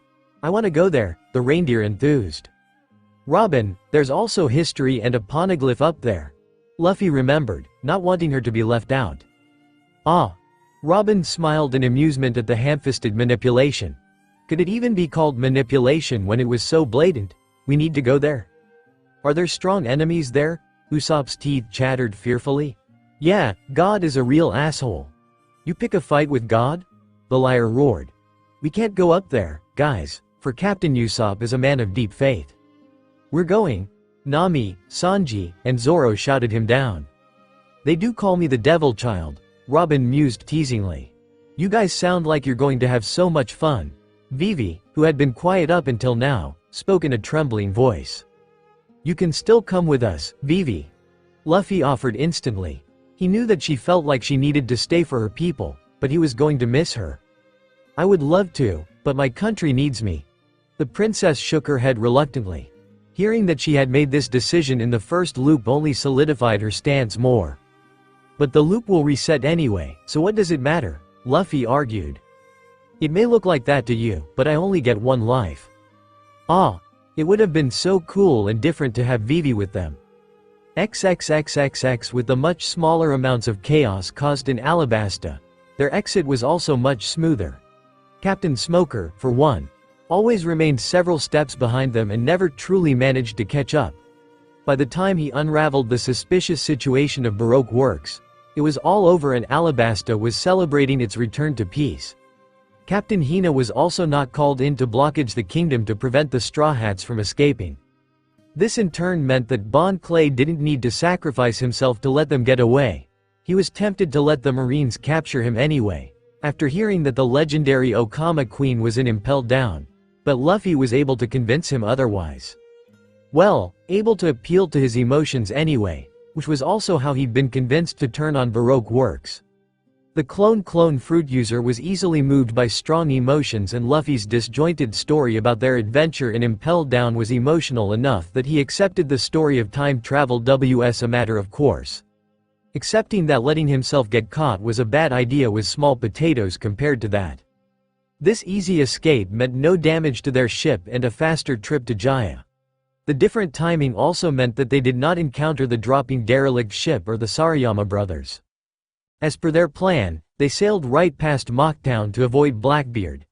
Luffy sat broodily upon his special seat, glared at the place, and ground his teeth furiously, but did not rush off to fight the powerful, treacherous pirate.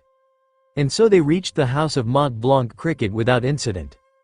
XXXXX Cricket was having lunch when there was a sudden knock on the door. This was already weird, because he didn't get visitor. The occasional idiot who thought to steal the gold trinkets he recovered from the bottom of the sea, yes. Actual visitors, no. I'm coming in. And that was the second weirdness. After politely knocking, this dumb-looking kid in a straw hat very impolitely just let himself in without so much as waiting for a response. Don't just go in, the skinny long nose with the straw hat kid yelled. What the hell do you want? Cricket asked, preparing to fight. To go to Sky Island. The Straw Hat Kid said without hesitation, pointing his finger upwards. Cricket didn't see what that had to do with him, so he turned back to his food, then get going. We need you and the Monkey Brothers to fix up our ship so that we can ride the knock-up stream. The Straw Hat Kid continued. And could you do something to protect the Mary's keel so that she doesn't get hurt? Cricket put down his spoon again and stared at the kid, finally noticing that he had strong eyes. You're talking like you've done this before. Time travel. The kid stated. Don't just tell that to everyone you meet, an orange-haired girl shouted furiously and smacked him over the head. But diamond-head old guy is cool, the Straw Hat Kid whined. What was that about time travel? Cricket asked incredulously. I'm stuck in a time loop. The Straw Hat Kid explained. You became a pirate to get away from being called a liar. Then you settled here to find out if Noland was really a liar or not. It's a duel with the man who ruined your life. He nodded to himself firmly. That wasn't something that just anyone could know, not without talking to him first. And you've been to Sky Island before. That's right. Straw Hat Kid nodded again. That's where the City of Gold is. It got blasted into the sky by the knock-up stream. Cricket's cigarette fell out of his mouth in shock. Of course. That made perfect sense, and it explained why he couldn't find it on the bottom of the ocean. Wait, no, that didn't make any sense at all. How would the knock-up stream get under the island? It wasn't like islands floated on the ocean? Cricket shook his head and abandoned that flash of reason. This was the grand line, common sense didn't apply. You know you'll probably die trying to ride the knock-up stream? He warned. Nami can navigate it, the Straw Hat Kid said with absolute confidence in his navigator. Damn right, the orange-haired girl asserted. And once we're up there, we'll kick God's ass and ring the golden bell so that you'll know we found it, the kid assured. Cricket didn't know about kicking God's ass, but he liked the spunk of these kids. Grinning, he stood up. All right, kid, you got a deal. But you'll need something to help you get over the knock-up stream. The funny bird with the big beak. Huh, maybe he really was a time traveler. Cricket had heard of weirder shit happening on the Grand Line. XXXXX having never gone to Mock Town, there were no interruptions by Bellamy, chases by Blackbeard, or last-minute realizations that they had forgotten something. There was a bit of a kerfuffle when the Sarayama brothers showed up, but Luffy made fast friends with them. The modifications to Mary went perfectly smoothly and they had plenty of time to get to the location of the knock-up stream. Alas that the keel reinforcement Luffy had asked for threw off the Going Mary's balance and caused it to plummet back down to the blue sea, killing the entire crew. XXXXX, so you want to ride the knock-up stream, but you don't want to crack your ship's keel. Cricket puffed on his cigarette. Luffy grunted irritably, grumpy from failing to continue his adventure because of something so dumb. This kind of thing never happened on the first run-through. Damn right. That ship was a gift from Kaya, we had to take good care of it. Usopp nodded firmly. A gift from a sweetheart, A man needs to protect such things. Cricket agreed gravely, ignoring Usopp's red-faced sputtering. We can probably make a better, smoother keel reinforcement if we take our time, but you'll have to stick around for a few days. We have time. Nami was quick to assert, looking to Luffy. We have time, right? Luffy thought hard about their adventure in the sky.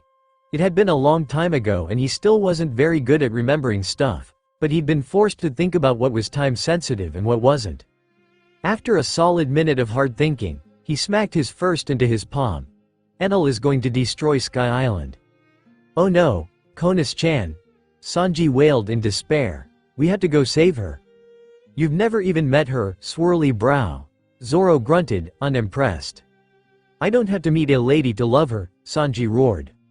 He's going to destroy the entire island and all of its history? Robin asked calmly. Why?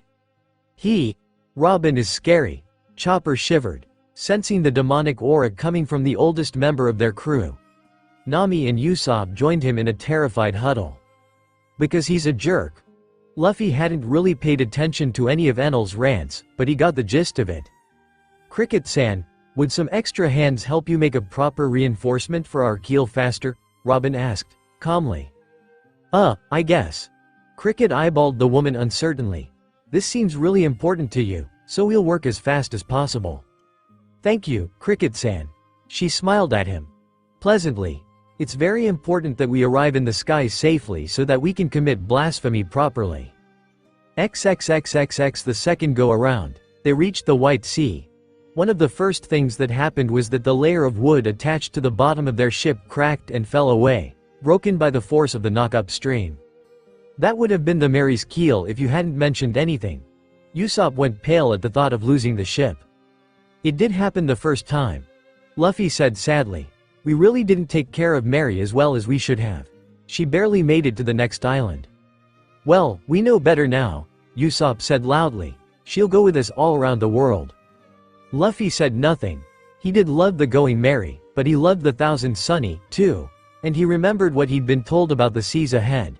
A ship made in one of the blues would never survive the whole Grand Line.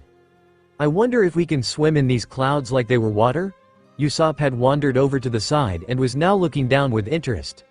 I mean, if they can hold up a ship, then that means it would hold us up, too, right? That tickled something in Luffy's brain, but he couldn't quite remember what. Something about falling. Ah! Usopp fell through the clouds, Chopper yelled in distress. Luffy instantly threw himself after the ship's sniper, not wanting to go back to the beginning for such a dumb reason. Alas, he was too late. XXXXX Omake, failing to impress. Captain Hector Barbassa and his crew surrounded their former captain, Jack Sparrow, and the two boys he had duped into following him on his quest to reclaim the Black Pearl. Held by two of his men was young Elizabeth Swan, whom they had believed was Turner for so long. You've always been a lucky man, Jack, Barbassa said, slowly walking towards his former captain. Even our mutiny worked out in your favor, allowing ye to escape the curse of the Aztec gold. But you've never been stupid, even though you put in so much effort acting like it. I take offense to that. Jack objected. Barbassa ignored him. So I must wonder, what is it did you think you'd accomplish? Walking right up to us like this, alongside with young Will Turner no less? In my defense, that wasn't my idea. Jack gesticulated vaguely and in some direction with his arms. See, I'm not the captain of this venture. That would be my friend here, Monkey D. Luffy. Everyone turned to look at the man in question, who was currently having a staring contest with the crew's pet monkey. Upon hearing the word, monkey, said Monkey shrieked and Luffy shrieked back. I see. Barbassa was nonplussed. Alright then, Captain Luffy, what is it you want? Luffy turned away from the monkey and looked at him. Ah, I heard that you were skeletons and thought that maybe my musician, Brook, was with you. Your musician be cursed like us? Barbassa blinked. Cursed? Luffy repeated, tilting his head. No, Brook ate a devil fruit. He can still eat and poop and ask to see women's panties. There was a lengthy silence as the crew of the Black Pearl digested this.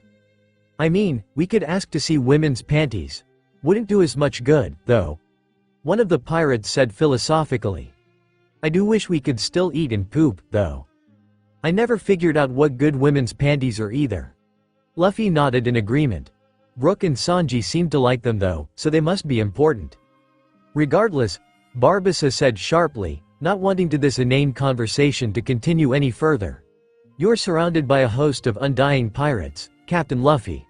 What be stoppin' us from killin' ye and, hey, first mate Jack Sparrow? Afore we seize young William Turner to rid ourselves of the curse? The pirates stepped forward menacingly, brandishing their weapons. Luffy stared at them expressionlessly, raised his leg, and then let fly a rubbery whip kick that sent half the undead pirate crew scattering to the winds in pieces. And that's why I'm the first mate for now, savvy? Jack said snidely. Aye, that would do it. Barbassa acknowledged, knowing that it was too late to turn back. Men, kill Captain Luffy. You guys are so weak. Luffy complained, easily scattering them around. Even the Thriller Bark zombies were better than this. Will took the opportunity to free Elizabeth, who had been watching anxiously since their arrival. Now she was watching in baffled shock as one man, little more than a boy of not very impressive stature, humiliated dozens of armed and immortal pirates barehanded. What? Who? She sputtered, gesturing wildly towards the spectacle. Yes, it's quite a mystery, isn't it? Jack grinned, watching the carnage. 922 Chapter 13. Woonan's Island is said to be somewhere around these parts. The Great Gold Pirate. Luffy's ears perked up at the unfamiliar words Nami was muttering to herself. Not because he cared about the gold, but because it was something new. Also because he was hungry. He had been trying to not eat all the food right away, but these time loops were making sailing from island to island even more boring than normal, and boredom made him hungry. Woonen? Who's Woonen? He asked. Zoro, Nami, and Usopp all looked at him incredulously. You've never heard of Woonen? The famous East Blue pirate said to have collected a third of the world's gold? Nami asked. Never. Luffy confirmed. But everyone in the East Blue knows the story, Usopp protested. If anyone in the East Blue would be ignorant of it, it would be Luffy, Zoro reasoned. That's true. Nami and Usopp nodded sagely. I would have heard about it in the time loops if it was true. Luffy yelled back, outraged by their lack of faith in his intelligence. Oh, right. The time loops. This was still very early in their adventure, and their faith in the time loops was not very strong. This is probably just like that mushroom idiot. Luffy decided. It was the only thing that really made sense to him, and he just hoped it would be less annoying. On the bright side, anything that broke up the monotony of having to keep repeating the same thing over and over was good. Which was why he was actually glad to see 3 unknown guys sneaking aboard their ship. Hey, who are you guys? He asked, making them freeze in place. They're after my treasure, Nami instantly roared, preparing to commit murder most heinous to defend her precious money. Ah! Take this! The thieves yelled in panic, throwing about a dozen onigiri their way. Food! The 3 men of the straw hats yelled, diving for the treats. What about the thieves? Nami roared at them. They might have more treasure, get them. Okay. Luffy shrugged, having already devoured more than half of the onigiri. He'd have eaten more, but Zoro and Usopp had been hungry too and therefore on the ball enough to snatch as much as they could. The thieves had only just managed to get back on their small boat when the rubber man caught up to them. The resulting fight took no time at all. Man, so weak. Luffy sighed in disappointment. He supposed he should have expected it since this was still the East Blue, but he forgot about that in the excitement of seeing something new for a change. Don't call us weak when you ate a devil fruit like El Drago, the 3 thieves protested, cowering at the end of their small boat. El Drago? The rubber man tilted his head at the unfamiliar name. Who's El Drago? He's scum, a beaten-up kid suddenly shouted, jumping out of nowhere. He beat me up and made me work for him. Wait, that's not right. The great pirate Tobio, infiltrated his crew so that I could find Woonen and join his crew. Luffy thoughtfully stuck a pinky in his ear, considering the situation. This kid sounded a lot like Usopp and everyone was talking about Woonen all of a sudden. This had the feel of an adventure, but was it even worth it when everyone was so weak? I'm hungry. He finally sighed. Oh no, it's El Drago. The 3 beaten-up thieves shouted. And he's going to use his devil's power. Luffy turned around to look. There was a big lion-looking guy wearing a lot of gold on a ship some distance away. Wait, he was more like a cat. And he was yelling. Luffy was way too experienced by this point to be surprised by the beam of force that blasted out of the cat guy's mouth, so he just grabbed Tobio and jumped back to the Going Merry. The beam wasn't going to hit the ship dead on, so he just watched it curiously.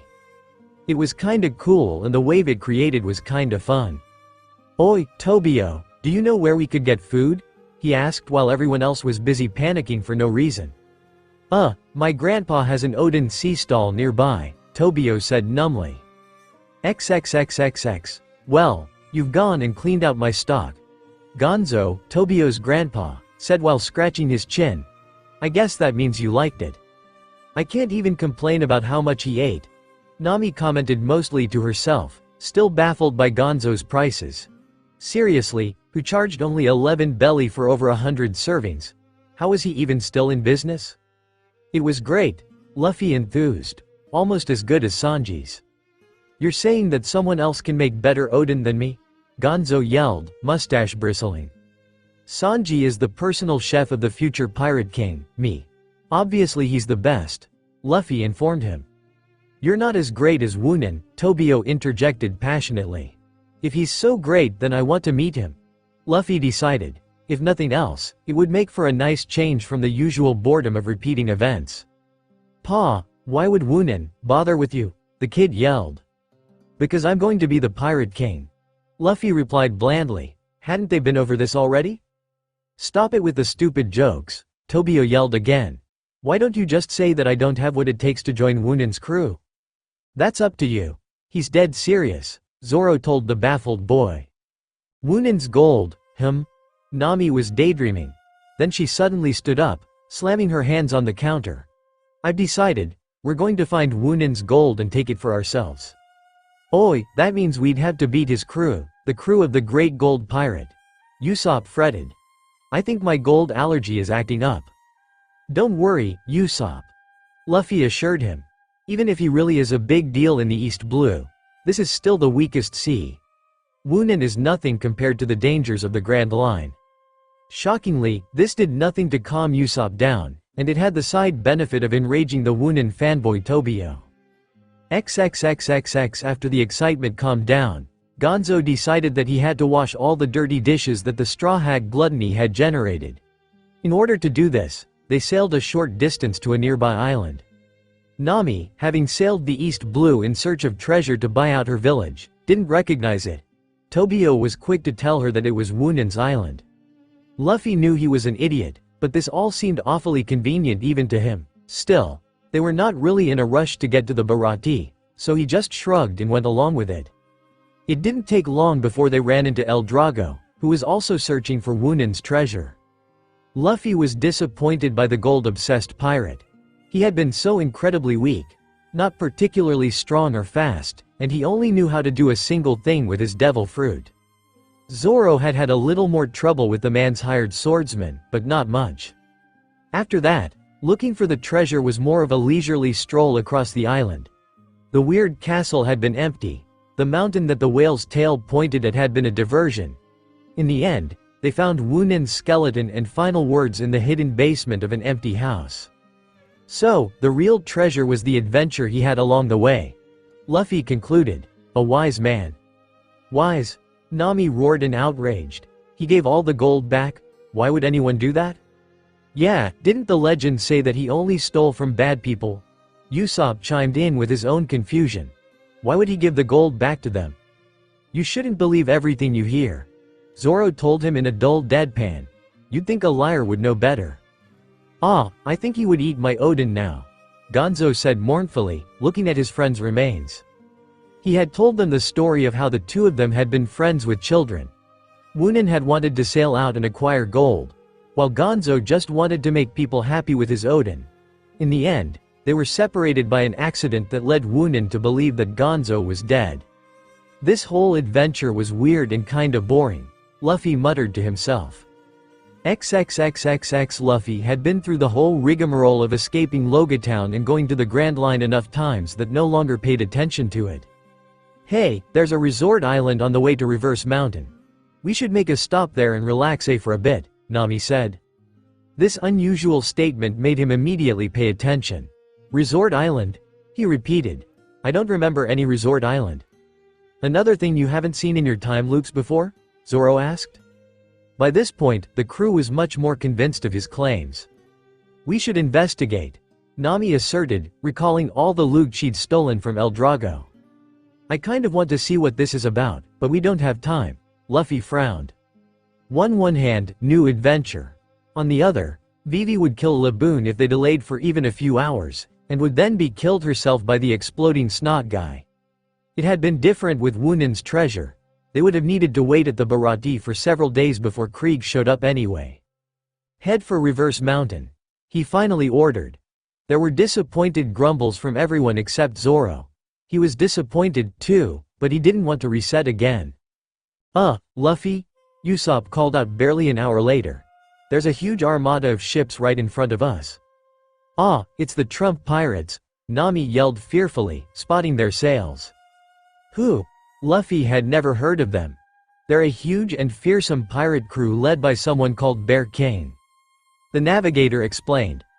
I always stayed away from these parts because of them. Right next to Smokey, Luffy scratched at his head in confusion, knowing how determined the guy was to catch pirates. I guess he was more worried about his perfect record. Still felt a bit strange, though. Only two of the Straw Hats were in any way worried as the pirate armada approached. Once they were in speaking range, They saw that the lead ship had a blonde woman taking a bath in the oversized figured head. "That is one sexy lady," Sanji declared lustfully. "Oi," Luffy said blandly. "You're in our way." If this made them late to saving Laboon and Vivi, he was going to be real mad. The blonde. "We're in your way?" "No, you're in our way." Then she took a closer look down at the Going Merry, her eyes fixated on Nami. "Alright, time for a riddle," a very round individual declared as he jumped forward. "We don't have time for riddles," Luffy said, irritated. "Who will become the greatest pirated in the world, the king of pirates?" the round man asked. "Come on, Boo Jack, that one's way too easy," the blonde fakely admonished him.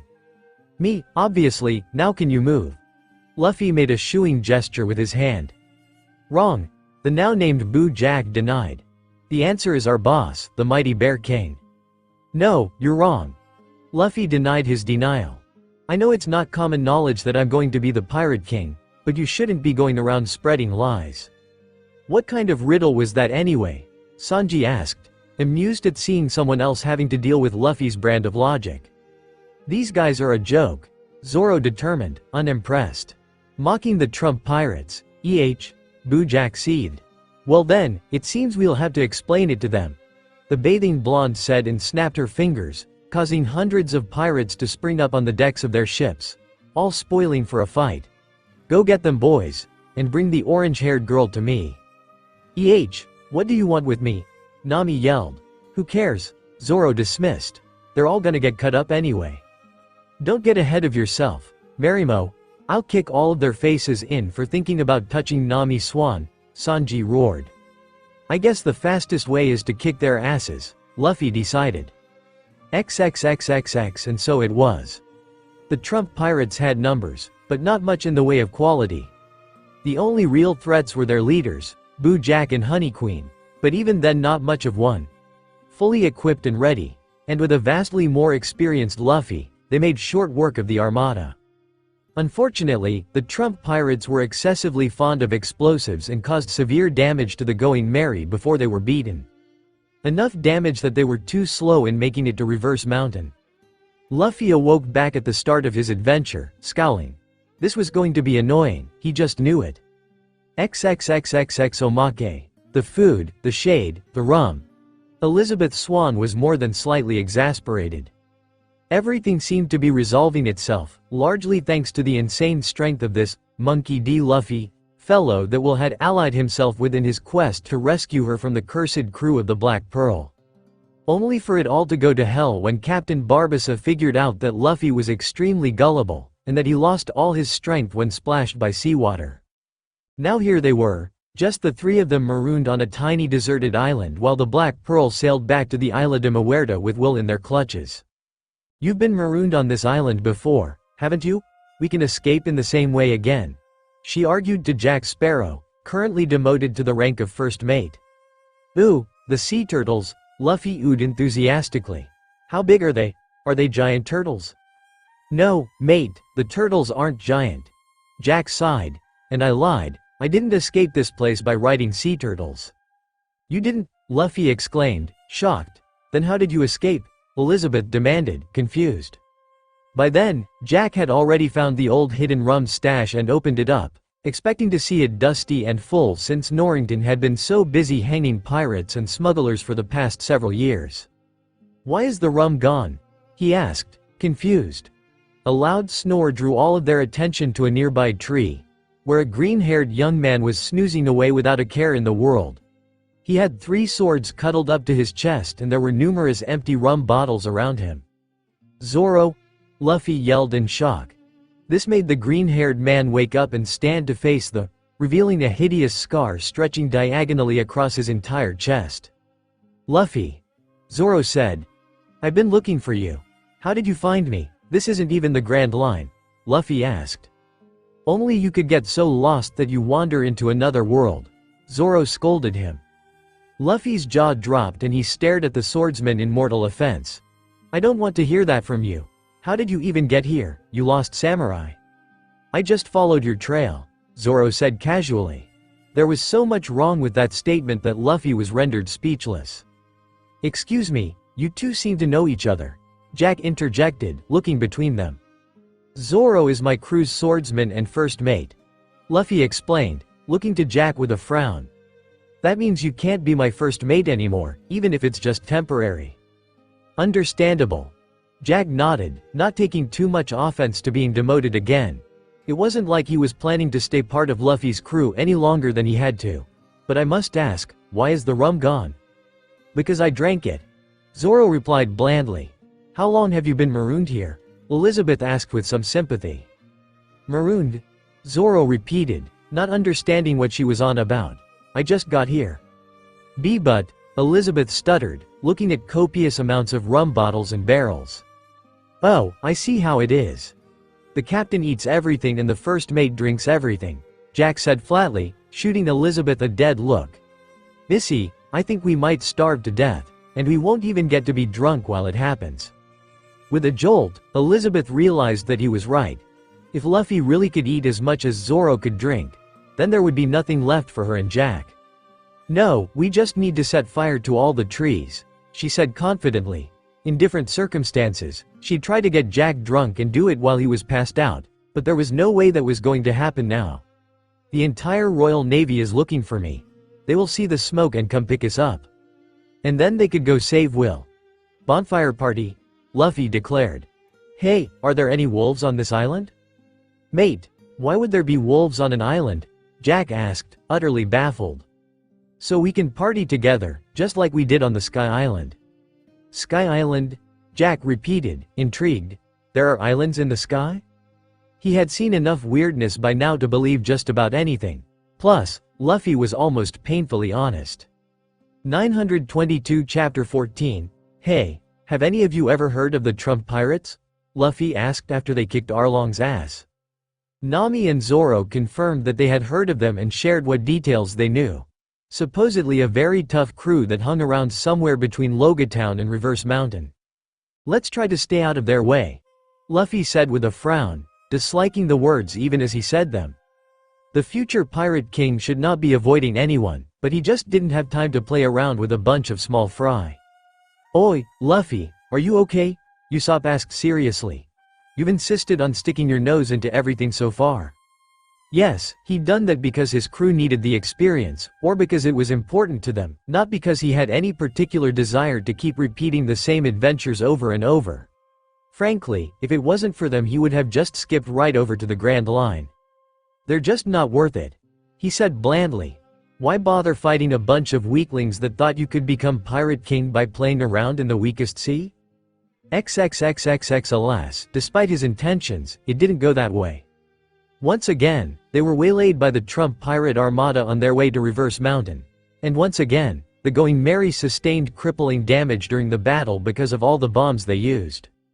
On the next run, they charted a more circuitous route towards Reverse Mountain, only to once again be intercepted with the same results. By the third run and the third route, Luffy was getting suspicious.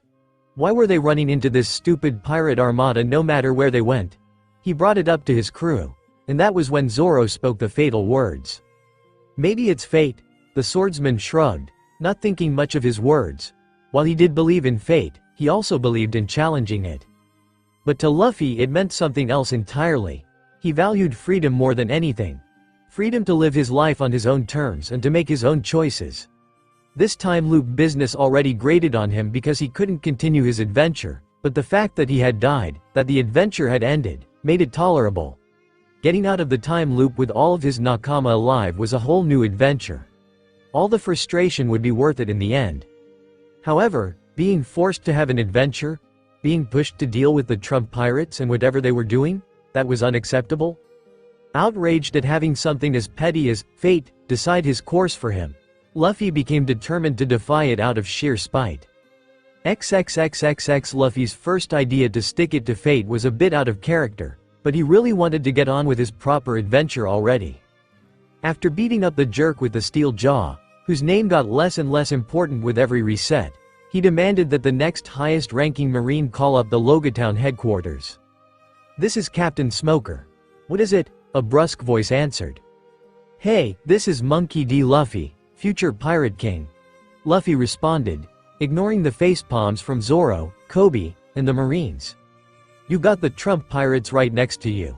Why don't you go beat them up? There was a long moment of silence, followed by the click of someone hanging up. Luffy put down the Den Den Mushi's talkie thing and looked at everyone with confusion. Why did he hang up? XXXXX. This is Captain Smoker. What is it? A brusque voice answered. Hey, this is Monkey D. Luffy, future Pirate King, and this is not a prank call. Luffy responded, once again ignoring the facepalms from Zoro, Kobe, and the Marines. You got the Trump pirates right next to you. Why don't you go beat them up? There was a long moment of silence, followed by the click of someone hanging up. Damn it, I told him it wasn't a prank call, Luffy shouted angrily.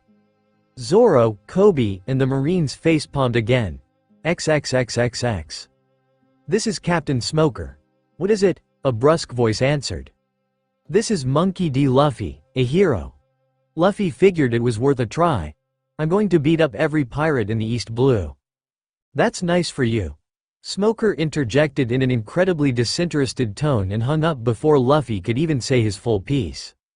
Damn it! Luffy yelled. XXXXX.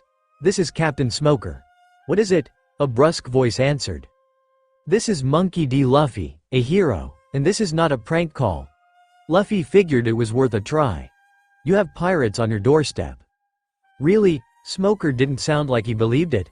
Yeah, the Trump pirates, led by some guy calling himself the Bear King. Not my jurisdiction. XXXXX. This is Captain Smoker. What is it? A brusque voice answered. This is Monkey D. Luffy, and I know all. Luffy proclaimed dramatically. And right now I know that you should get off your ass and beat up the Trump pirates. Smoker hung up with a disgusted exhale of smoke. XXXXX. This is Captain Smoker. What is it? A brusque voice answered. This is Monkey D. Luffy, and I bet I can beat up more pirates than you, Luffy challenged. After consulting his crew, he had been informed that Smoker probably had orders to stay in Logatown, and that his pursuit of the Straw Hats had probably been in violation of those orders. Nami had suggested that pricking the man's pride might work. Alas, none of them realized that Smoker was driven less by pride and more by fear of what Luffy might become after hearing him proclaim that he would be Pirate King. Luffy also hadn't realized that Smoker didn't always chase him, nor did he correlate when it did happen with his own antics in Logatown. They were working with incomplete information. Smoker's response was to hang up again. XXXXX. Why not just go along with it? Nami asked in exasperation after all her suggestions to deal with the issue were shot down. Even if you reset again, you'll at least know more about the situation. Because I don't wanna. Luffy said petulantly. Belying his childish response was the will of a man determined to live life on his own terms. How many times have you looped back already? The navigator asked. I didn't count. Luffy shrugged. A lot of times, then. She nodded firmly to herself. You can't have spent all those loops just beating your head against the wall. Recalling Robin's words that he probably could eventually defeat the time loops that way, but that it would drive him crazy, Luffy nodded reluctantly. No, I tried to be clever. Nami ignored how he said the word as if it tasted sour. Well then, be clever again.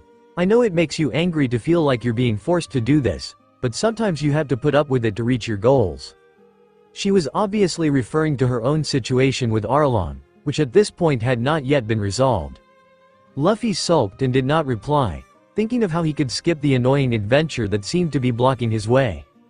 XXXXX weeks later, the Straw Hats were once again sailing out of Logatown when they spotted the resort island. Having not come up with any ideas to get past the Trump pirate armada without the Going Merry suffering critical damage, Luffy allowed them to weigh anchor just off the coast and take a break. Every moment they spent here grated on him, knowing that it meant they would likely be too late to save Laboon or Vivi.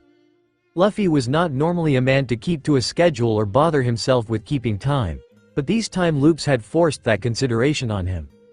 It grated on him even more that it felt like there was no way out of it.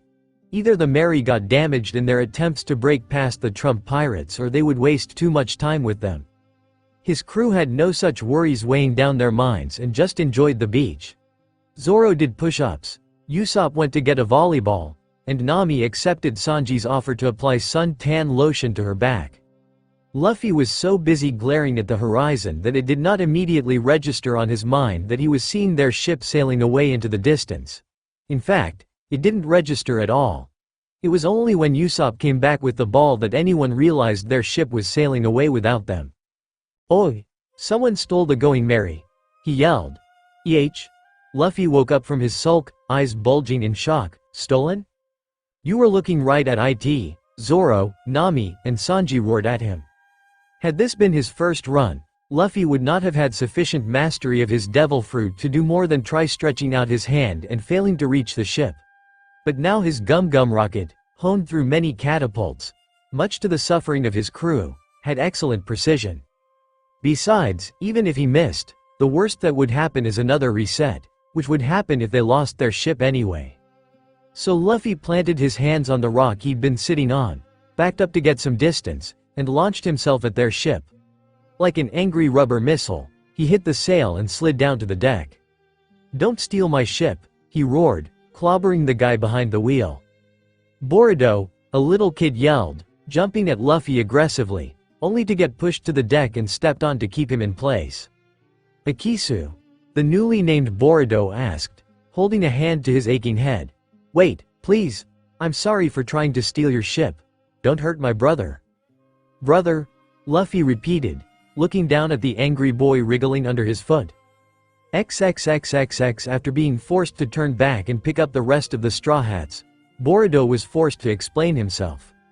His intention had been to frame the Trump Pirates for the theft and get the Straw Hats to fight them. They're basing themselves on Clockwork Island. You were supposed to be a distraction while we stole the diamond clock. He finished his explanation. "The famous diamond clock?" Nami exclaimed greedily. "The finest jewel and the greatest artifact ever crafted? The most valuable clock in the world?" "That's our knowledgeable Nami-san," Sanji simped. "Ah, so if someone was able to steal it, he really would be the world's greatest thief," Usopp pontificated. "Are clocks really that valuable?" Luffy wondered to himself. This was the first time he was hearing about clocks being good for anything except telling time. "Luffy, we need to get that clock," Nami insisted. "Hey, Boruto is the one who's going to steal the diamond clock," Akisu snapped. "He couldn't even steal our ship." Nami mocked him, pulling down her eyelid and sticking out her tongue. "The diamond clock will be mine." When the two of them devolved into bickering insults, Luffy and Zoro noticed that Boruto didn't seem particularly upset by the notion. If anything, he looked relieved. "Listen, I've studied the movements of the Trump Pirates' patrols and can sail you past them to Clockwork Island. What say we go there together and see who can steal the diamond clock first?" Boruto suggested. "Deal," Nami instantly agreed, certain that it was as good as hers. Luffy said nothing, merely staring at Boruto. XXXXX. As it would happen, Boruto really did manage to sail them past the Trump Pirates and to Clockwork Island. They anchored the Going Merry a good distance away and then approached with a smaller and much stealthier raft. Luffy, despite his annoyance at being forced on this adventure, thought that the ridiculous giant spiral pillar holding up Clockwork Island was pretty cool. "Do they walk up and down those stairs every time they want to sail somewhere?" Usopp asked incredulously. "No, there's an elevator shaft running through the central pillar," Boruto explained as they hit the sand. "The stairs are full of deadly traps, so we'll need to wait for the Trump siblings to bring down the elevator for us." "That's boring," Luffy declared, already going up the stairs. His crew followed behind him. "Oi, I told you already that the stairs are full of deadly traps," Boruto yelled. "Do you want to die?" "Yeah, do you want to die?" Akisu parroted indignantly. "I'm not waiting," Luffy explained. The other Straw Hats, well used to how their captain operated by now, followed without a word. None of them bothered pointing out that waiting to hijack the elevator would probably be faster. As Boruto had warned, the staircase was indeed full of traps, spikes, boulders, water, and more. In a different timeline, they would have had to deal with all of that without their gear, which would make things quite problematic. As it was, they had only mild difficulty overcoming the obstacles. The sheer length of the climb was the worst obstacle of all, really. But they did eventually make it up to Clockwork Island high in the sky, and the first thing they did was wander around town grabbing food and looking at the various clockwork devices. Luffy and Usopp were inevitably drawn to what appeared to be a toy store of some sort, pulling the rest of the crew along. "Oh, visitors? It's been a long time since we had visitors," a man and woman with crazy hair and lab coats said placidly, sipping coffee. "We're here to kick Bear King's ass and take the diamond clock," Luffy said unenthusiastically, still annoyed at being forced to have this adventure. If it was his choice it would be one thing, but now he just wanted to get it over with. "If you can do that, we would be most grateful," the woman said without any real energy. You don't care if we take the diamond clock?" Nami asked, confused. People were normally upset when they were stolen from. "We made that clock to commemorate the birth of our child, but then the Trump siblings came and occupied our island. We sent him away so that he could live free of their tyranny. Now the diamond clock is nothing but a reminder of what we lost," they explained sadly. "That's cruel," Akisu mumbled. Boruto had a very different reaction, though. His was the face of a man that had just realized something. And Zoro had been paying attention. The thief had already admitted to wanting to set them against the Trump pirates when they first met, and he had proved unusually well informed about their operations. Frankly, he had thought that the man was an agent of the Trump pirates, but now he had a different idea. "Oi," the swordsman said, getting everyone's attention, "didn't you say you picked up Akisu in a basket floating on the ocean, with a clockwork music box in with him?" Akisu had played with his little music box on the trip to Clockwork Island, leading to an explanation of its origins. "How is sending an infant to drift randomly across the sea a good idea?" Usopp muttered to himself, wondering at this parenting strategy. "You're my parents?" Akisu asked in shock, bringing out his music box. The man and woman stood up and approached, tears already forming in their eyes.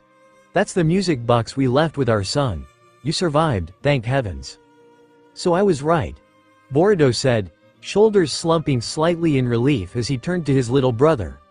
"Akisu, I've long suspected that Clockwork Island was your home. My claims of wanting to steal the diamond clock were a lie. I just wanted to defeat the Trump pirates so that you could return." "What are you talking about? My home is with you, Boruto," Akisu yelled. "Then it's settled," Nami said firmly. "We'll go beat up the Trump pirates. You two can settle down here, and I get the diamond clock." "We would be happy to have you," the engineer woman quickly said, more than willing to accept the grown man that had taken in her son as family. "That's right," her husband agreed. Boruto stumbled, having not expected this. When he had hatched this plan to return Akisu to his home, he had imagined that he would go back out to sea while his adopted little brother stayed behind with his blood family. It had never occurred to him that he might be invited to stay as well. "I appreciate the offer, but I am a man of the sea." "So am I," Akisu declared, not willing to be separated from his brother. "You can still consider Clockwork Island your home," the woman offered again, unwilling to let go of her son quite that easily. "Even men of the sea need to come ashore once in a while, don't they?" That was a much harder offer to refuse, and even mentioning that they were thieves didn't deter the desperate parents. Luffy, meanwhile, had somewhat lost interest in the family reunion. Normally, he might have tested Akisu's resolve, as he disliked helping cowards and weaklings, but he really just wanted to get this side adventure over with. "Hey, is that where Bear King is?" he asked, pointing at the weird, spiraling, card-themed castle at the center of the island. "Do we have to walk up another staircase to get there?" "No, we'll have to take an alternative way up," Boruto said, relieved to extract himself from the conversation about being adopted into Akisu's blood family. "The ground around the castle is filled with landmines." XXXXX. The alternative was a basket suspended on a long wire leading up to the castle, dragged along by a parachute and Boruto's skill at catching the wind. The basket was more a little cramped with 7 of them squeezed into it. Akisu had insisted on coming along, despite the entreaties of his rediscovered parents. Boruto had looked like he wanted to suggest that he stay behind as well, but apparently didn't want to insult his resolve. Luffy could certainly respect that. "Oh my, you're still alive?" a familiar female voice said poutily as a light purple liquid poured out of a nearby faucet. "It's the sexy lady," Sanji simped, almost falling out of the basket. "Oi, get a grip," Usopp complained as he grabbed him by the waist. A Logia? Luffy tilted his head, having not expected to see one of those outside the Grand Line again. That's right, the fluid fruit, to be precise. Honey Queen bragged. Bojack, reward them. Yes, reward me, Sanji slobbered, not quite registering that it wouldn't be Honey Queen doing the rewarding. Zoro, having his swords in hand, easily deflected the tricky spiked ball Bojack threw at them. Love cook. Those two words, combined with the realization that he'd almost been rewarded by a spherical fat man, were enough to snap Sanji out of his love mode. Oi, Marino, you trying to pick a fight? You turned down your reward? Honey Queen pouted, jumping up from the wires she'd been balancing on so that she was level with the basket. Her tone turned menacing. You shouldn't have. Luffy, by now a veteran of many strange battles, saw what was coming. While he didn't know if the light purple stuff making up Honey Queen's body was poisonous or not, he knew that he couldn't let it get to his crew. Lacking a means of dealing with a Logia, there was only one thing he could do. Jumping forward and opening his maw wide, the rubber man chomped on the blonde woman.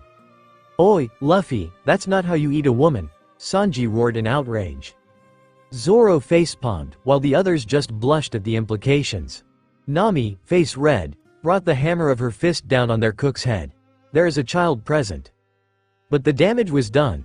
Ikisu looked around in confusion. There's a proper way to eat a woman? I'll explain when you're older, Boruto dodged. Luffy didn't have time to reply to Sanji's criticism, although he too was wondering the same thing as Ikisu. Having jumped out of the basket, he now had no choice but to stretch his arms and Tarzan his way the remaining distance to the castle. Inside him, he felt Honey Queen panicking and using her devil fruit power to try escaping. Since everything about him was rubber, including his sinuses, this succeeded. The fluid woman forcibly ejected herself from his nostrils and fell gracelessly down towards the minefield. Zoro was just barely able to stop Sanji from jumping down to save her, much to the chef's outrage. Bojack, seeing that the situation was very much against him, fled back to the castle to report to Bear King. XXXXX Bear King was not at all happy when he received word that his crew was getting curb-stomped by the invaders. He was even less happy when he looked out the window and saw them doing it, easily fighting their way through the hundreds of low-ranking pirates under his flag. The traps in his castle fared no better. The Straw Hats, properly prepared and equipped and having received some training from the time looping Luffy, had no trouble either avoiding or brute forcing their way past the traps. The only good news was that his king cannon was completed, which gave him a sense of victory and invincibility. After all, this was the weapon that he believed would allow him to conquer all the seas and become Pirate King. So it was that when the Straw Hats made it to his throne room, he had all his officers gathered to greet them, minus the already defeated Honey Queen, with himself behind the cannon. You brats gave me a lot of trouble, but it ends here, Bear King said angrily. With my king cannon complete, nobody can stand in my way. I will be the Pirate King.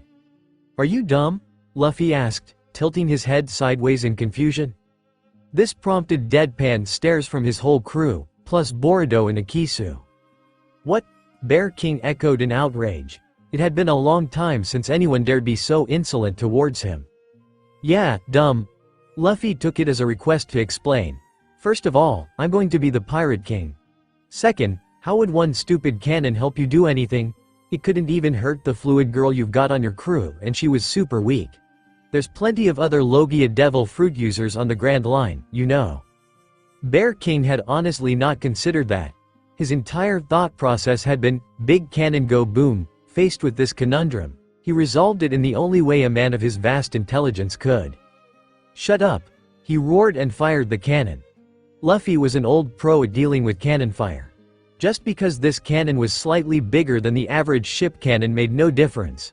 Sucking in air until he was a giant balloon, he relied on his crew to hold him in place while the cannon shell hit him.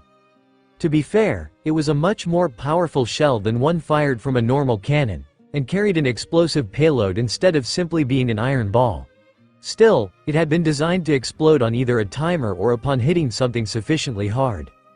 Luffy's rubbery, air-filled gut was not sufficiently hard. The shell bounced, as cannon shells tend to do when faced with this trick, and rebounded right back at Bear King and his wide-eyed crew.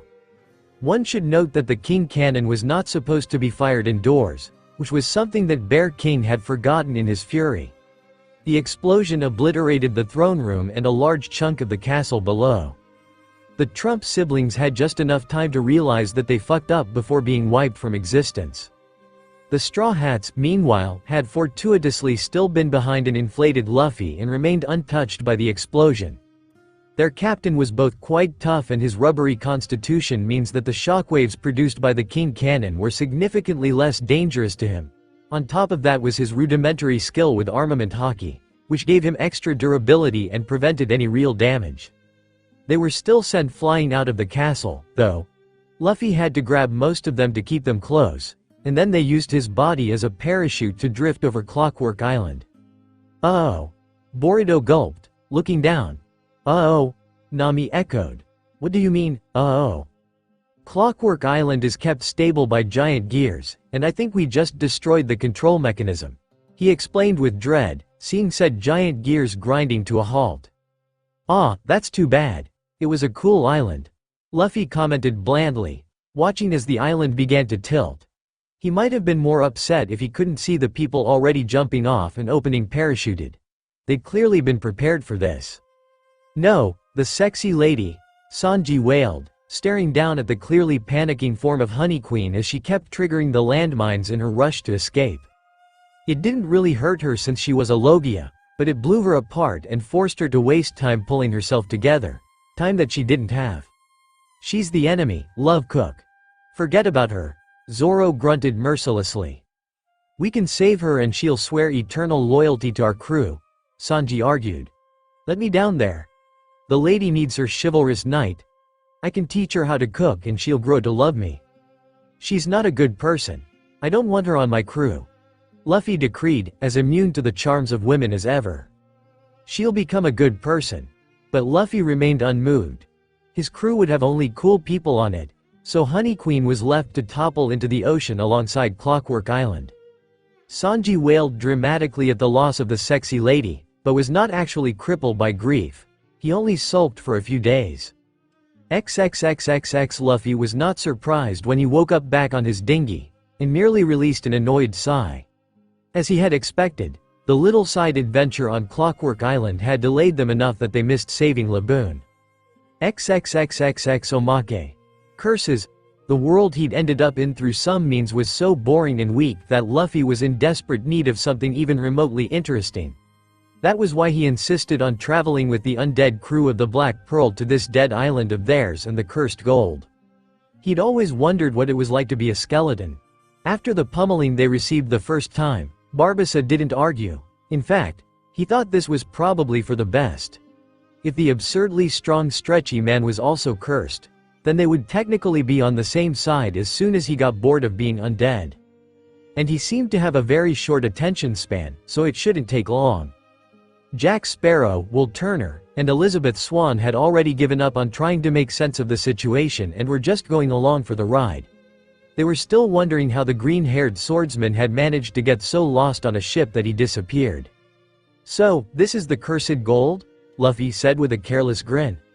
"Aye, cursed by the heathen Aztec gods to punish Cortez and his men," Barbossa explained grandly. "Take a single coin from that chest and ye will be as cursed as the rest of us." Luffy took a single coin from the chest and brought it up to his eye, peering at the skull embossed on it. "So cool. I can't wait to make a skull joke." He stood under the moonlight with the coin in hand, eagerly waiting for the transformation. Instead, he got what felt like a tummy ache. I feel weird," he said, pressing a hand to his stomach. A few seconds later, his skin started to steam. Then the coin in his hand started to vibrate, along with all the other cursed coins, strongly enough to make the stone chest rumble ominously. "Hector, mate, is this normal?" Jack asked dubiously. "Nay," Barbossa replied, just as dubiously. Luffy growled in pain, clenching his teeth as he fell to his knees. He glared furiously at the cursed gold. Then every single cursed coin exploded. "I would like an explanation," Jack said plaintively a minute later, amid the pained groans of the Black Pearl's crew. "Captain, I can feel pain again," one of the crewmen pointed out, standing up. "And I'm not a skeleton. I think the curse is gone." "It's gone?" "It is," 3 cheers for Monkey D. Luffy, the destroyer of the curse, they cheered happily. Barbossa had been somewhat closer to the chest and pulled himself to his feet with a good deal more difficulty. He had been hoping that his first sensation after getting rid of the curse would be the juicy taste of green apples, but pain would have to do. Captain Luffy, I don't suppose you know why the cursed cold would explode when it tried to curse ye? Barbossa didn't have much hope there. He'd gotten the impression that Luffy wasn't much of a thinker. Luffy went into a thinking pose for a few minutes, then smacked himself in the head. Ah, I'm already cursed. If you eat 2 devil fruits, you explode, so maybe that's what happened. It's a good thing that the gold exploded instead of me. That would have sucked she. Looking at the laughing lunatic that had apparently nearly killed himself with his thoughtlessness, Barbossa could only turn his eyes skyward. Alas, he didn't think that God was going to be much inclined to spare him from this idiocy. Captain? Pintle started hesitantly. I'm thinking that maybe we should make Luffy the captain. Yeah. Rigetti agreed. No offense, but he finished by gesturing vaguely in the rubber man's direction, not sure how to properly encompass his sheer Luffiness.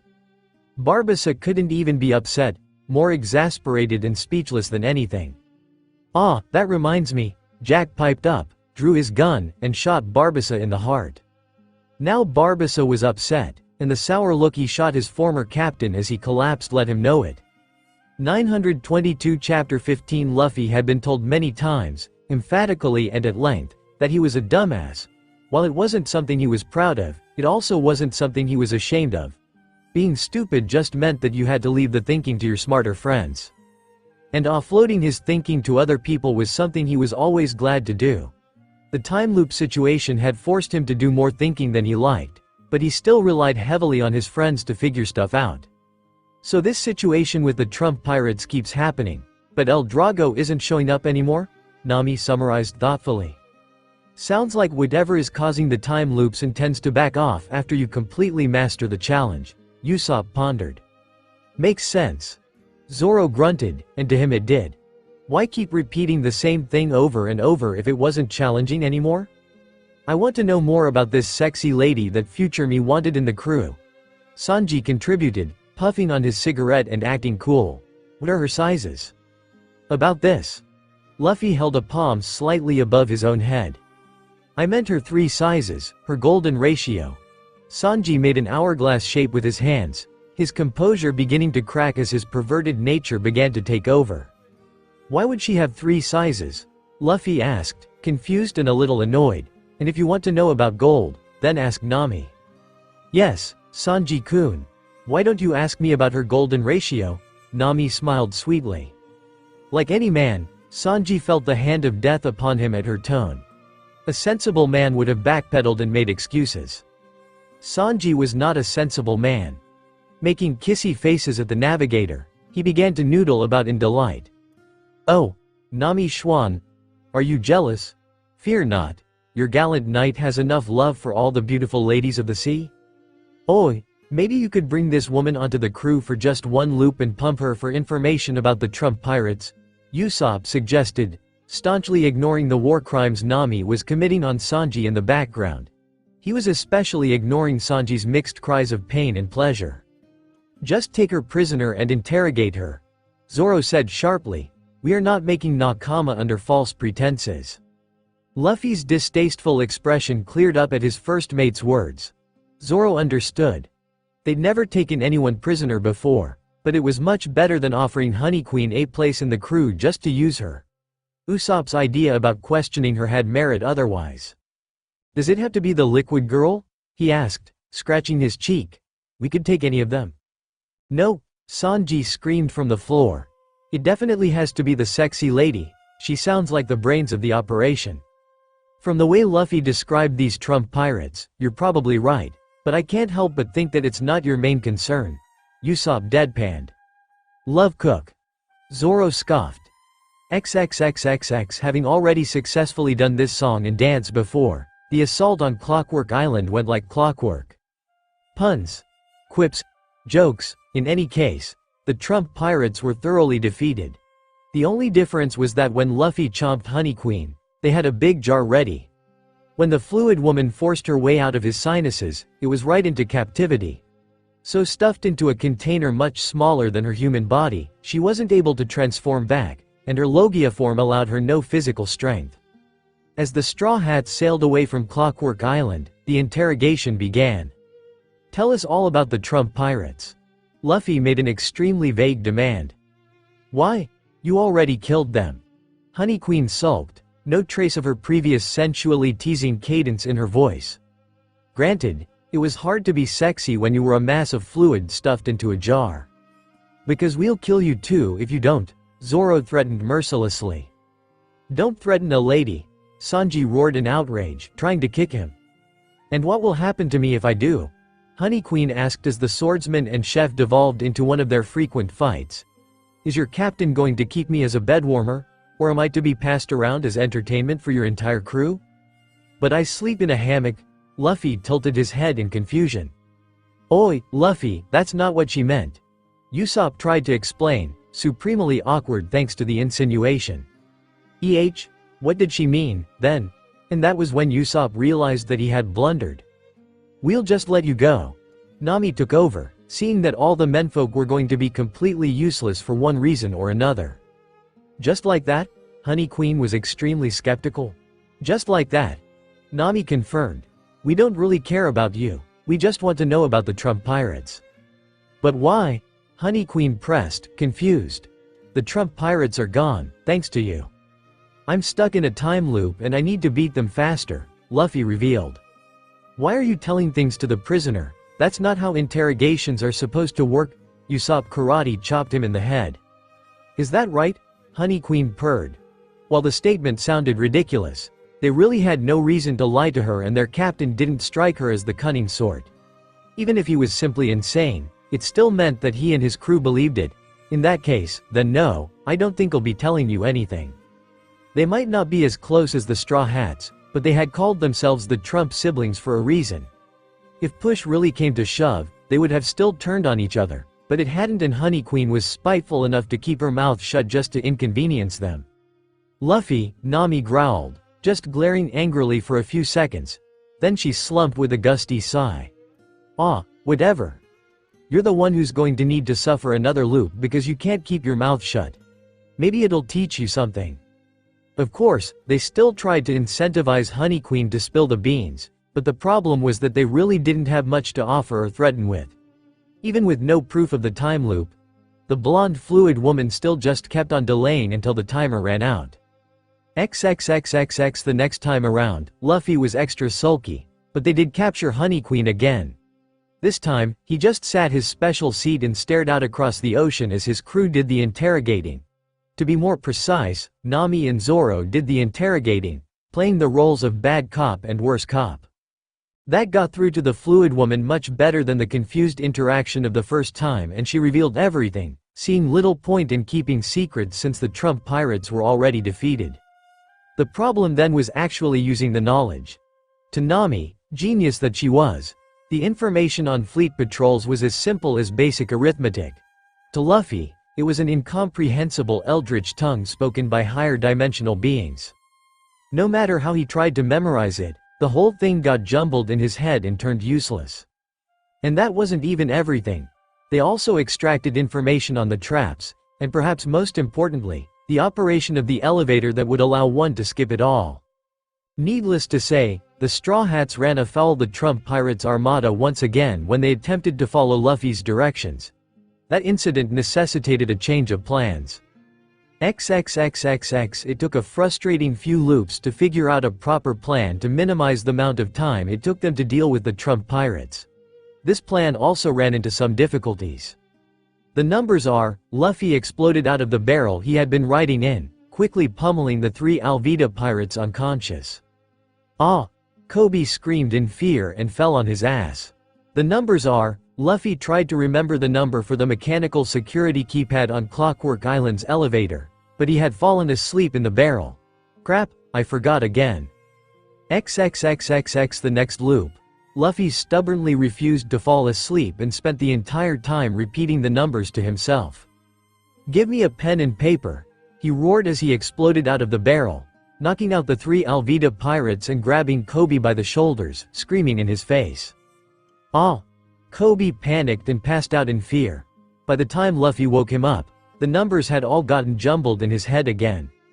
XXXXX. "Hey, do you know where I could get a pen and paper?" Luffy asked politely after he knocked out the 3 Alvida pirates. "What?" Kobe blinked in confusion, utterly baffled by the non sequitur. "Pen and paper," Luffy repeated, significantly less patiently. Conditioned to obey at the first sign of anger, Kobe snapped to attention immediately. "Alright. I think there should be some this way." "Thank you." A couple of weeks and several boringly well-worn adventures later, the crew was back at Clockwork Island, having once again used the services of Boruto and Akisu to evade the patrols. "Alright, this is it," Nami said, peering at the keypad. It was some impressive-looking technology, as expected of Clockwork Island. She punched in the numbers written down on the piece of paper Luffy had handed her, pointedly ignoring how crumpled and sweat-stained it was, along with the barely legible writing. Nothing happened. They all looked at it for a second, then Nami woodenly turned her head to stare at the rubber man. "Luffy, are you sure this is right?" "I think so," he replied uncertainly. In truth, he'd gotten the numbers jumbled up again while repeating them to himself in the barrel, never even realizing it. They tried waiting for one of the Trump siblings to eventually use the elevator, but that just resulted in a chaotic mess of a battle. XXXXX. This time, when Luffy awoke on his dinghy, the first thing he did was break off a piece of wood and use the sharp end to carve the numbers into his arm. He just couldn't trust his brain to keep them straight in his head.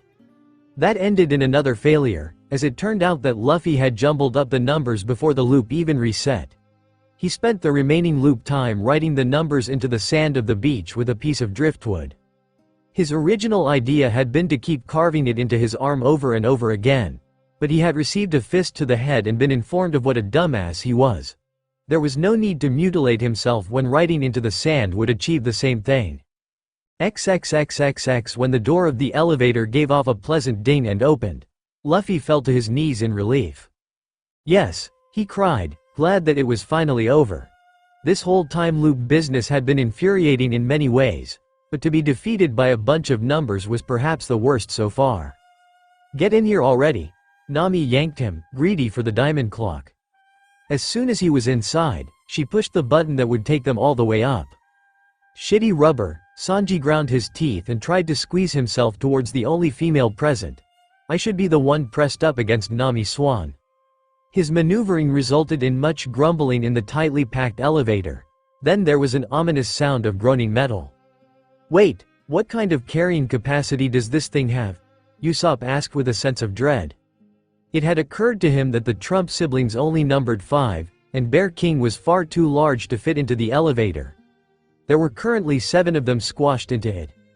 The remaining 4, although somewhat bulky in the case of Bojack and Skunk 1, were not especially heavy.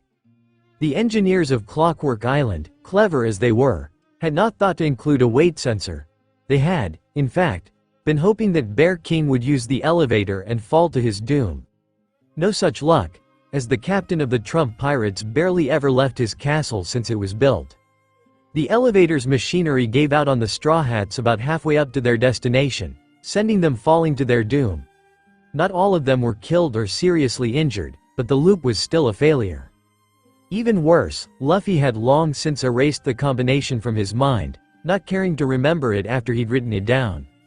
The Alvida of the next loop never learned why the skinny stretchy kid beat her and her crew so viciously.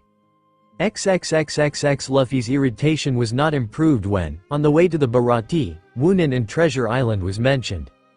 "Why are you talking about him? We already did that stupid side adventure," he whined. "You mean we found Wunan's gold?" Nami was instantly all over the implication.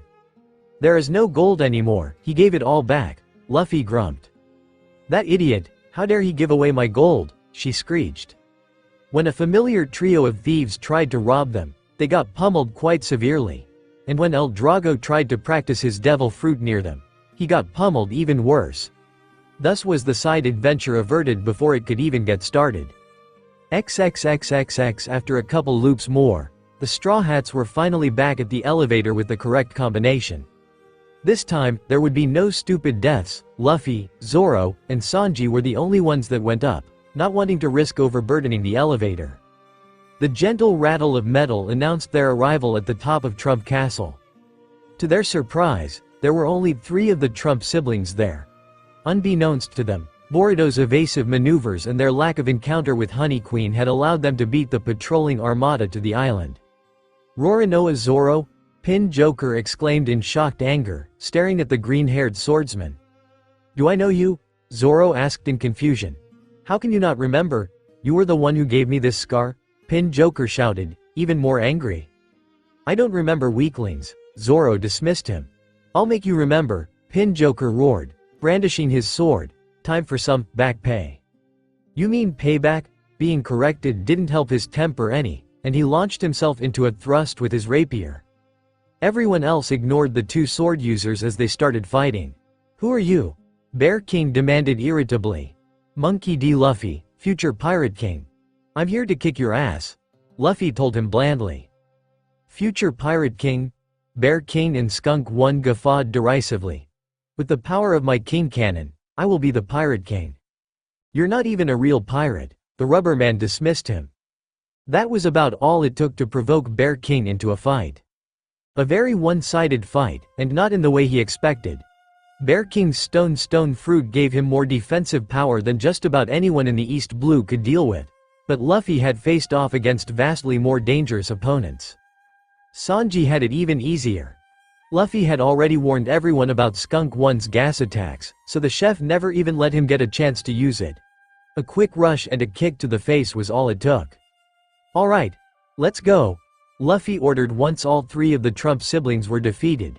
He was eager to get back on track and didn't want to lose any more time. But what about the sexy lady you mentioned? Sanji protested. Leave the rest to the Marines. Zoro grunted, disappointed by how weak Pin Joker had been. This whole thing has been a disappointment. Sanji agreed, but not for the same reasons. He had really wanted to see the sexy lady that took her clothes off a lot according to Luffy. XXXXX The Straw Hats had tried to rush their voyage as much as possible to make up for the time delay of the Clockwork Island detour. Luffy waited anxiously on the figurehead of the Going Merry as they sailed down Reverse Mountain, hoping that they were not too late. Is that a mountain? Usopp asked, squinting into the distance. Laboon, Luffy cheered, not just because he was glad to see their whale friend again, but also because this meant that they were on time. XXXXX Omake. The Peanut Gallery Commodore James Norrington intended to arrest all of these pirates, see them hanged, and then marry Elizabeth Swann.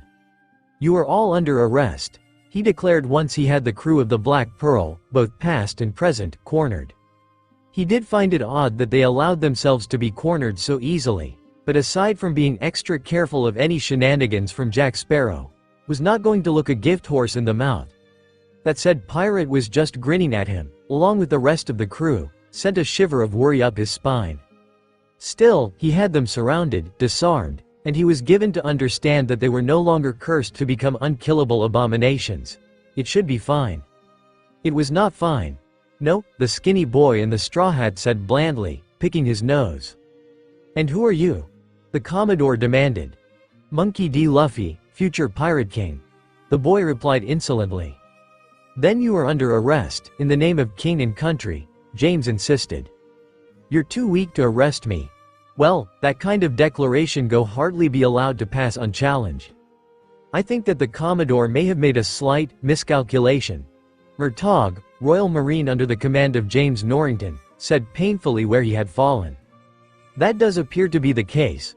Mulroy, also a Royal Marine under the command of James Norrington, agreed just as painfully.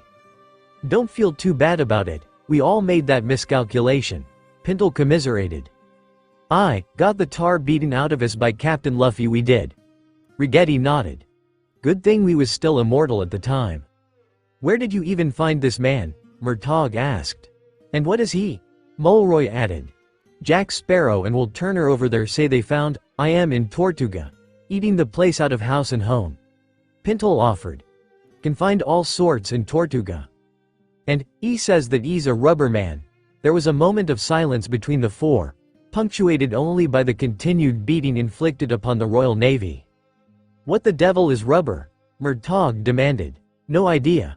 Something stretchy, I reckon, Pintle shrugged. Captain said he ate a devil fruit that gave, his powers. Rigetti supplemented. The devil grows fruit and you get powers for eating them? Mulroy wondered. What, do you have to go to hell and break into the devil's private orchard to steal them? I asked that, too.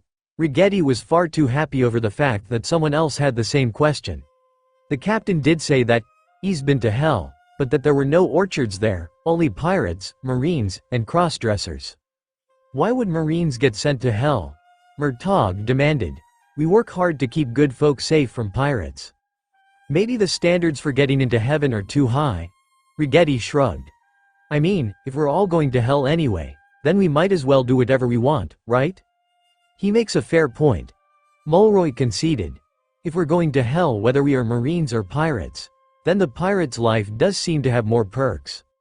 But what if we quit the marines and don't become pirates? Murtaugh pondered. Would we be spared from going to hell? And speaking of, what does God have against cross-dressers specifically? All four of them went silent as they pondered this mystery. I heard that the men in Rome wore dresses. Pintle offered. Maybe he's still holding a grudge over them killing his son? But didn't Jesus ask God to forgive them? Rigetti asked. That's what the priest used to say.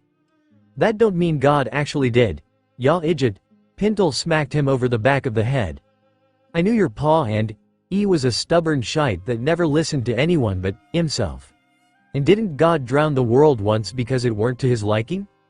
You know, the man makes a fair point. Murtaugh said with a thoughtful frown. I know that if my son was killed by a bunch of men in dresses, I'd not be inclined to forgive them anything at all. Could it be that Christ was actually crucified by the Roman equivalent of pirates and marines, wearing dresses? You don't have a son, though, Mulroy pointed out. If I did have a son, Murtaugh snapped at him, it's a hypothetical. Nearby, Elizabeth Swan, as the most educated person present, could only despair at the increasingly more ludicrous theories the foursome of idiots was coming up with. 922 Chapter 16. It had been quite some time since Luffy had gotten this far into the loop, but he still remembered the best way forward: give Robin as much information as possible and let her do all the thinking. He did forget about the stinky ointment that kept away all the nasty bugs on Little Garden, but this time around it was Zoro that got stung. The swordsman had a constitution that an ox would envy, so he was still on his feet, albeit just barely, by the time they reached Drum Island. And knowing where Kureha would show up meant that there was little danger of him expiring. The rest of the voyage went without any serious troubles and they once again reached Jaya. Cricket was easily convinced to properly reinforce their ship and send them off to the sky. And this time, Luffy remembered not to let Usopp swim in the clouds. There's a gatekeeper lady somewhere around here, Luffy dredged out of his memory. Is she sexy? Sanji noodled, imagining a beautiful and buxom woman in a tight dress and bright smile. She's old. Luffy replied. Oh, I see. Sanji instantly went back to acting cool and indifferent. While he still wouldn't kick an elderly woman, his usual enthusiasm was nowhere to be found. Does that mean we have to pay for admission? Nami asked warily. Not really, Luffy asked more than stated. He vaguely remembered something about an admission fee, but that it was also not required to pay it. That's alright then, Nami instantly cheered up at the thought of not having to part with money. Let's go get my gold. That's when Chopper suddenly screamed in fright. What's going on? Zoro asked. Chopper blubbered incoherently for a while, annoying the swordsman. Oi, calm down and speak calmly, he ordered impatiently. Chopper took a deep breath and then blurted out what he saw. There's a bull on a square cloud charging right at us. They all responded. It's a man in a strange tribal mask, a shield, and a bazooka? Usopp discerned. Looking through a telescope, he's skating across the clouds. Oh, that guy. Luffy slapped a fist into his palm, remembering that they got attacked as soon as they reached the sky the first time. What was his name again? The newcomer decided to introduce himself with a flying kick right into Sanji's face, and then bouncing over to do the same to Zoro. Neither of the two powerful fighters managed to defend themselves, despite the attacks not being anything they hadn't seen before. Luffy had more luck. Although the thin air was affecting him as well, He still saw the rather telegraphed bazooka slam coming a mile away. "Blue Sea Dwellers, go back to where you came from," the tribal warrior snarled as he dodged away from a return kick. "I will reject you." "Hey, your name is Wiper, right?" Luffy finally remembered. That visibly shocked their attacker, making him reel back as if struck. But then he defaulted back to his usual emotion. Anger. They didn't call him the Berserker for nothing. "How do you know my name?" But he would receive no reply, because an old man with a lance and knightly armor charged in on his pink bird, driving him off. "Who is it now?" Nami demanded to know. The old man dramatically landed on the Going Merry and stood tall with his lance held across his body. "I am the Knight of the Sky." "Oh, it's Gonfall." Luffy remembered the cool old guy. "You know my name, Blue Sea Dwellers?" Gonfall blinked in surprise. "We're here to kick Enel's ass," Luffy declared. "So, you know about him as well?" Gonfall muttered, confused. "Luffy, can this man be trusted?" Robin asked. "Yeah, he's cool." Robin nodded and turned towards the old man. "Knight-san, would you care to join us for tea? We have a lot to talk about." XXXXX Robin quickly explained the situation to the old knight, only prodding Luffy for extra information when it became clear that he'd left something out. It didn't take long for Gonfall to become convinced that the rubber captain had at least been to Skypia before and met many of its residents. "Now, what can you tell me of this Wiper fellow? He seems important," she asked once their bona fides were established. "He is the leader of the Shandian warriors. An angry man, who sees everyone not of Shandora as an enemy and trespasser on his people's ancestral land." The old man stroked his beard. "Before Enel came, I wished to end the long war between our peoples so that we could live together in peace, but his demands were unreasonable." "Luffy, do you have anything to add?" Robin asked her captain. Luffy paused to swallow the roasted skyfish Sanji had made for him before answering. "He's not a bad guy. He wants Cricket to hear the golden bell, too." Robin hummed, her prodigious mind already putting the pieces together. "Pardon me, but who is Cricket?" Gonfall asked. "Mont Blanc Cricket is a descendant of Mont Blanc Noland, the great friend of Shandora and the warrior Calgara, Wiper's own ancestor," the old man asked in surprise, having learned that tale while trying to make peace with the Shandians. More pieces slotted into place. "Knight-san, what can you tell me of Shandora's culture?" Robin had an idea of how to get Wiper on their side. XXXXX Konus was having a very ordinary day, until it suddenly turned very extraordinary. "Konus-chan, my beautiful angel," a blond man in a black suit exclaimed, taking great bouncy steps in her direction. Excuse me, but who are you?" she asked uncertainly, quite sure that she had never seen this strange man in her life. "I am Sanji, your knight in shining armor," he declared, kneeling before her and reaching out to grab her hand with a kissy face. "For you, I will fight God himself." Konus froze up in shock and fear. Enel had killed people for far lesser offenses than that. Jumping away from the blond man and looking at the skies in anticipation of sudden lightning bolts striking him, she failed to see the others approaching. "Sanji-kun, what did we say about first impressions?" an orange-haired girl asked sweetly. "That they were important, which is why I had to assure Konus-chan that her troubles were over now that I'm here," Sanji argued. It sounded like a very bad justification to Konus's ears. "Excuse me, Gonfall-san? Who are these people?" she tried again, this time asking Skypia's former god. "They are Blue Sea Dwellers who have come to challenge Enel and ring the great golden bell," Gonfall explained, as if that wasn't madness. "Yeah, we're gonna kick that jerk's ass," the boy in the straw hat yelled. "Don't dismiss them out of hand, Konus, they are quite strong," Gonfall cautioned. "May we impose on your hospitality until McKinley and his white berets come to arrest them?" Konus was still very confused, but at least she wouldn't have to feel guilty about delivering another batch of clueless people to their doom in Upper Yard, since they were already intent on going there. XXXXX Enel was, of course, aware of the Blue Sea Dwellers that had come to challenge him. He had heard their voices the moment they arrived in Skypia through his mantra. They were an amusing bunch in their fearlessness and their declaration that they had come to challenge him, although the weaker ones among them were doing a poor job of pretending they were not scared. The stronger ones were genuinely not scared. This was novel enough that he put his plans of flying to Fairy Verth aside for a moment. One final amusement before boarding the Ark Maxim with his chosen few sounded perfect. To his further amusement, they chose Owen's Ordeal of Iron despite Gon Fall being with them as an advisor. A truly reckless bunch. And they didn't even think to fight him all at once, which Enel could tell would have probably overwhelmed the Iron Cloud user. No, instead the swordsman of their crew challenged his strongest priest to single combat. In a surprising turn of events, the Blue Sea swordsman proved himself the better, allowing his crew to proceed. Enel would have considered them pardoned of their crime for such a feat, but that was unnecessary since they had come to challenge him. And then the Shandians attacked. Truly, it was time to leave and ascend to Fairy Verth.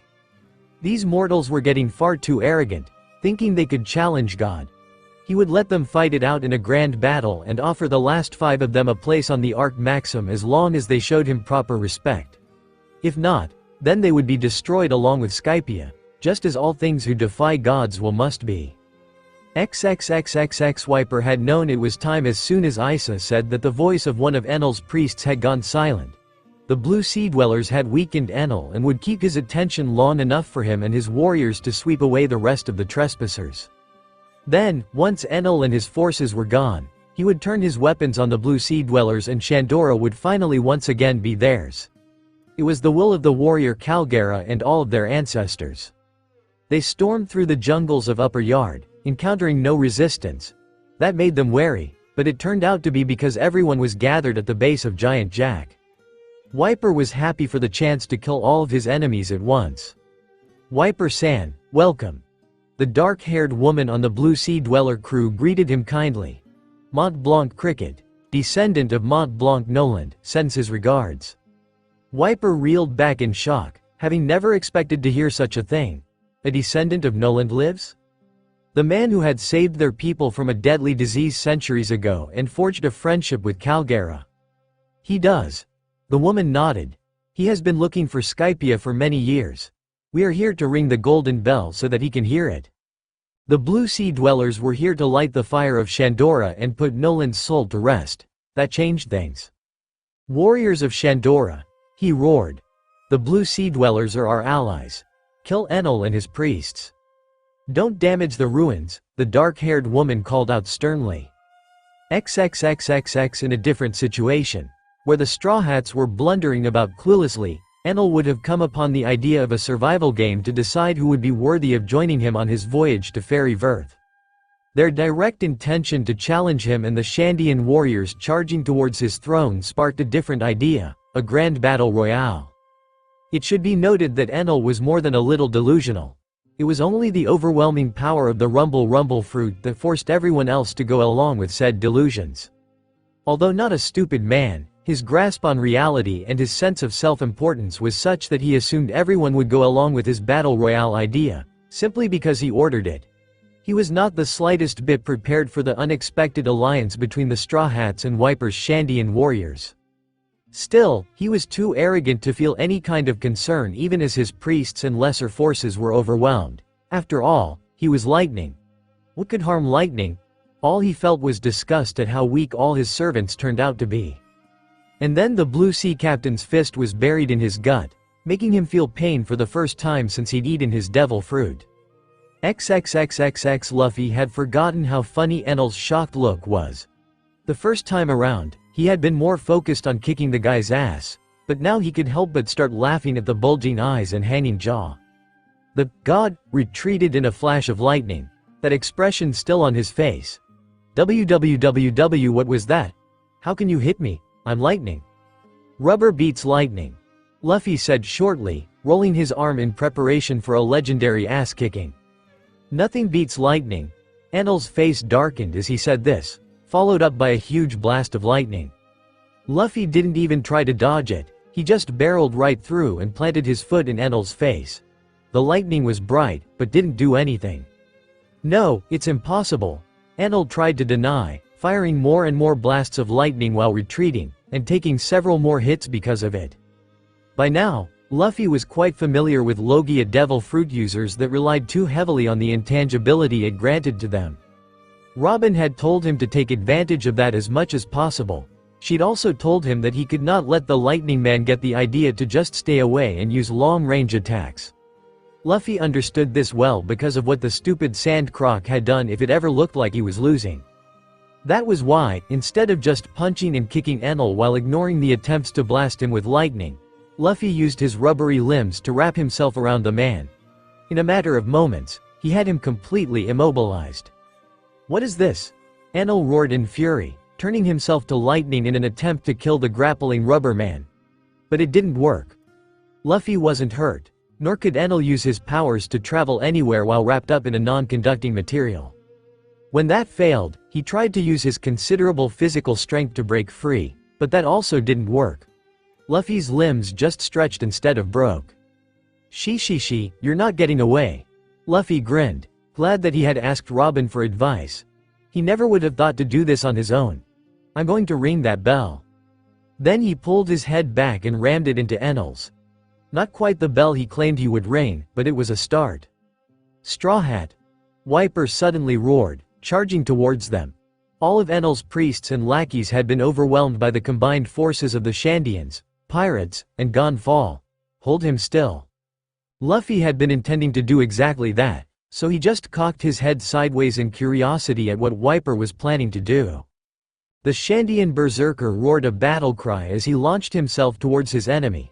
One seastone-lined waver skate crashed into the god's gut, weakening him severely and toppling both him and Luffy to the ground. This was followed immediately by a hand placed over his heart. Wiper's eyes were murderous as he spoke a single word: "Reject." The force of the reject dial instantly stopped Enel's heart. XXXXX. Luffy woke up back on his dinghy, frowning at the sky. He had not known that Enel could restart his own heart. Dying because your opponent was a cowardly cheater hiding in the storm clouds above and blasting lightning at everything beneath him sucked. No wonder Robin had told him that he couldn't let Enel get the idea to just run away. XXXXX. Omake. Lost Samurai Zoro frowned at his environs in confusion. "Now where did they all wander off to?" he asked with a scoff. His crew just kept on getting lost. Seeing a road nearby, he knew that if he followed it, he would eventually reach some kind of civilization and ask if anyone had seen his crew. They tended to attract attention, so if they were anywhere close, people will have heard of them. Unfortunately, that wasn't as simple as it sounded. Just like every other road, this one writhed and twisted, randomly disappearing under his feet. Still, he did eventually run across some kind of merchant caravan once the road reappeared. And it was being attacked by bandits, because of course it was. Figuring that saving them would get him both information and maybe a stiff drink for his parched throat, Zoro moved to engage them. Despite using swords, they were dishonorable sorts and attacked in groups. Not that it helped them at all, they were pitifully weak. "1,000 thanks, noble samurai." The leader of the merchant caravan bowed low in gratitude. "No problem." Zoro grunted. "Hey, have you seen a guy in a straw hat, a witch with orange hair, a long-nosed liar, a swirly-browed pervert, a talking raccoon, and a creepy woman with dark hair?" The merchant gaped at him in shock and confusion, so that was probably a no, heir. "I have not, but the Shogun may? At least, he may be willing to take a swordsman like yourself into his service." Zoro had no interest in going into anyone's service, but this Shogun guy sounded like a leader. That was the kind of person that Luffy often ended up punching in the face. And they might have some decent swordsmen for him to challenge. XXXXX. They had no decent swordsmen. Zoro explained to his crew once he finally found them. All of them were weak as hell. They kept begging me for training or trying to bribe me to fight for them. I think I might have accidentally conquered the whole country at some point. I don't know, I was drunk. Normally, he would never allow himself to become inebriated anywhere near potential enemies. However, those swordsmen were too weak to be considered enemies. Although they did get at least a little better by the time he finally found his crew. "You could have at least taken some of their gold with you if you conquered the country," Nami complained. XXXXX. Feudal Japan. The passage of the Demon of Three Swords had left Japan deeply unsettled, but there had been surprisingly few casualties despite that. All the shogun and their armies had been crushed with humiliating ease, deemed unworthy of even killing. Seppuku by those who could not stand the shame had taken more lives than the demon's blades. It got so bad that the emperor had needed to declare that the demon had been sent to remind the samurai of their roots just to stop them from killing themselves. It had worked, and the empire's warrior class dedicated their lives to honing their skill and unraveling what few words of wisdom the demon had spoken. When the Westerners came with their guns, it was to a Japan whose mightiest samurai were capable of parrying bullets with their blades. 922 Chapter 17 Something was wrong. Not wrong, but different. Luffy had become quite sensitive to differences.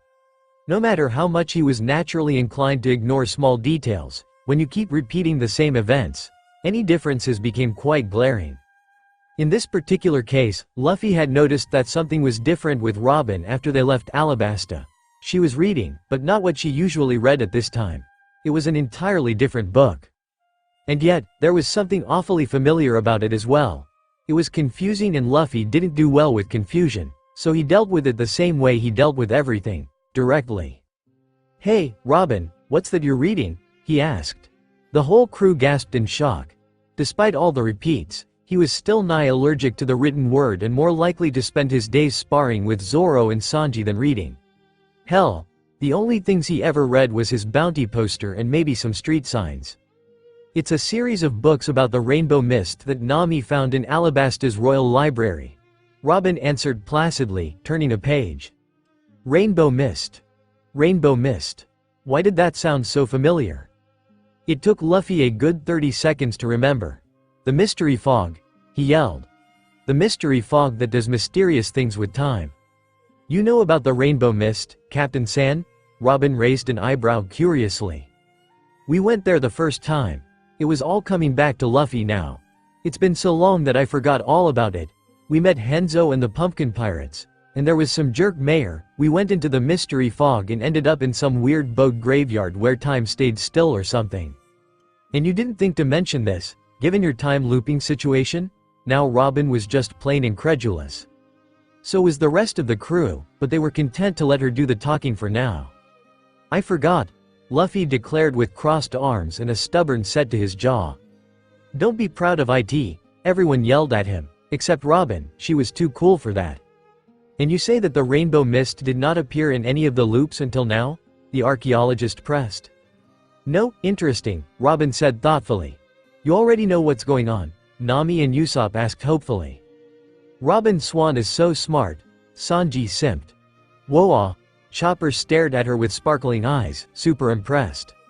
Not at all, she replied with a smile. But it seems increasingly unlikely that it is our captain's devil fruit behind this. Hopefully prodding at this mystery won't make the situation worse. Nami, Usopp, and Chopper immediately shivered at Robin's twisted smile and dark implication. Don't worry, Nami Schwan, Robin Swan, I will protect you from anything, Sanji declared. Nobody took him seriously, although Zoro did snort derisively, setting off another fight. XXXXX. This has happened the first time, too. Luffy nodded to himself sagely as a small fleet of marine ships fired cannonballs at them. Don't just sit there, Nami yelled at him angrily. Either help row or defend the ship. And then what happened? Robin asked, just as casual as Luffy. Woman, you wanted to join the crew. Why aren't you helping defend the ship? Zoro demanded. Don't make demands of a lady. Sanji roared at him, instantly turning his attention away from the cannonballs to chastise the swordsman. She doesn't have to do anything if she doesn't want to. Chopper rolled around on the deck in his ballpoint like a panicky tumbleweed. We got away somehow. Luffy replied uncertainly. I can't remember how. That was when the closest marine ship suddenly broke in half and started sinking, apparently blasted by their own allies. They fired on their own. Usopp blinked in confusion. Of course, I knew this would happen the whole time. Right, they blew up their own ship. Luffy smacked a fist into his palm as he remembered. Then we went to Ruluka Island to eat. You can eat all you want, Captain, just tell me about the rainbow mist. Robin directed him. There was an old guy scientist called Henzo, and the mayor was a huge jerk. Luffy dug through his memory. We should go kick his ass, then eat, then talk to Henzo. It wasn't the way he usually did things. Normally, he would never attack without provocation. But since he already knew that they would end up fighting, there was no reason to hold back. Sounds like a plan. Robin agreed. XXXXX Henzo was an extremely patient man. He had tolerated working with a man he hated for 50 years. He had endured the scorn of his fellow Ruluka Islanders for the same amount of time. All of it so that he could get his friends back. And then some random pirate crew sailed into town and crushed Weten and his brats like they were nothing. As it turned out, even Henzo's patience had limits.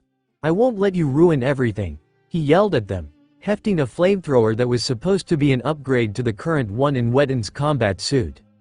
If these pirates pillaged the island, then he might never get his friends back. "We're not trying to ruin anything, we just need your expertise as a scientist," the tall, dark-haired woman said. She was by far the oldest of the pirates. If not for the straw hat painted on the sails, he'd have thought her to be the captain. "In return, we will gladly help you get to Ape's concert." Now she had Henzo's full attention. "You know about the rainbow mist and Ape's concert?" he asked, rage and frustration giving way to interest. "Our captain has been there before." She nodded towards the young man in the straw hat. "He has, in fact, met you before." "I think I would remember that." Henzo gave her a flat look. He might be getting old, but his mind wasn't going yet. "I'm stuck in a time loop," the man in the straw hat said. "Every time I die or lose one of my nakama, I get sent back to the start of my adventure. It's so annoying." If it wasn't for the fact that he had spent 50 years studying a phenomenon, Henzo would have dismissed the pirate as insane. Plus, he was desperate enough to get his friends back so that he'd take any chance. "Tell me about this time loop," he almost demanded. XXXXX The rainbow mist showed up soon enough that Henzo wasn't able to question Luffy as thoroughly as he would have liked. To be fair, Henzo was a scientist and would probably poke and prod and experiment for years if given the chance. As it was, he only managed to get a mostly coherent overview from Luffy's rambling explanation before it was time to sail into the rainbow mist. Without any interference from Weten and his brood, they experienced no problems. Even the reunion with the Pumpkin Pirates was handled with a minimum of drama. It was on the topic of treasure that the problem started. "The treasures in Ape's concert belonged to the Pumpkin Pirates. We found it first," Rapa Nui said firmly. "It only belongs to you if you're strong enough to protect it," Zoro said menacingly.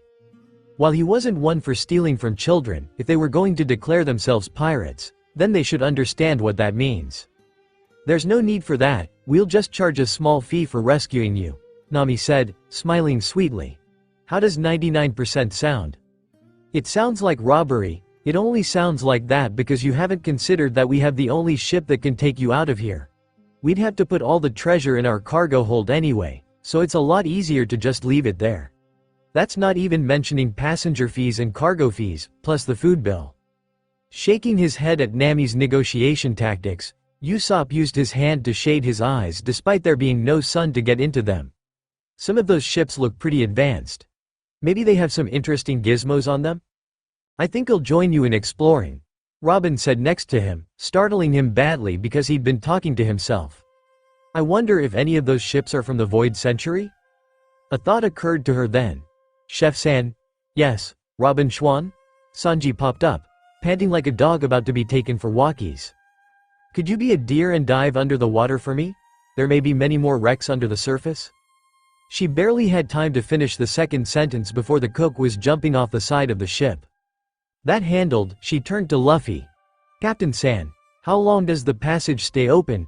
We wouldn't want to miss it and be stuck here until we starve to death like the crews of all these other ships." "Robin, I have asked you repeatedly to stop being so dark," Usopp protested loudly. "Look at what you did to Chopper." Indeed, the little reindeer had frozen in place with an expression of horrified terror. Robin, of course, ignored him, and kept her focus on Luffy. Said Rubberman adopted an expression of extreme concentration as he tried to remember.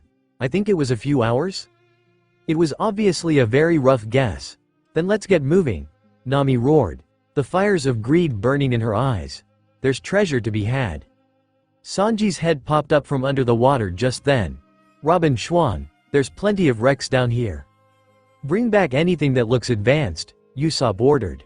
Robin, Knowing that no books, paintings, or similarly fragile historically valuable artifacts would have survived the ravages of the seawater, supported him. Sanji wouldn't listen to Usopp, and technology could tell a lot about history as well. Do as he says, Cook-san. Will you give me a kiss if I do well, Robin Schwan? Sanji made kissy faces at her. Sure. Robin agreed, because he hadn't said where or when, and had such low standards that he would be happy even with a trick. Zoro, get off your ass and start diving, Nami roared. There's bound to be treasure down there as well. Go get it yourself, witch. Zoro grunted, pointedly not moving from his spot against the mast. Oh, I guess you don't care if you're dead, just piles up. I thought you had honor. Nami sniffed disdainfully. The swordsman glared at her with the murderous rage of a man who knew he was being manipulated, but ended up diving for treasure anyway. Chest after chest was hauled onto the Going Merry, filled with jewels, gold, and all sorts of expensive baubles. Devices of unknown providence were found in much smaller amounts, some rusted beyond all use but others in much better shape. The ship's hull got ever fuller, and Nami watched it all with a flushed face and happy eyes. Eventually, the sight of it became too much and she threw herself on the pile of treasure, stretching and contorting like a particularly satisfied cat. She ignored the fact that gold and gemstones were supposed to be hard and uncomfortable. Disturbing giggles and squeals began to escape her mouth, and she panted like a woman who had just run a marathon. Let's just get out of this place, Usopp suggested with a disturbed expression on his face. Nami looked at him with shocked outrage, unable to believe that he would dare suggest leaving anything behind, but there's still so many wrecks to check. Nami, the loot is spilling over to the main deck. Let it. Oi, where's the exit? Zoro interrupted the escalating argument. In his hands, he held the severed end of the lifeline that had connected to Ruluka Island. We stayed too long. Henzo realized with a sense of dawning horror. He had thought that the lifeline would keep the passage open, and he had trusted that Luffy knew when it was time to go. He had also gotten distracted talking to his old friends for the first time in 50 years. Ape's concert has trapped us, just like it has trapped so many before. Oh dear, how horrible. Robin's tone was very much at odds with her words. She sounded almost amused. Over the next several days, it became clear that the rainbow mist would not be showing up again anytime soon, and that it was, indeed, horrible. Food was running scarce, and the knowledge that time outside Ape's concert passed much more rapidly weighed heavily on them. Many things were attempted to escape. Notable mentions were Nami's attempts to bribe the rainbow mist, Usopp's claims that he once built a time machine and could do so again, and Zoro's training to learn how to cut through dimensions. None of it worked. XXXXX. WHO, are you people, and what are you doing on my ship? The indignant, shocked roar woke them all up from their dispirited slumber. Mary, Usopp squawked back, just as shocked. Usopp?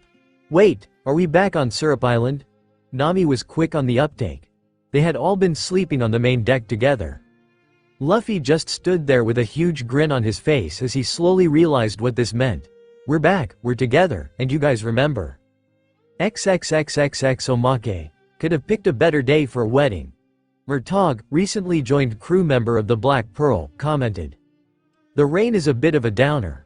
Mulroy, also a recently joined crew member of the Black Pearl, agreed. It's unnatural is what it is. Pintle grumbled. The rain? Rigetti looked at him owlishly. No, not the bloody rain. Pintle snapped. Pirates sitting next to Navy Marines. What is the world coming to? To be fair, it's not like all these Marines are sitting here quietly because they want to. Murtaugh pointed out, looking at his bruised and battered former comrades. They tried to arrest us. You'd think Commodore Norrington would have warned them when he resigned his commission, Mulroy said. They probably didn't believe him. Rigetti postulated. I wouldn't. A fair point, but he also might have kept mum, because this Lord Beckett fellow is a bit of a twat. Murtaugh theorized. You think he set him up to get pummeled by the captain for delaying the wedding feast? Pintle asked rhetorically, rubbing his chin. I could see it. What is he? Lord Cutler Beckett, duly appointed representative of His Majesty, King George II, asked in a hollow voice. Also a slightly wheezy one, on account of his possibly broken ribs. Hungry. All four of the idiot quartet, as christened by a frustrated Elizabeth Swann, chorused. Hungry, Beckett repeated with such flatness that it might have spawned an entirely new school of philosophy were this ancient Greece. Always hungry. Murtagh said ominously. I once saw him eat a whole shark, bones and all, Rigetti added. Aye, nobody gets between the captain and his food. Pintle nodded sagely. Mr. Turner and Lady Elizabeth are lucky that he's willing to wait until the proceedings are done. Mulroy elaborated a bit. But as soon as the priest pronounced them husband and wife, he'll be off and eating the entire feast. We had to warn the governor to set out a second feast for everyone else, Murtagh said conspiratorially. Are you telling me that my men, all my ambitions, were defeated by a glutton? Don't feel bad about it, not even God himself could stop the captain, Pintle commiserated.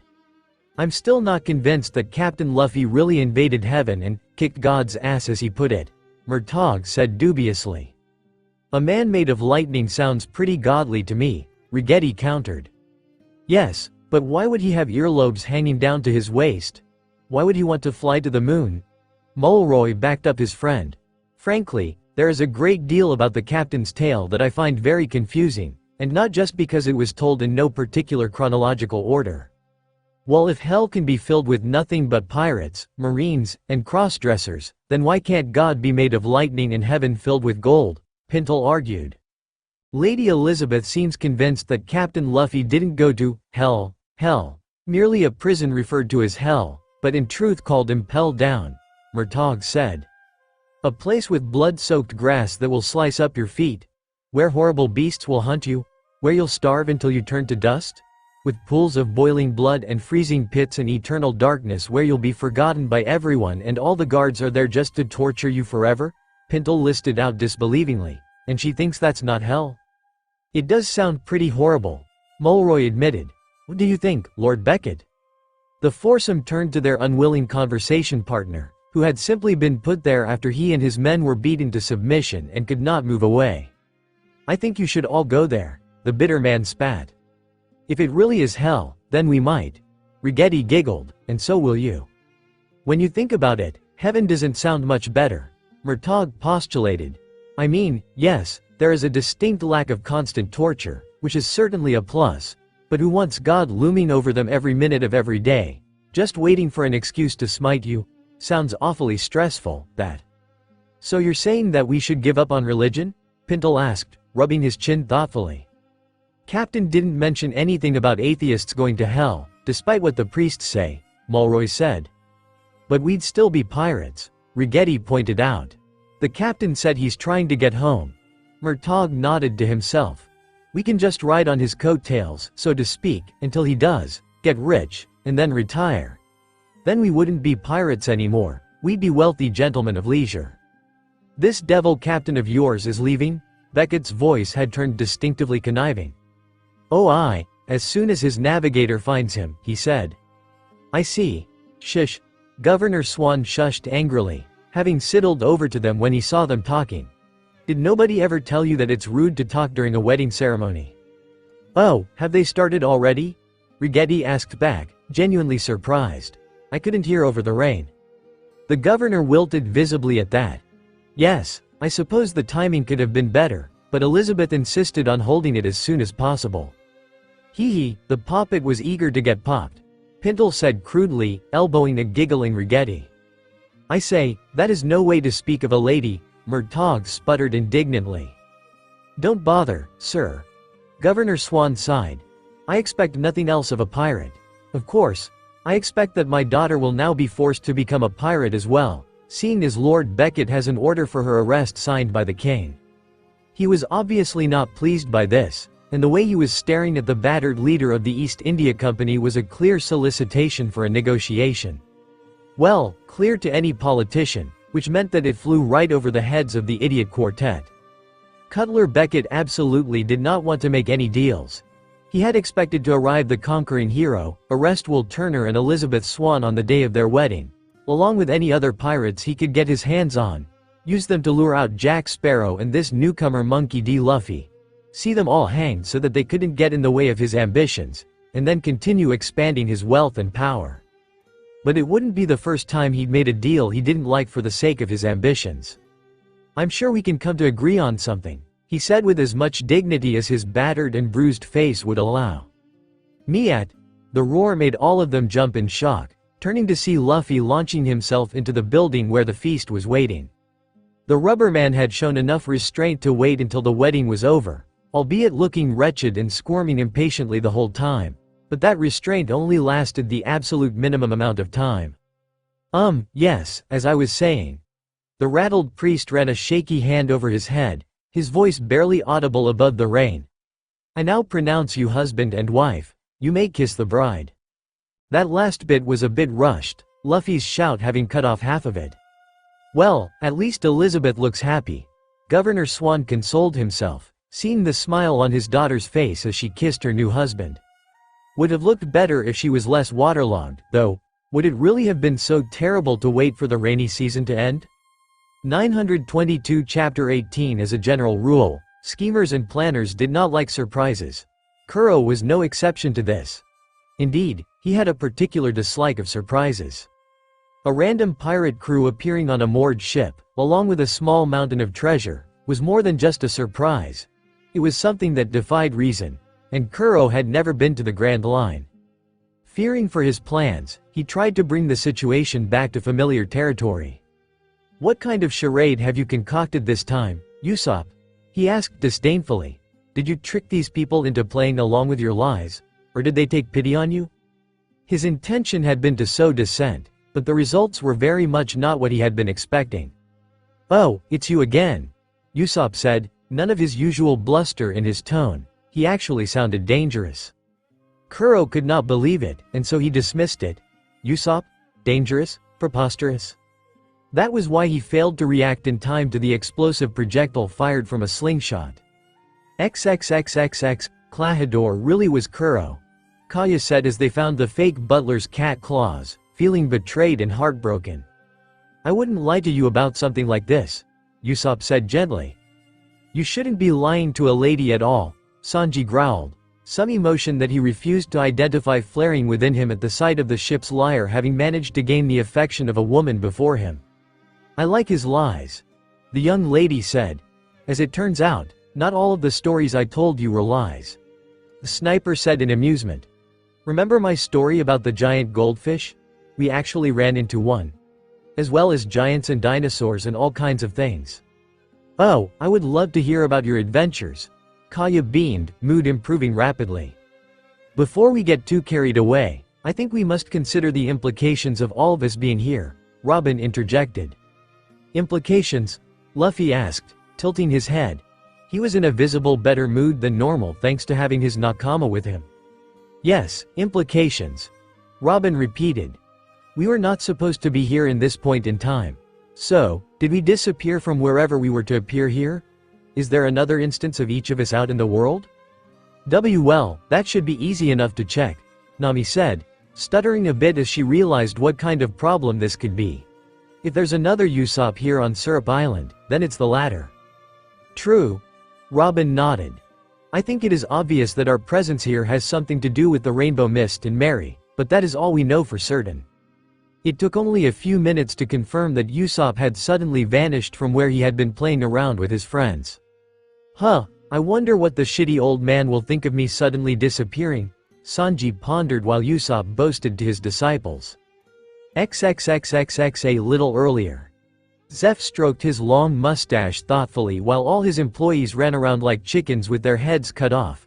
Quickly getting irritated, he swung his peg leg and bowled them all over. "Shut up," he snapped. "There's no need to panic." "But, Owner Zeph," Patty protested. Sanji just vanished into thin air. They might not always see eye to eye, but they were still fellow chefs of the Bharati. "So?" the elderly former pirate asked. "This is obviously some kind of Grand Line nonsense." It may have been a long time since he left that sea, but he still remembered the kind of surprises it could throw at you. If you lost your wits every time it happened, then you never got anywhere. "But we aren't on the Grand Line? So?" Zeph shrugged again, refusing to be perturbed. "More importantly, start keeping track of how many work hours the shitty eggplant is missing. No sense in paying him if he's not doing his job." XXXXX, so, we have been transported, then. Robin said mostly to herself, deep in thought. In many ways, this is both the most convenient and the most problematic possibility. Robin, you're not making any sense, Luffy whined, completely lost. How can it be both convenient and problematic? He sounded like a confused 5-year-old and Robin gave in to the urge to pat him on the head like one. It is convenient because we are all together and in the same situation. But it is problematic because our sudden change in location may draw unsavory attention. Not the rest of the crew, perhaps, but her own disappearance from Crocodile's sight would put the man on guard. Better than there being 2 of us in the world. Nami frowned. I'm not sure if there's enough meat in the world for 2 of Luffy. Said Rubberman's jaw dropped in horror as he realized that he might have needed to share his meat with himself. For the first time ever, he understood the feelings of his crew when it came to sharing the table with him. 2 of Nami Swan and Robin Schwan, Sanji daydreamed, making kissy faces at the air. What about my swords? Zoro suddenly asked, holding up the Sandai Kitetsu and Yubashiri. Are they still in the store in Logatown or did they get transported as well? My scar is gone. But my swords are here, this makes no sense. Or our clothes, Nami also realized, looking down at what she was wearing. Clothes that had been bought in Alabasta or Logatown. It may be worse than you think, Henzo spoke up ominously. He had been checking on the Mary when the shift happened, because that was where his instruments had been. Being separated from his friends again weighed heavily on him. How so, Henzo-san? Robin asked, always up for hearing how things can get worse. Instead of answering, the scientist waved one of his instruments in their direction, causing it to give off a buzzing, crackling sound. We are all saturated with exotic temporal particles. There is no telling what kind of effect this will have, but the fact that we have been physically moved across the world is a bad sign. I would need to do more tests, perhaps get to my laboratory on Ruluka Island, before I could say more. So the very fabric of space and time might unravel, or we could find ourselves erased from existence? Robin hummed in appreciation of the scientist's pessimism. It is possible. He confirmed, not mentioning that anything was possible until he started ruling things out. Usopp, Nami and Chopper exclaimed fearfully, hugging each other as if that would prevent them from being erased. XXXXX. It was easy enough to convince Kaya to part with the Mary again. The hard part was deciding where to go. We could just go towards the Bharati and then towards the Konami Islands like before, but that would leave Buggy in Orangetown. And what about Kobe? Nami asked. He only got away from Alvida because of you. Luffy frowned, conflicted. He didn't like weaklings and Kobe was kind of weak right now, but he knew that the pink-haired boy had deep reserves of courage. He just needed a little push to find them. They'll say I went back on my word to hold out for a month on that post. Zoro also had a deeply conflicted scowl on his face. While not normally one to care about what anyone thought of him, this was a bit different. He had agreed to hold out on that post for a month, and now he had technically broken his word. Sure, that brat with a butt chin would eventually have broken his and released him from that agreement, but it hadn't happened yet, so it was technically his word that had been broken. And he didn't even know what he should think of his swords. The shopkeeper had technically given them to him as a gift, but now they were in a time before that had happened, and yet the swords were still with him. Did that count as stealing the swords, or were they still a gift? The swordsman could already tell that this time travel nonsense was going to piss him off. XXXXX. The final decision regarding their course of action was a mix of practical and sentimental. Zoro wanted to fight Mihawk again, to see how much he had improved, but the world's greatest would not arrive at the Bharati for quite some time yet and it would be silly to wait for him there. Luffy never really bothered to keep track of time aside from the bare basics, but Nami and Robin kept meticulous track. They were able to narrow down the exact amount of time they had to within the hour. They set sail in the direction of Shell Town, scuttling Alvida's ship and freeing Kobe, then casually smacked down Captain Morgan while dropping him off. After that it was off to Orange Town to boot out Buggy. They made a quick stop to visit Kaya again, since they had extra time, then it was off towards the Bharati. On the way there, Luffy breathed a sigh of relief when no gold-obsessed cat guy showed up. He was not in the mood to be dealing with El Drago. El Drago? Nami echoed when he mentioned it. Yeah, it was part of a dumb mini-adventure about Wunin's treasure. Luffy explained, shaking his head. The Odin was the only good part of that. Odin. There is no Wunin's treasure. Nami snorted. I tried to find it a couple of years ago and there was nothing there except a skeleton in an empty room. Yeah, because he gave back all the gold he stole. Luffy nodded. But how do you know about that, Nami? Why wouldn't I know about that? She barked back, confused. It was a legend about a massive amount of gold in the East Blue. It was practically begging me to find it. If Wunin hadn't been dead already, I would have strangled him for teasing me like that. That's not right, Luffy mumbled, even more confused. Damn right it isn't. Nami fumed at the memory. How could that bastard play with a pure maiden's heart like that? Luffy decided to stop thinking about this for now. The rest of his crew was better at thinking, and now that they were together, he didn't have to force himself to figure things out. XXXXX. Shitty eggplant. Zeph said, unimpressed as his adopted son rolled in with a pirate crew. Secretly pleased, though. Shitty old man. Sanji said back, just as unimpressed. You missed almost a week of work. I quit. Fine, you were a shit cook anyway. Don't insult my chef, Luffy butted in. He's the cook for the future Pirate King, so he's obviously the best. Zeph was pleased at the conviction in the young captain's voice, but refused to let it show. He harumphed, eyeballing the crew of young pirates. He noted the refined and rather familiar older woman among them. Now how in the world did this crew of newbies get the infamous Nico Robin to join up with them? What kind of Grand Line nonsense did you get mixed up in? Time travel. Zeph nodded, accepting the explanation immediately. It made as much sense as anything that happened on the Grand Line. How far did you get? Not far, we ran into the rainbow mist just past Alabasta. Sanji explained, then nodded towards his captain. Luffy here has been stuck in a time loop for much longer than the rest of us. We figure it was his fault we got dragged into it. Wouldn't be the first time he's dragged us into trouble. Rainbow mist, huh? Zeph stroked his mustache thoughtfully. I've heard of it. Something about a promised land full of treasure? Yeah, about that, Sanji smirked. We'll be staying as guests for a while. XXXXX. The world's greatest swordsman announced his presence by slicing up Krieg's already battered ship, but kept his gaze on the other pirate crew that was clearly waiting for him. His Kenbashoku haki had told him that the weaklings who had interrupted his nap had been defeated easily by this crew, and he could tell why. Their spirits were much too strong to be tarrying in the East Blue. He also recognized Nico Robin's face among them. Dracule Mihawk. The green-haired man with the 3 swords called out. All 3 were named Blades, he noted. I challenge you. Mihawk jumped from his coffin raft onto one of the larger pieces of Krieg's ship, standing opposed to the swordsman. You are not ready for this fight, you know this, he said, knowing it to be true. He was not called Hawk Eyes merely for the color of his eyes, but also for his perception. His Kenbashoku haki was among the greatest in the world, strong enough to see the truth of things. I know.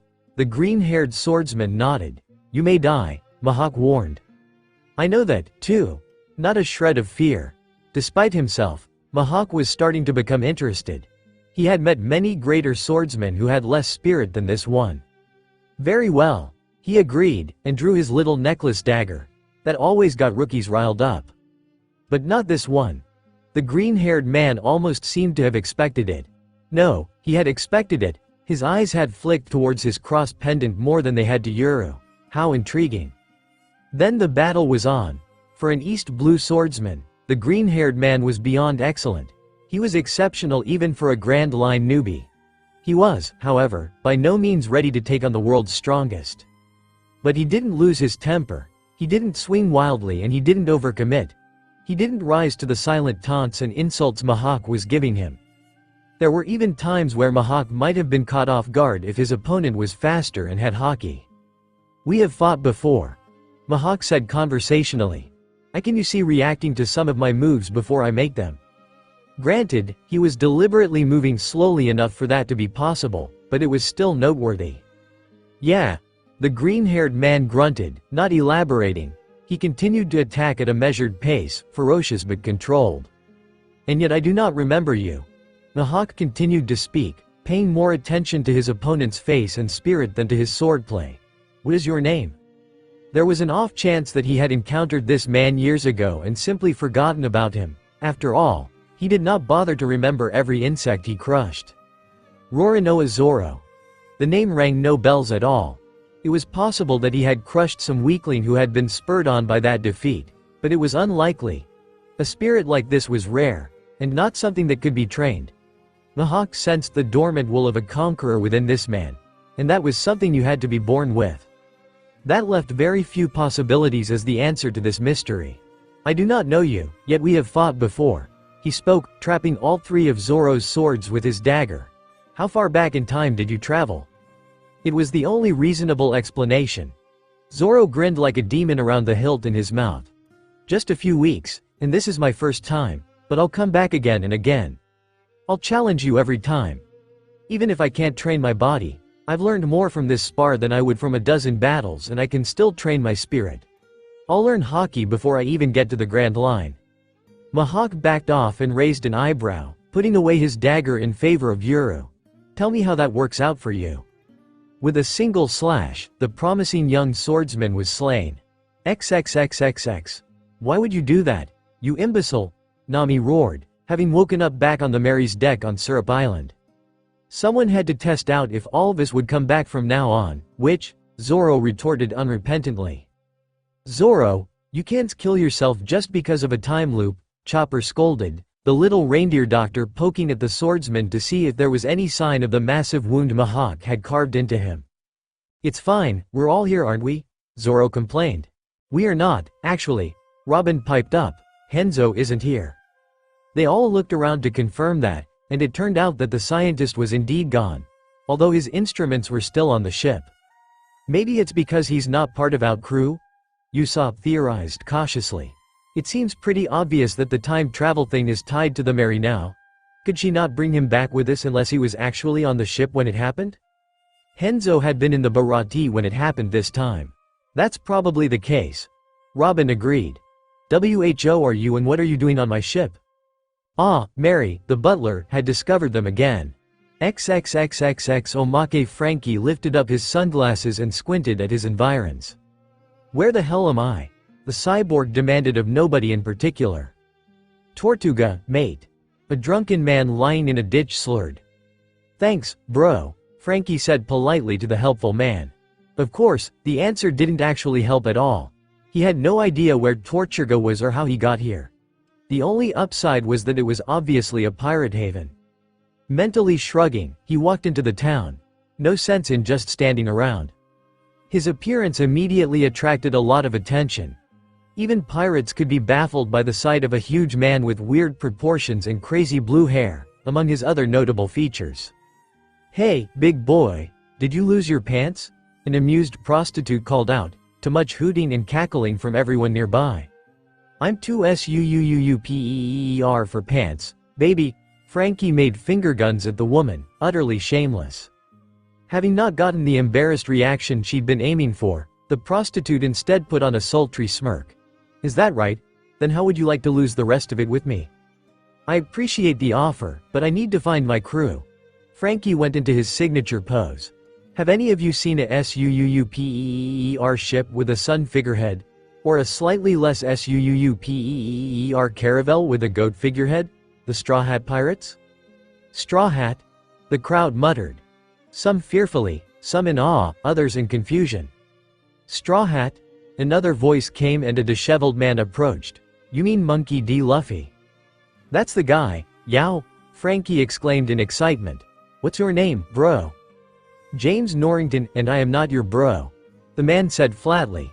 Despite his generally unkempt appearance and the aura of a drunkard, he still held himself with a rigidity that reminded Frankie of a Marine. Norrington bro. The cyborg ignored the implied admonishment. Can you take me to Luffy? No, the possibly former Marine refused him flatly. I have no idea where that menace is, but he might come back here if he hears that one of his crewmates is present. If he does, can you please take him back to wherever he came from? That's the idea. Frankie nodded enthusiastically. It sounded like Norrington bro had an encounter with Luffy and got the worst of it. Business as usual. I guess I need to make a bit of a ruckus to get his attention. Those words caused everyone in Tortuga to hold their breath in fear. They still remembered what Luffy had been like, and he hadn't been trying to cause a ruckus. Frankie ignored their reaction and produced a hammer. "Alright, who needs some carpentry done? I'm the best shipwright in the world, and I can make your ships the terror of the seas." There was a pause as the pirates processed these words. Then they remembered Luffy's stretching and the stories they'd heard about his adventures. XXXXX Frankie quickly became a very wealthy man. He didn't really care about money, but he knew how useful it could be. By the time he was reunited with Luffy, he already knew that this wasn't their world and had been working on a way to get back. That's when the money came in. Tortuga rapidly grew into a fortified pirate stronghold, instead of a dingy little port. Luffy and Frankie often sailed out to collect stuff or out of sheer boredom, but many other pirate crews paid for his services by delivering exotic materials. James Norrington, seeing what was happening early on and still holding a sense of duty to the innocent people of the Caribbean despite resigning his commission in the Navy, knew that he needed to step in. Frankie's skills as a shipwright were so ridiculous that they would cause a massive resurgence of piracy if left unchecked. But trying to stop him directly was useless. He had already learned that from his encounters with Luffy. So he sobered up and became the new pirate admiral of Tortuga, allowing him to indirectly control who received Frankie's new ships. There were few pirates in the world that were cunning and intelligent enough to match him, and none of them had been in Tortuga at the time, nor did any of them want to deal with the administrative duties such a position required. The Royal Navy branded him a traitor, of course, and put a huge bounty on his head, but he didn't care. The woman he wanted to marry was already lost to him and his reputation as an officer tarnished, so what did it matter what they called him? This development had repercussions. While Norrington did his best to rein in the predations of the pirates nominally under his flag, they were still pirates in the end. Even secretly sending out warnings had limited effect. The new Frankie series of pirate ships had a devastating effect on the suddenly inferior navy. Where pirates might have previously run away, they were now far more often willing to fight. In response, the various kingdoms and empires of Britain had to pour more money into air navies to increase their size and power. More dangerously, however, was what happened when some of the Frankie-built ships were captured intact. The cyborg hadn't made them anything particularly advanced by his standard, but his standard was skewed. The seas became a battlefield as everyone scrambled to grab as much technology as they could get their hands on. Some years after Frankie and Luffy mysteriously disappeared from Tortuga, a massive war erupted as greed and fear got the better of every king in Europe and beyond. Every country with colonies experienced massive rebellions as they tried to overtax them in their eagerness to gain gold to fund their armies and navies. Rebellions that they could do nothing about, because every other country started supporting those rebellions to cripple their enemies. The Americas declared independence early and with much less fuss. However, the lack of a proper enemy also meant that they were less united. Even centuries later, both North and South America would remain a fractured mess, never growing into the global superpower it could have been. The kingdoms of Europe and Asia, initially fighting only at sea, would eventually drag each other and their neighbors into land wars as well, to devastating results. Technology did advance, thanks to Frankie's leftovers and the pressures of war, but the social consequences were dire. Thus did the First World War start a few centuries early, all because of a couple of careless pirates from another world. Ah! Nami howled in horror, instantly bringing the entire crew to maximum alertness. Luffy, Zoro, and Sanji burst through the door, prepared to fight to the death and beyond against whatever threat assailed their navigator. Only, there was no threat. Nami was just staring at the pile of gold and jewels they'd liberated from Ape's concert with dead eyes. "What is it, Nami Swan?" Sanji asked in a panic, desperately looking for whatever had upset her. "It's horrible," she wailed. "We're missing a sapphire." There was a moment of silence, then Zoro snorted in disgust and stomped off. Luffy asked eloquently. "I believe that Navigator-san has just discovered that treasure won't come back in time with us if it isn't on the ship." Robin quickly put it all together. "We paid Zeph for our stay at the Barati with one of the smaller sapphires." "Robin!" Nami sobbed, looking utterly heartbroken. "The treasure, my money, it's going to disappear if we spend it." "Isn't that how money is supposed to work?" Usopp muttered. "I'm afraid so." Robin was amused by the dramatics. It seems that Mary only cares to bring us back in time if we aren't on the ship when it happens. Everything else is left behind. Because we're nakama. Luffy nodded to himself. It made perfect sense to him. You don't understand. Nami suddenly raged, grabbing the rubber captain by the lapels of his shirt. I was going to rip off the world. We would have paid for things, then gone back in time and gotten the money back. It would have been beautiful. At least we'll get our cargo hold back. Luffy looked at the bright side. We can fill it with meat. Nami, no. Chopper yelled in alarm when she started strangling him. Luffy can't afford any more brain damage. Wait, Usopp shouted, bringing all attention to him. How do you even know that something is missing from that big pile of treasure?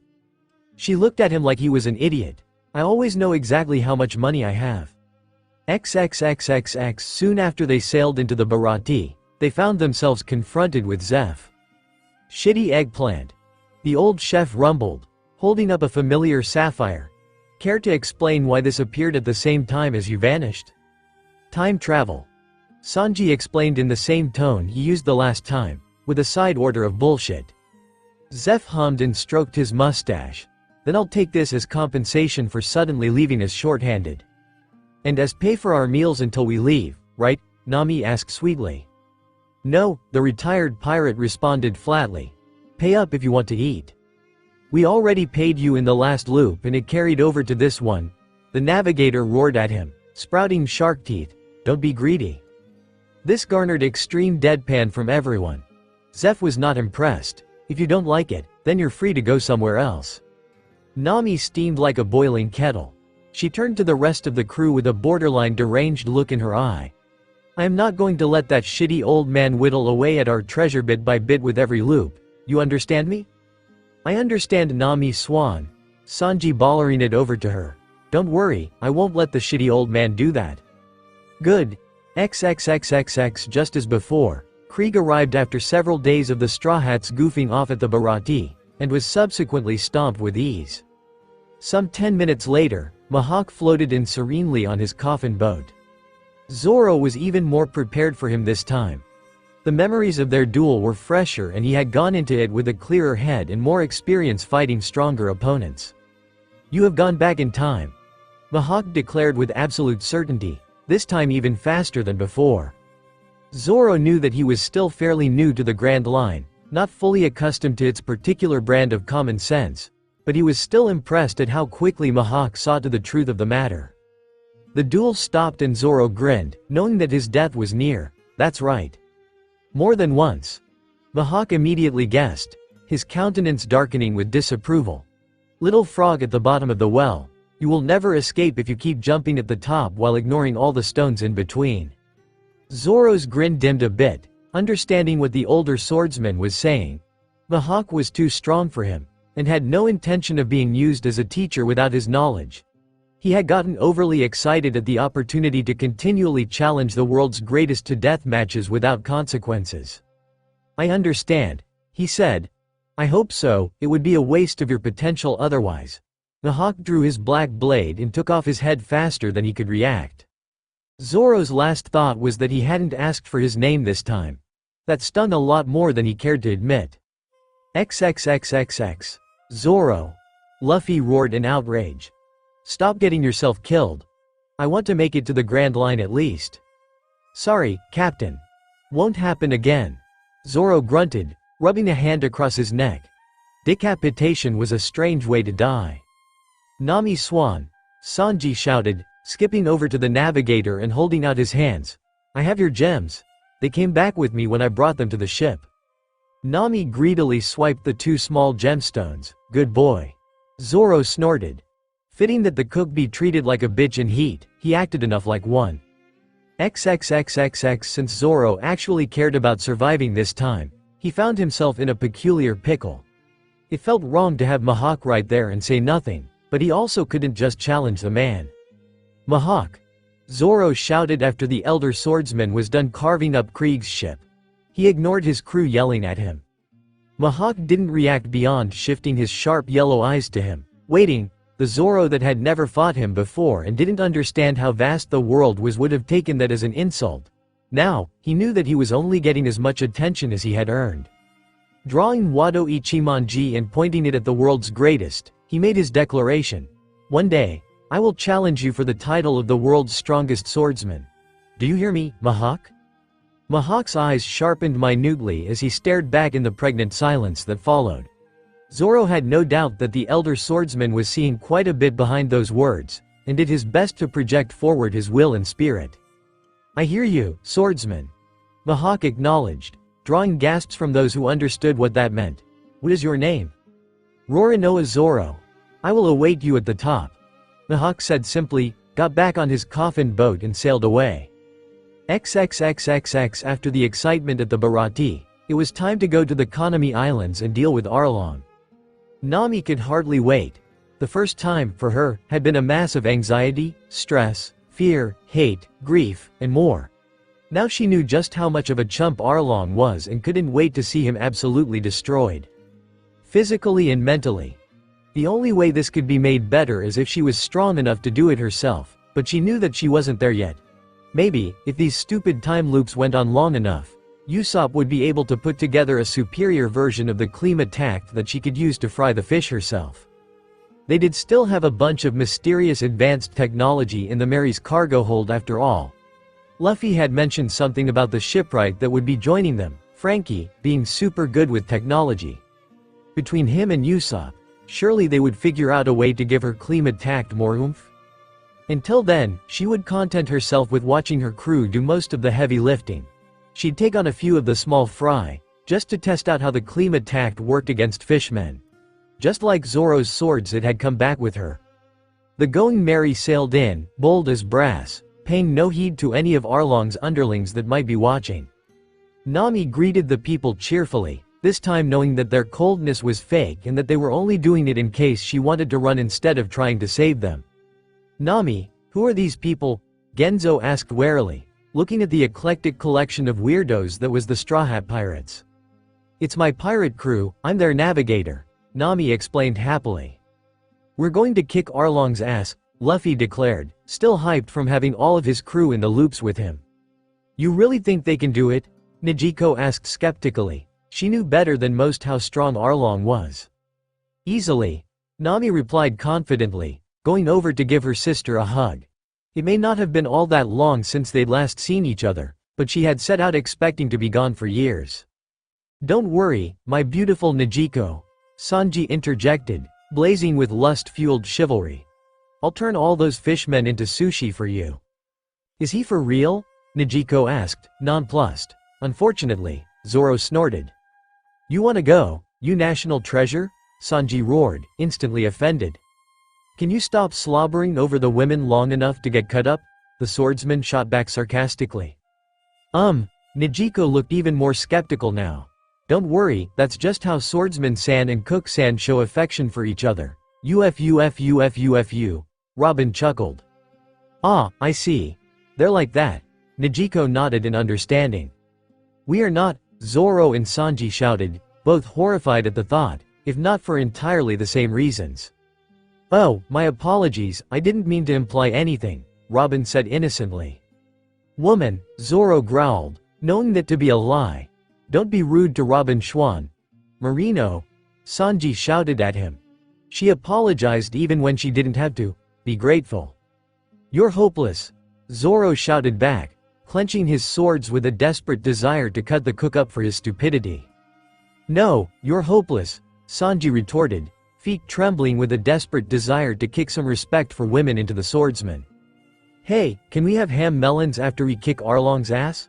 Luffy asked. Those were pretty good. Usopp agreed. What's a ham melon? Chopper asked innocently. Everyone gasped in shock. The raccoon speaks, Genzo sputtered. I'm a reindeer, Chopper roared, going into his heavy point. Wow, you really found some characters, Nijiko muttered in amazement. XXXXX Arlong had heard some rumors about his subjects stockpiling guns, so he decided to check it out by himself. Imagine his surprise when he saw a pirate ship docked at the village. When he saw Nami among them, his first thought was that she had duped another crew with her schemes, but this time brought them all the way to him instead of leaving them stranded somewhere. What is this you brought me? Nami?" he asked, grinning widely. "Does this crew have a high bounty? Is their cargo hold full of treasure? Perhaps enough to complete their deal even? If that was the case, then Arlong would honor his word and free these humans of their obligation to him. But if one of his subordinates demanded tribute from them in the future, well, that had nothing to do with him, now did it? The cargo hold is full of treasure, but it's all mine. You won't see even a scrap of it," Nami said back with a confidence that took him aback. Anger, even well-hidden anger, he was familiar with. This self-assurance he was not, and he didn't like it. "And why is that?" he asked menacingly. "They docked on my island, so their ship is mine." "Because they're going to beat the shit out of you and destroy everything you've built here," she shot back, snapping a peculiar blue metal staff into place. "Oh, Nami, I thought you had learned better by now," Arlong chided as his crew laughed at her. Snidely, he continued. "No human can ever beat a fishman." The villagers cowered away as they should, but Nami and this pirate crew of hers were not looking at all intimidated, to his irritation. Where did these humans get off looking so confident when faced with superior fishmen? "Hachi." The dumb-looking one in the straw hat suddenly spoke up. "You know that Jinbei wouldn't like what you're doing here." Arlong twitched at the mention of his old captain, but Hachi straight up recoiled. Hachi flailed his arms. "How do you know Jinbei-san?" "I met him once, he's a good guy," Straw Hat said. "He would be ashamed of what you've become." "Don't listen to him, Hachi, he's just some human," Arlong roared angrily. As much as he respected Jinbei for his strength, the big whale shark fish man just didn't understand that there could be no peaceful coexistence with humans. They were all evil, inferior creatures. But, he said he met Jinbei-san?" Hachi stammered, looking between them in distress. The octopus fish man had never been very bright. He needed proper guidance to understand the truth of the world. Arlong's guidance. He still believed that their parting with Jinbei had been amicable. "Kill these humans, except Nami." He grinned at her menacingly. "I'll have to explain the facts of life to her again." XXXXX, but it was Arlong who had the facts of life explained to him, and quite painfully at that. The rank and file members of his crew got swept aside like they were nothing. Robin crushed most of them with negligent ease in an instant. Chu got double-teamed by Usopp and Nami, the former of which had already fought him solo in the previous timeline. With their combined bag of tricks, they were able to handle him quite easily. Karubi was no match at all for Sanji. Hachi even less so for an uninjured and significantly more skilled Zoro. Plus, his head wasn't even in the game, too rattled by what Luffy had said to him. Chopped didn't even have to fight. Arlong watched all this happen, certain that Fishman's superiority would win the day. With every loss, his eyes got more wild even as the stupid superior grin on his face remained frozen. Luffy also stayed in place, staring into his eyes unblinkingly. Eventually, Arlong couldn't take it anymore and launched himself forward with a roar. Luffy had fought the Fishman so many times by now that he could win in his sleep. His haki had also been increasing, even if he still wasn't able to bring it out consciously. It increased the force behind his blows even though his body was no stronger than the first time. Arlong was defeated and broken in a mere handful of moves. The villagers saw it all happen and couldn't believe it for a long moment. "We're free?" someone asked disbelievingly. "The fishmen are done for?" "We're free," another echoed, and things escalated from there. Several industrious villagers started breaking out the torches, intent on burning Arlong Park to the ground. Nami joined up with those, then she was going to get her tattoo changed again. Having it revert back to Arlong's mark had been pissing her off tremendously. Other, less kindly inclined villagers, approached the downed fishmen with a variety of improvised weaponry. Now that the shoe was on the other foot, they were intent on extracting some payback. Chopper wouldn't let them beat on or kill the defeated injured, alas, so all they could do was make their bindings painfully tight. Luffy kept his focus on the most important thing. "Bring on the ham melons." XXXXX Lieutenant Commander Branu massaged his temples after getting off the Den Mushi with Captain Nezumi. The man was both incredibly annoying and the report he had given was troublesome. Straw Hat Luffy, apparently a hotshot new rookie from the East Blue. There had been a few reports of him before. Fairly minor stuff, such as getting into a fight with Captain Morgan, which led to the reveal of that officer's corruption, and the defeat of Krieg. There had also been some mention of an interaction with Mihawk, but it was unclear. It was this most recent report about the defeat of Sa No's Arlong that was the most troubling. Not only should that fishman have been much stronger than the average East Blue pirate, yet had apparently been defeated easily, but the reveal of a surprise crew member of the Straw Hat Pirates. Devil's Child Nico Robin. Bounty, 79 million. A woman who the Marines had been trying to catch for 20 years now. What was she doing in the East Blue? Why put herself under the command of a rookie captain? It made no sense, which is why Branu was getting the feeling that he was missing something. Nico Robin was a dangerous schemer intent on disrupting the balance of the world and bringing down the world government. Wait. Monkey D. Luffy. Branu knew of two other people with the name of Monkey and the mysterious D initial. Monkey D. Garp was the hero of the Marines, but his son, Monkey D. Dragon, was the exact opposite, the leader of the Revolutionary Army and the most wanted man in the world.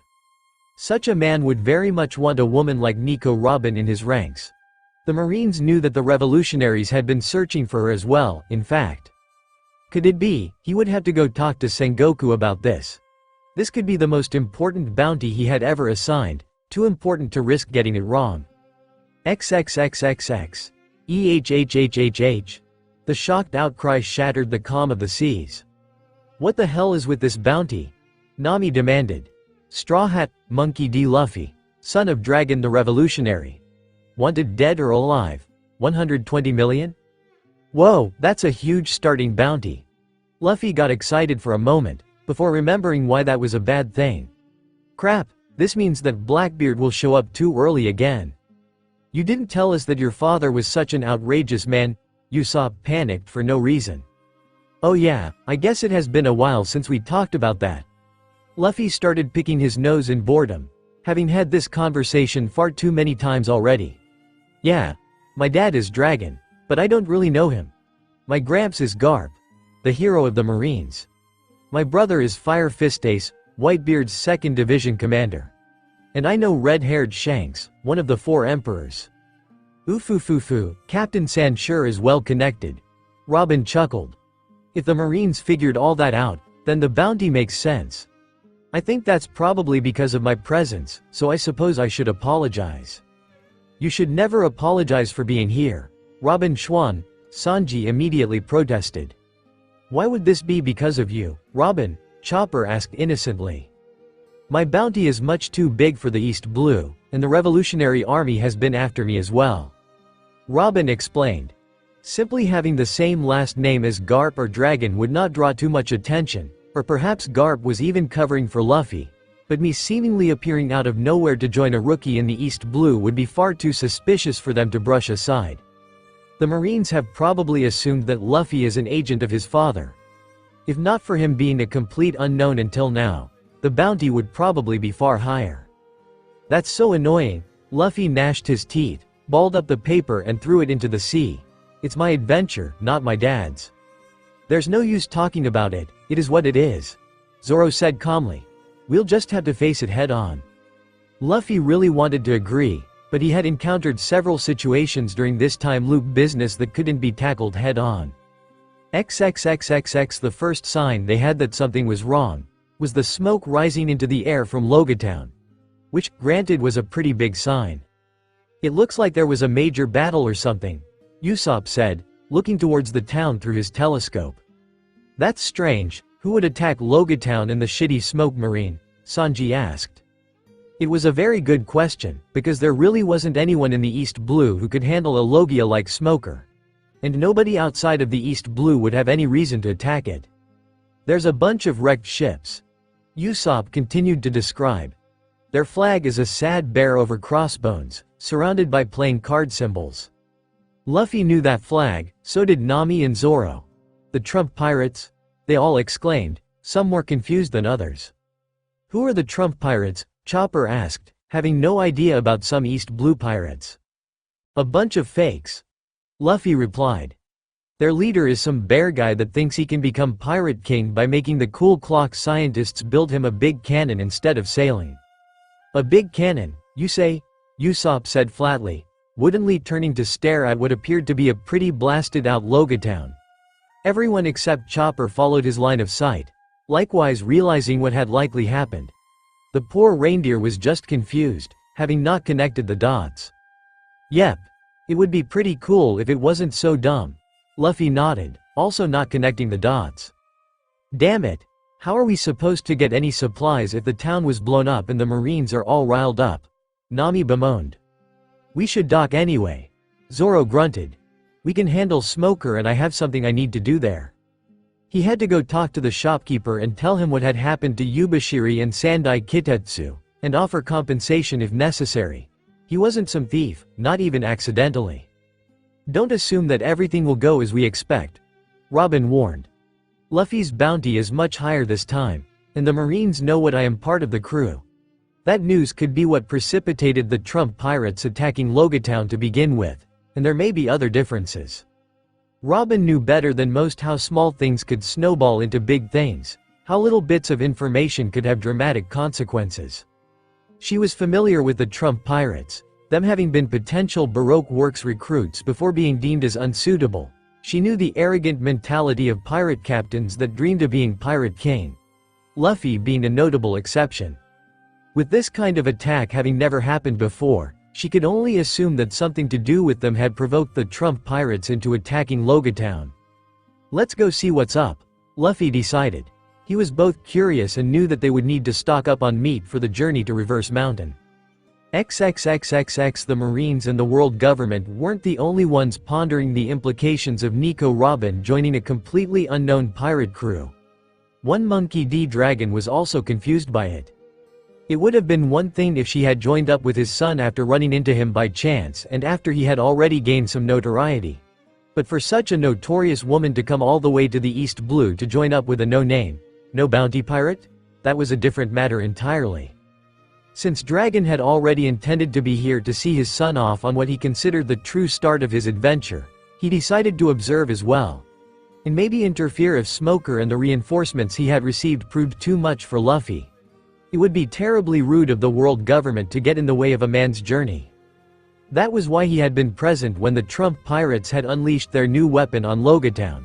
As good as his Kenbushoku haki was, it didn't make him all-knowing or truly precognitive. By the time he realized what was going on, it was already too late.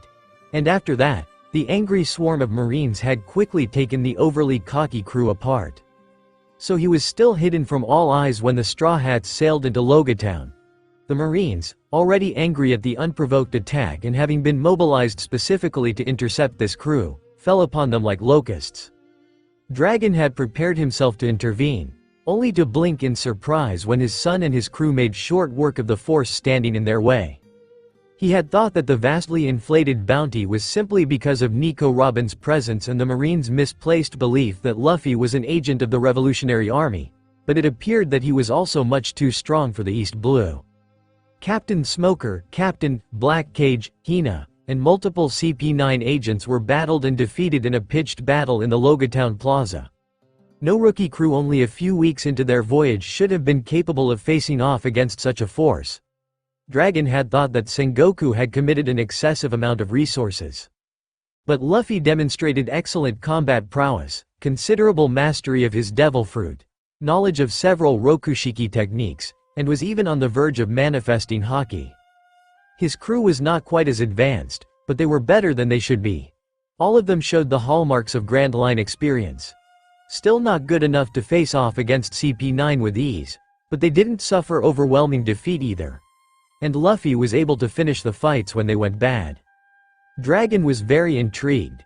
With the Marines in CP9 suffering a humiliating defeat and being left to recover where they fell, the Straw Hats had free reign of the city. Free reign which they used to buy up supplies with jewels and raw gold. Luffy took the opportunity to climb up the execution platform and proclaim his intention to become Pirate King. Dragon could only grin at that. It was a worthy goal, one that would shake up the world. He decided that it was time to step in and ask some questions. At this point, there was little use in hiding, as this event would already catapult the Straw Hat Pirates into the realm of the truly notorious. Pirate King, he spoke as he appeared next to his son. I approve.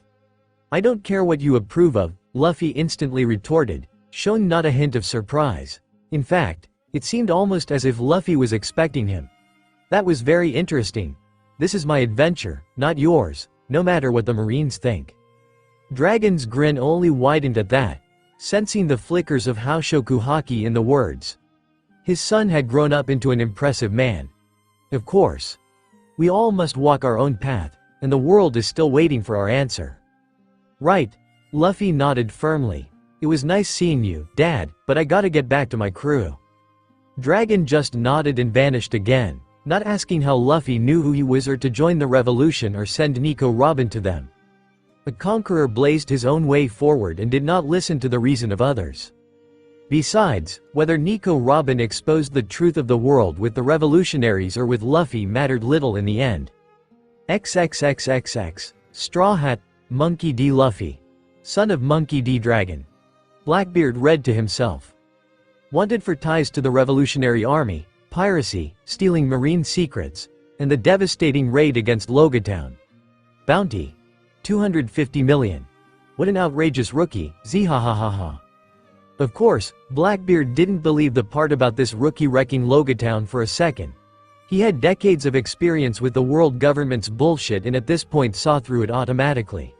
Judging by how quickly Straw Hat's bounty had been raised again, the Marines had probably wrecked Logatown themselves in their attempts to apprehend him and Nico Robin, and were just passing the blame around. Now what to do with this information? Unlike what many people believed about him, Blackbeard was not really one for complex long-term plans. He had general ideas about what he wanted and a keen eye for opportunities. He could be incredibly patient if it was necessary, but was not afraid of pouncing on things and then dealing with the consequences. Right now, his goal was to get stronger. He had the Yami Yami no Mi, which had been the linchpin to his ambitions. It was unfortunate that he had needed to kill Thatch and abandon the Whitebeard pirates to get it, but that was how things had turned out. Instead of suddenly rising up to become Whitebeard's successor after gaining the fruit, he would simply have to do things the hard way. To do that, he needed strength, both personal and in his crew.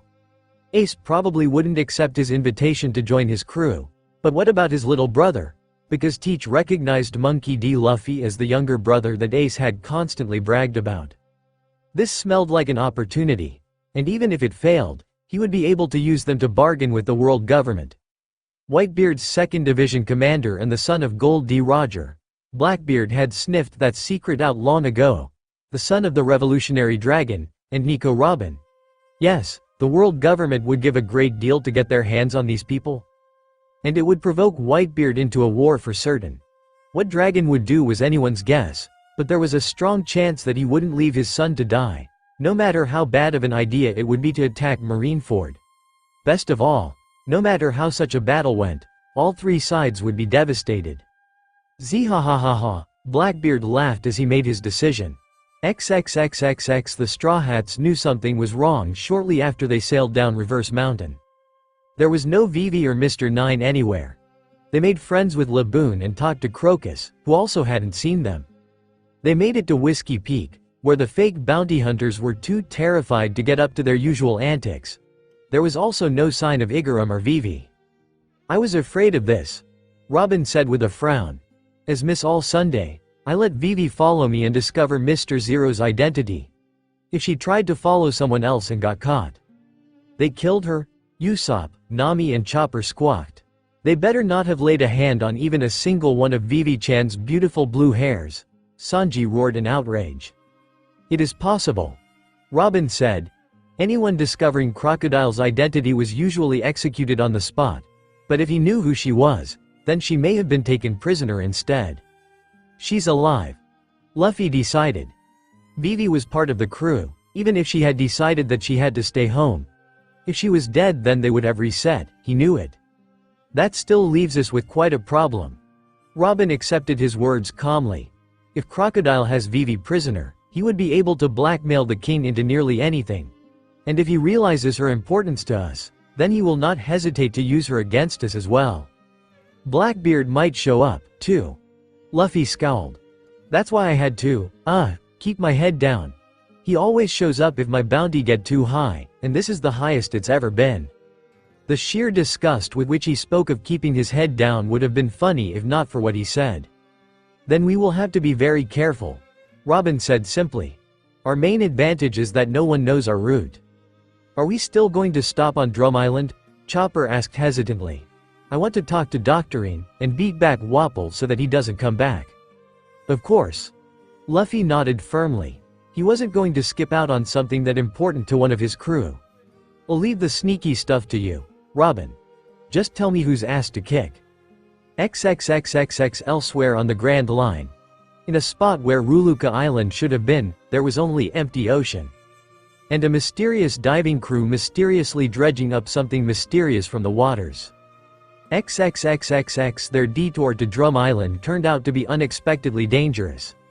Dr. Kureha had been rampaging around the place, looking for her missing apprentice, then grown despondent when she found no sign of him. So when the Straw Hats sailed in and she heard that Chopper was on board the Going Merry, things got a little excitable. Because Kureha was a tsunere, a most deadly beast, she was tremendously relieved when Chopper came back, and her rage was equally massive. Wapol had the misfortune of arriving at about that time and served as an example of why it was unwise to cross a doctor. Kureha barely even listened to their explanation about time travel. As soon as she heard that Chopper was staying with the Straw Hats, she picked up an old naginata and attempted to perform unnecessary surgery on them with it. XXXXX Unfortunately, their adventure in Alabasta didn't go nearly as well. Being forewarned about the threat of Blackbeard, the Straw Hats' plan had been a much stealthier than normal entry into the country. Having no information on Vivi's whereabouts, they guessed that she would be held at Rainbase. That was where Crocodile was headquartered, after all. But it never really got that far. Having gotten a taste of the strength of Luffy and his crew, as well as his brief interaction with Dragon, the Marines were desperate to stop this rising new threat. They sent 2 vice admirals, backed up by a considerable number of subordinates as backup. Blackbeard, pursuing his own ambitions, also ended up in Alabasta. Ace had already been there for a while, waiting for Luffy to meet him. Crocodile had been there to begin with, and was getting awfully nervous about all these powerful people showing up. Then there was the volatile Civil War situation. In short, it was inevitable that something would light the fuse. Nobody could say for sure who started it, but the brawl that engulfed Nanohana left the entire town devastated. Crocodile's people had stayed out of it, aside from throwing blame around and further inflaming the Civil War. The Straw Hats hadn't wanted to get involved, but the giant plumes of fire and darkness forced their hand. It didn't end well. XXXXX, what a bunch of monsters. Zoro muttered as they found themselves once more back on the Going Merry on Syrup Island. He had been killed by Vice Admiral Momonga. Being no match for the Marine swordsman yet, we need to get stronger. And we need to be more discreet. Robin didn't quite disagree. Our captain has some troublesome connections for the world government to panic about.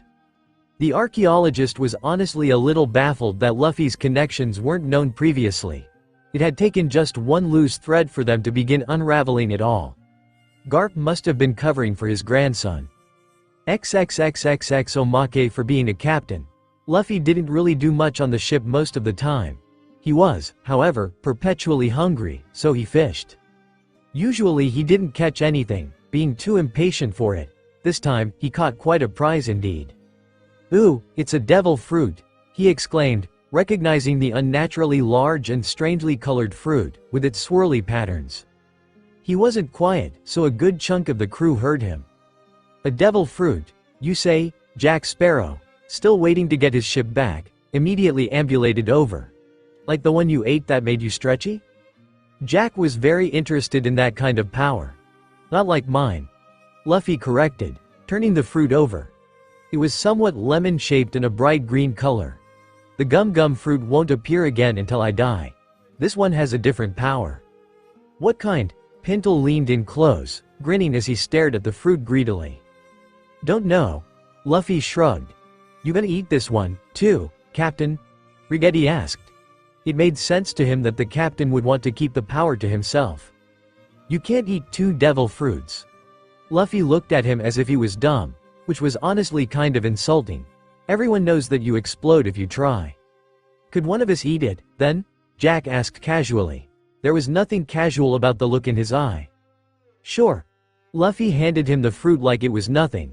It tastes horrible, though, and the sea will hate you forever. If you go overboard, you'll sink like a rock. I almost drowned so many times. She. Upon saying that, Luffy wandered off, sensing that nobody was paying attention to the ship's pantry. He was hungry. Jack held the fruit in his hands, staring at it with a complex expression. Then he sighed and lobbed it towards Pintle and Rigetti, walking away without saying a word. As interested as he was in the powers granted by the fruit, he could not stomach the thought of being hated by the sea. She was the only mistress he truly loved. A wooden block was found and the devil fruit placed atop it. They stared at it like it was the One Ring at the Council of Elrond. Sitting on barrels around the devil fruit were Pintle, Rigetti, Murtaugh and Mulroy, each sporting deeply thoughtful frowns. Circled around them was the rest of the crew. So, should we eat it? And if yes, who should do the honors? Pintle opened up the debate. If we are trying to stay out of hell, then eating something called a devil fruit seems like a bad idea, Murtaugh pointed out. Aye, that's true. Mulroy nodded along with his compatriot. Weren't there many a cautionary tale about people damning their souls for power? Didn't humanity get kicked out of the Garden of Eden because Eve got tempted into eating a fruit by the devil? You're saying we'll turn into a woman if we eat this here devil fruit? Rigetti asked vapidly. No, ya idiot. Pintle yelled in exasperation, dope-slapping his nephew. That's not what devil fruits do. You don't know that, Rigetti yelled back in offense. Oi, Captain, can a devil fruit turn you into a woman? Yes.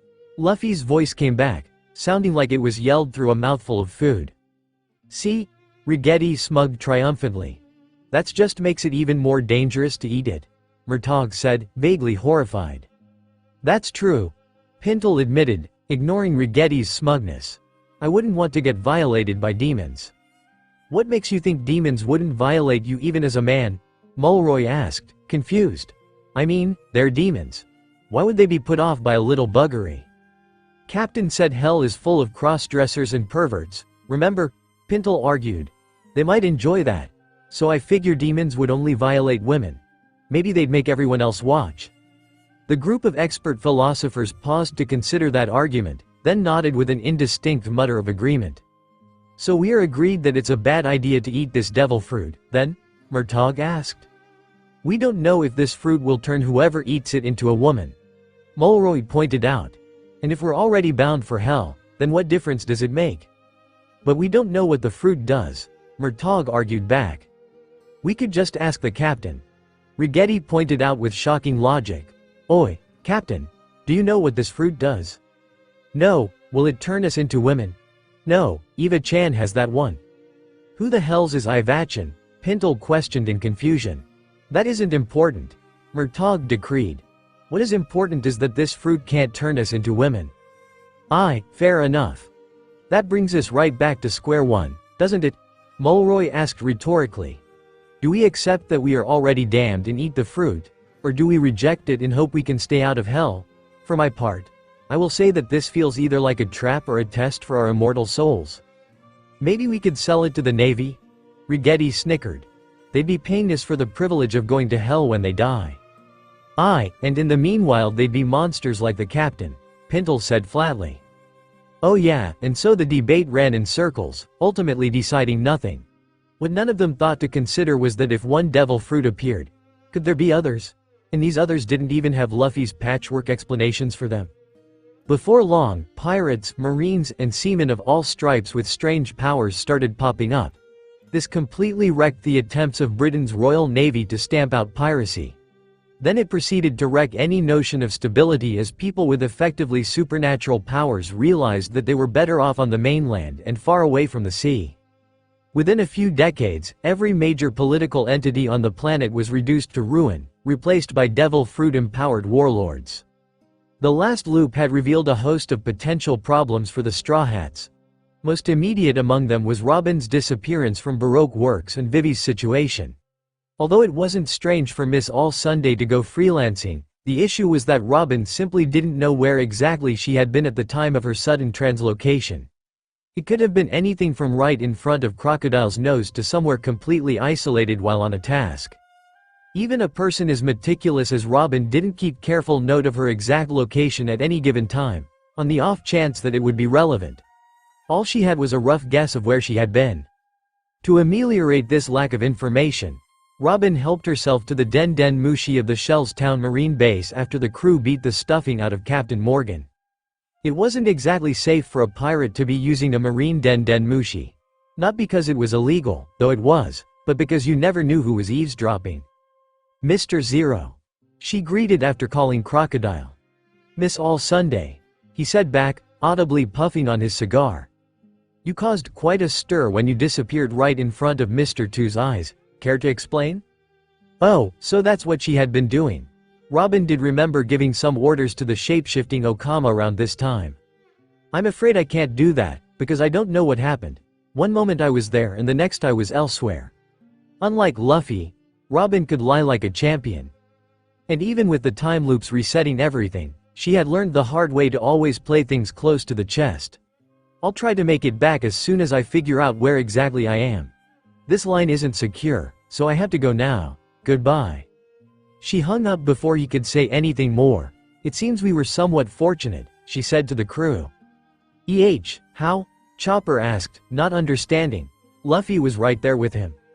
Had I disappeared with no witnesses, Crocodile would have suspected treachery.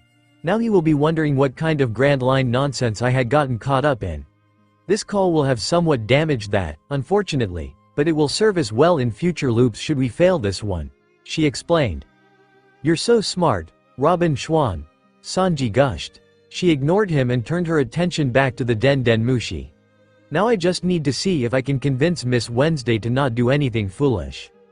Calling the undercover princess was a little more difficult because she and Mr. 9 didn't have a personal Den Den Mushi, but Mr. 8 did in his capacity as the mayor of Whiskey Peak. Ma, who is this? The man asked as he picked up the call. This is Miss All Sunday. Robin identified herself and quirked an amused eyebrow as the Den Den Mushi stiffened in response to Igaram's reaction. Please put Miss Wednesday on the line. Of course. Igaram said, doing a fairly good job of hiding his concern. Please hold a moment. Robin hummed lightly to herself as she waited. A minute or so later, the telepathic snail suddenly sprouted blue hair and a distinctly feminine appearance. Miss All Sunday, this is Miss Wednesday. What can I do for Baroque Works? The hidden princess asked professionally. I need you to stay on Whiskey Peak until I get there. Keep your head down and do not go anywhere at all. Robin instructed. We will be going on a secret mission together, so it is of vital importance that you stay where you are. Do you understand? Robin would never get a reply, because Luffy chose that moment to insert himself into the conversation. Vivi, he hollered. Just stay there until we arrive, then we'll go kick the Sandcroc's ass. Vivi-chan. Sanji groaned in a disturbing fashion and noodled around. I can't wait to see you again, my beautiful desert princess. The call disconnected and Robin turned towards the captain and chef with the gaze of silent judgment. You morons, Nami roared, slamming her fist into both of their heads with full force. What part of let Robin handle this did you not understand? All you've done is scare Vivi. But I just wanted to let her know that we'll be there soon. Luffy pouted, holding his head. He was wondering if Nami was accidentally channeling Haki when she pummeled him, because those hits shouldn't hurt so much. Sanji didn't even try to defend himself. He had gotten carried away, plain and simple. Well, I suppose we will at least see what will happen now, Robin said. That's strangely optimistic of you, Usopp pointed out. Era? The archaeologist gave him a twisted smile. Was it really? There is no telling what Vivi will do if she thinks that she is being targeted for elimination. And Luffy revealed Mr. Zero's identity over an unsecured line. She might get captured and tortured for information. And there it is. XXXXX elsewhere in the world, some people were very confused. One such example was the owner of the sword shop in Logatown. He had awoken one day to find a considerable amount of wealth in gold and jewels in his shop. His wife had been singing and dancing with joy at their good fortune, but he was more baffled. Sure, it was nice and he wouldn't turn it away, but where did it come from? To that end, he had practically turned his shop upside down looking for some clue as to why the gold and jewels were there. And he had found it. 2 of his swords were missing, Yubashiri and the sand-eyed Kitetsu. He had mixed feelings about the latter. The cursed sword was trouble and he was glad to be rid of it, but he was also concerned for whoever took it. He may be greedy, but he was no murderer, and selling that sword to someone would be tantamount to it. Had they simply stolen it, he would have considered their death well earned, but since they had paid, the matter became confusing. Yubashiri, on the other hand, was a family heirloom. Although the money left behind was enough to pay for it, the shopkeeper was still upset. He had not been intending to sell that sword, not to just anyone. Only a true swordsman would be worthy of it. His wife didn't understand, she never had. A similar scene repeated itself in many places in Logatown. Eventually, word of the strange phenomenon reached Captain Smoker. Many Marine officers would have taken the opportunity to confiscate the suspicious treasure, but he was better than that. Smoker just waited for something more to happen that would let him figure it out. XXXXX. For the rest of their time in the East Blue, Robin stayed out of sight. Luffy and Sanji considered this a great imposition, but Robin didn't mind. She had books to distract herself with. They managed to get by without causing too much of a ruckus or overtly raising the hackles of the Marines. The Hawk definitely noticed something, as usual, but he kept it to himself. Then they arrived at Logatown, which was this time not half-wrecked because of the stupidity of the Trump pirates. Having gone through this song and dance before, the Straw Hats scattered so they could quickly buy up their respective supplies. There was no sign of Buggy or Alvida anywhere, despite encountering them earlier. Smoker was another matter.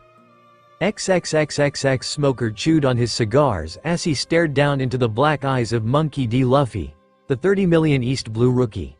He looked pretty harmless, but Smoker knew better than to judge by appearance.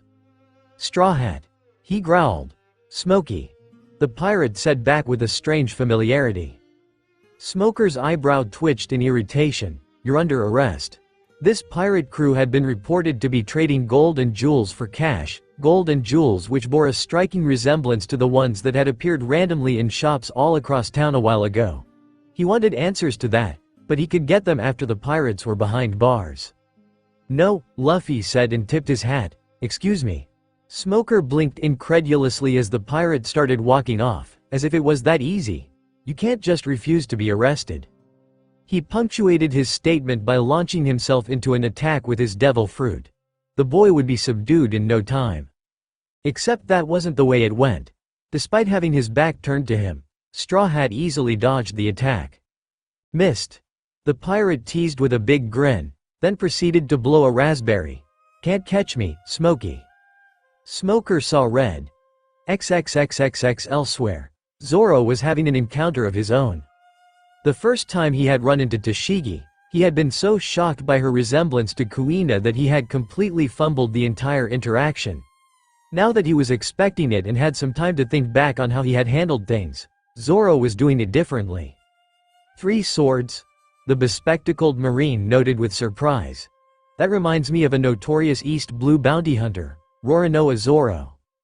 I'm Zoro, he said blandly, waiting to see what the reaction would be.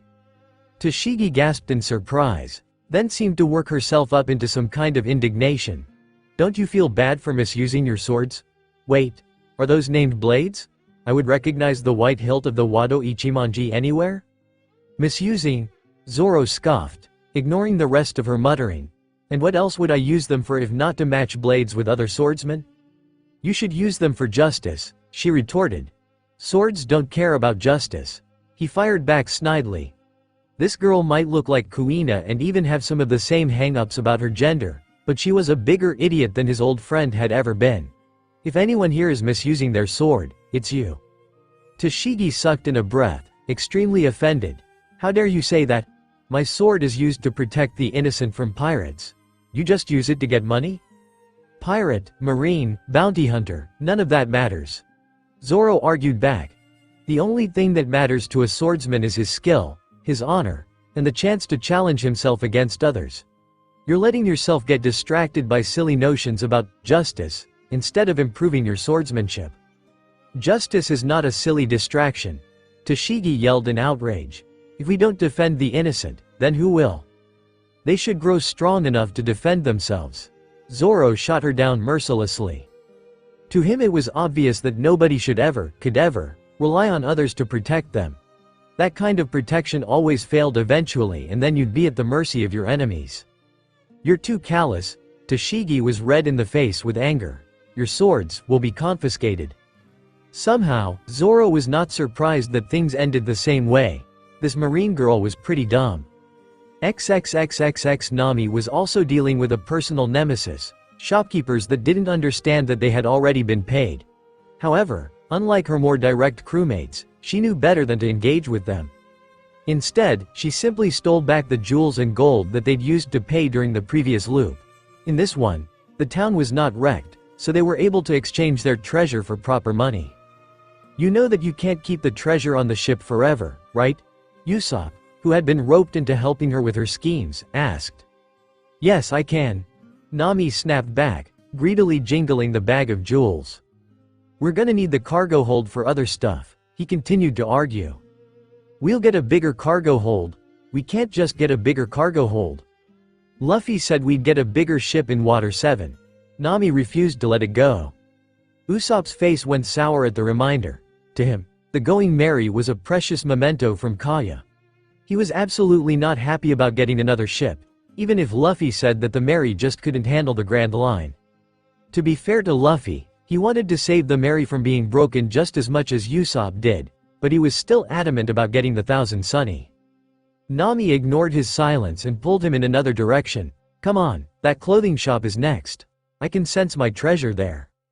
You can sense treasure now?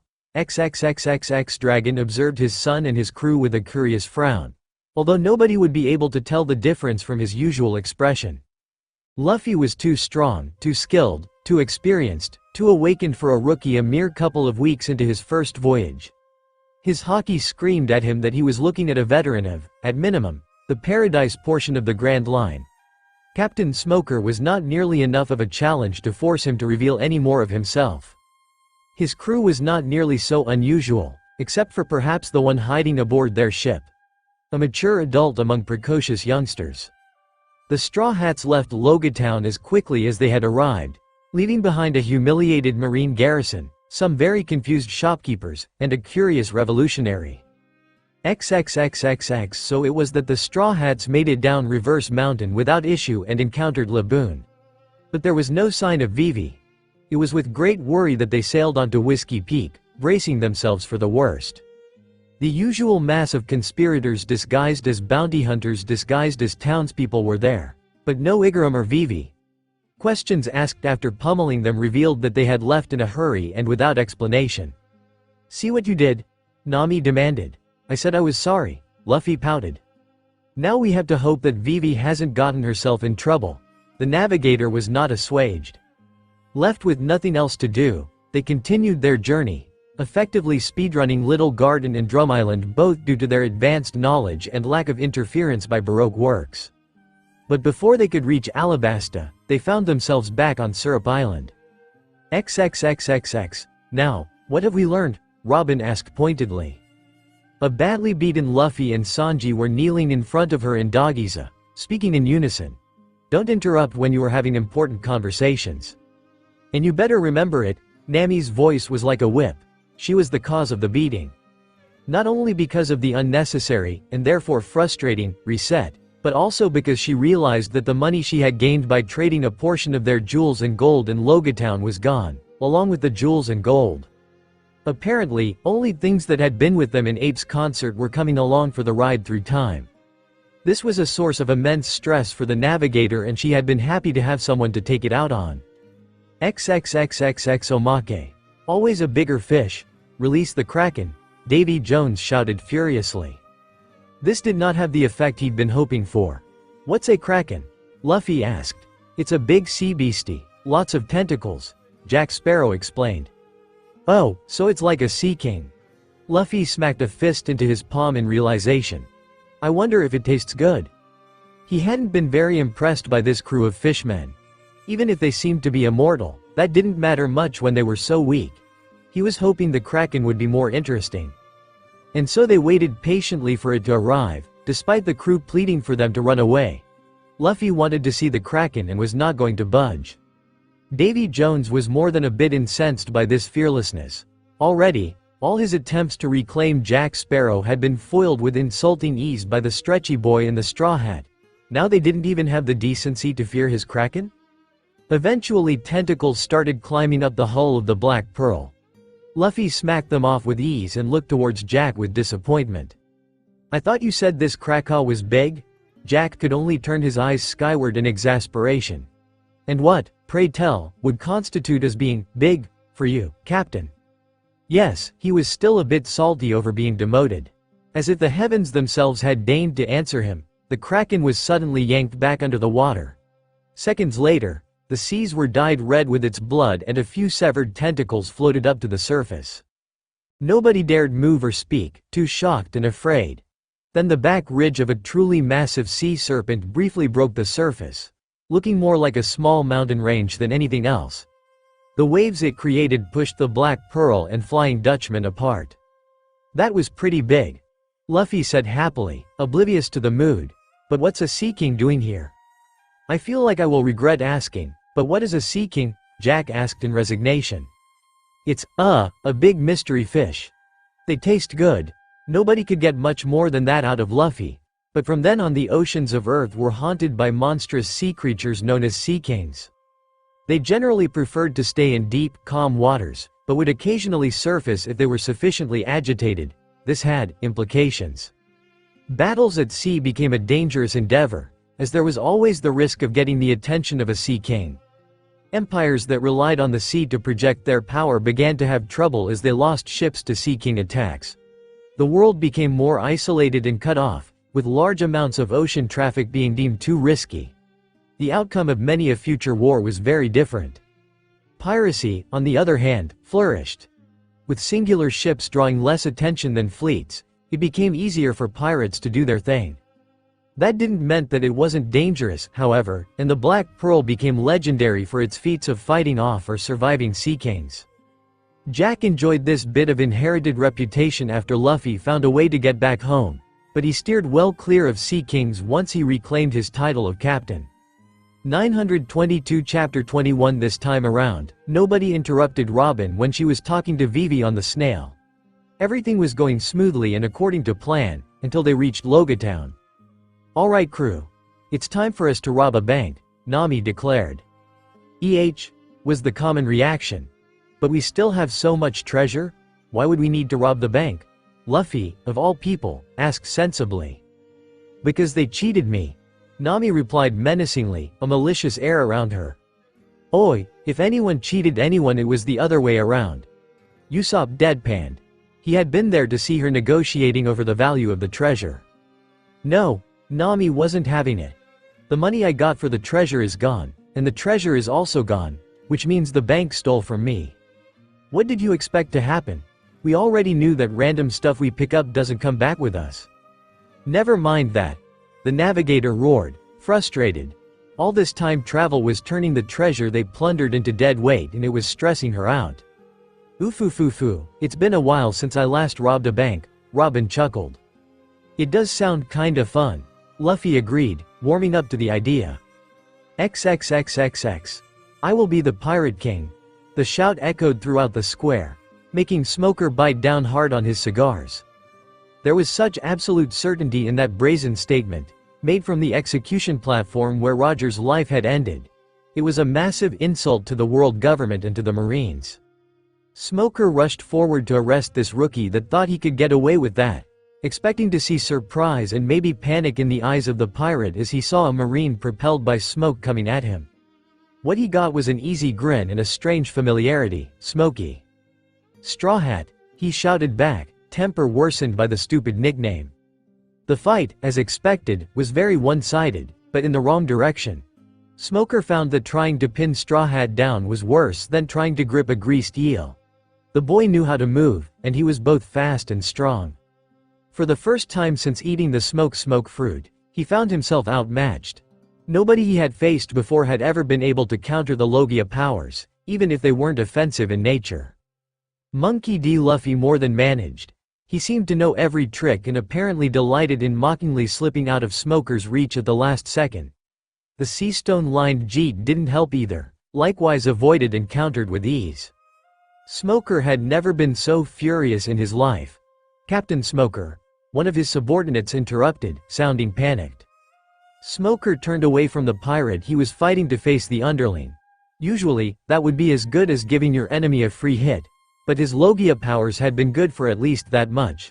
To his private aggravation, Straw Hat didn't even try. "What?" he barked. "Captain, pirates have robbed the bank." Realization crystallized in Smoker's mind. Straw Hat hadn't been taking him seriously, hadn't even been fighting him. He'd just caused a huge ruckus. His head snapped towards the pirate with a furious glare, which was the same look he'd been giving him since the start, but this time it had a slightly different source. "Straw Hat," he roared. Luffy pulled down his eyelid and stuck out his tongue. I'm a distraction." XXXXX. The Unluckies were curious members of Baroque Works, so named for their uncanny ability to be in the wrong place at the wrong time. The wrong place and time for other people, that was. Quite a few agents had met their ends after the Otter and Vulture combo had overheard something treasonous or otherwise not permitted within the organization. Robin was aware of this, and also knew that they were the greatest threat to their plan to deal with Crocodile. Thus, she fully expected the Unluckies to be on Whiskey Peak when the Going Merry sailed in. She was right, and smiled to herself in amusement as she turned their moniker against them. It truly was unlucky for them to be there when secrecy was required. After all, there was only one way to truly assure that a person would never betray a secret. The Unluckies died with their necks snapped behind a rock on Whiskey Peak, now food for other vultures. The rest of the crew and the disguised bounty hunters, agents never realized anything. Robin sauntered through the small town in her Miss All-Sunday outfit, diffusing any shenanigans and quickly having them ensconced in a private room with the hidden princess and Igaram. Robin still found it rather surreal how casually Luffy allowed the crew to usurp his authority.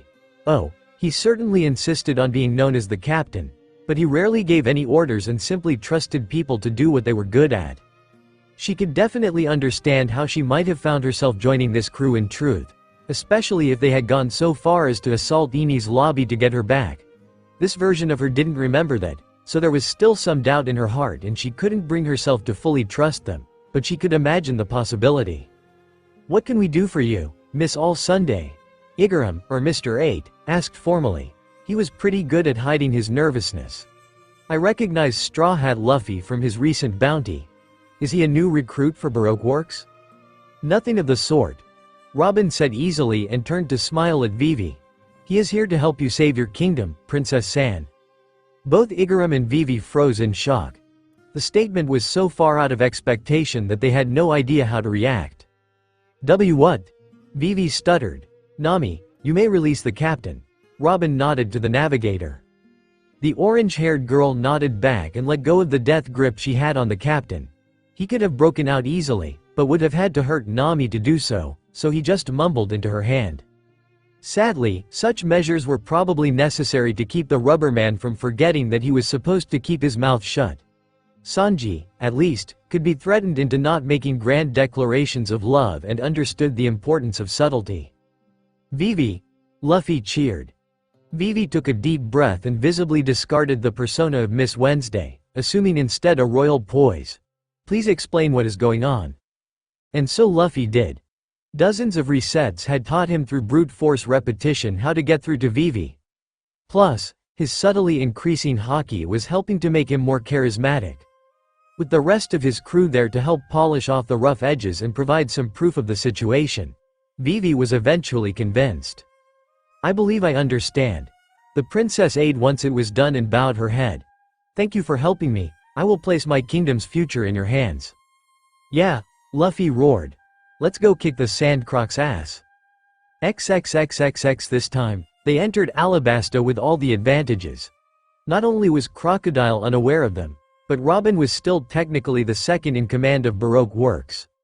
Making an excuse about her abrupt disappearance and placating the warlord was a fairly simple matter.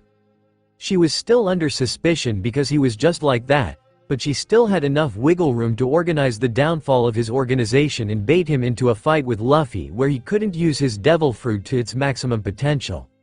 The situation was concluded in a matter of days and the Straw Hats once again found themselves being guests of honor in the royal palace. It was there that Nami made one of the most difficult decisions of her life. C-CC could you PPP please K keep my TT treasure S safe in Y your VV vault? She managed to force out even as every cell in her body wailed in protest at this action. Of course, King Cobra blinked in baffled surprise. But why? I was going to pay you for the aid you've given my people. It seems strange for you to be giving us treasure. Seeing that Nami was on the verge of having a stroke, Robin took it upon herself to explain the situation with the time-traveling swag and the troubles it was causing them. I see. King Cobra stroked his beard and thought, yes, that would definitely be problematic. We will be happy to guard your treasure here, of course. While I have no doubt that a pile of gold and jewels appearing in our treasury without explanation will cause some alarm, if you explain it to us in a future loop, we will gladly allow you to take as much of it or the money equivalent as you wish. And since the money wouldn't travel back in time with them, they could continually cash it in every loop. Nami was still trembling from the effort of parting with treasure even temporarily, but she could see the value of this arrangement. Thanks, Vivi's dad. You're a cool guy, Luffy said. Cobra laughed even as his guards bristled at the lack of respect.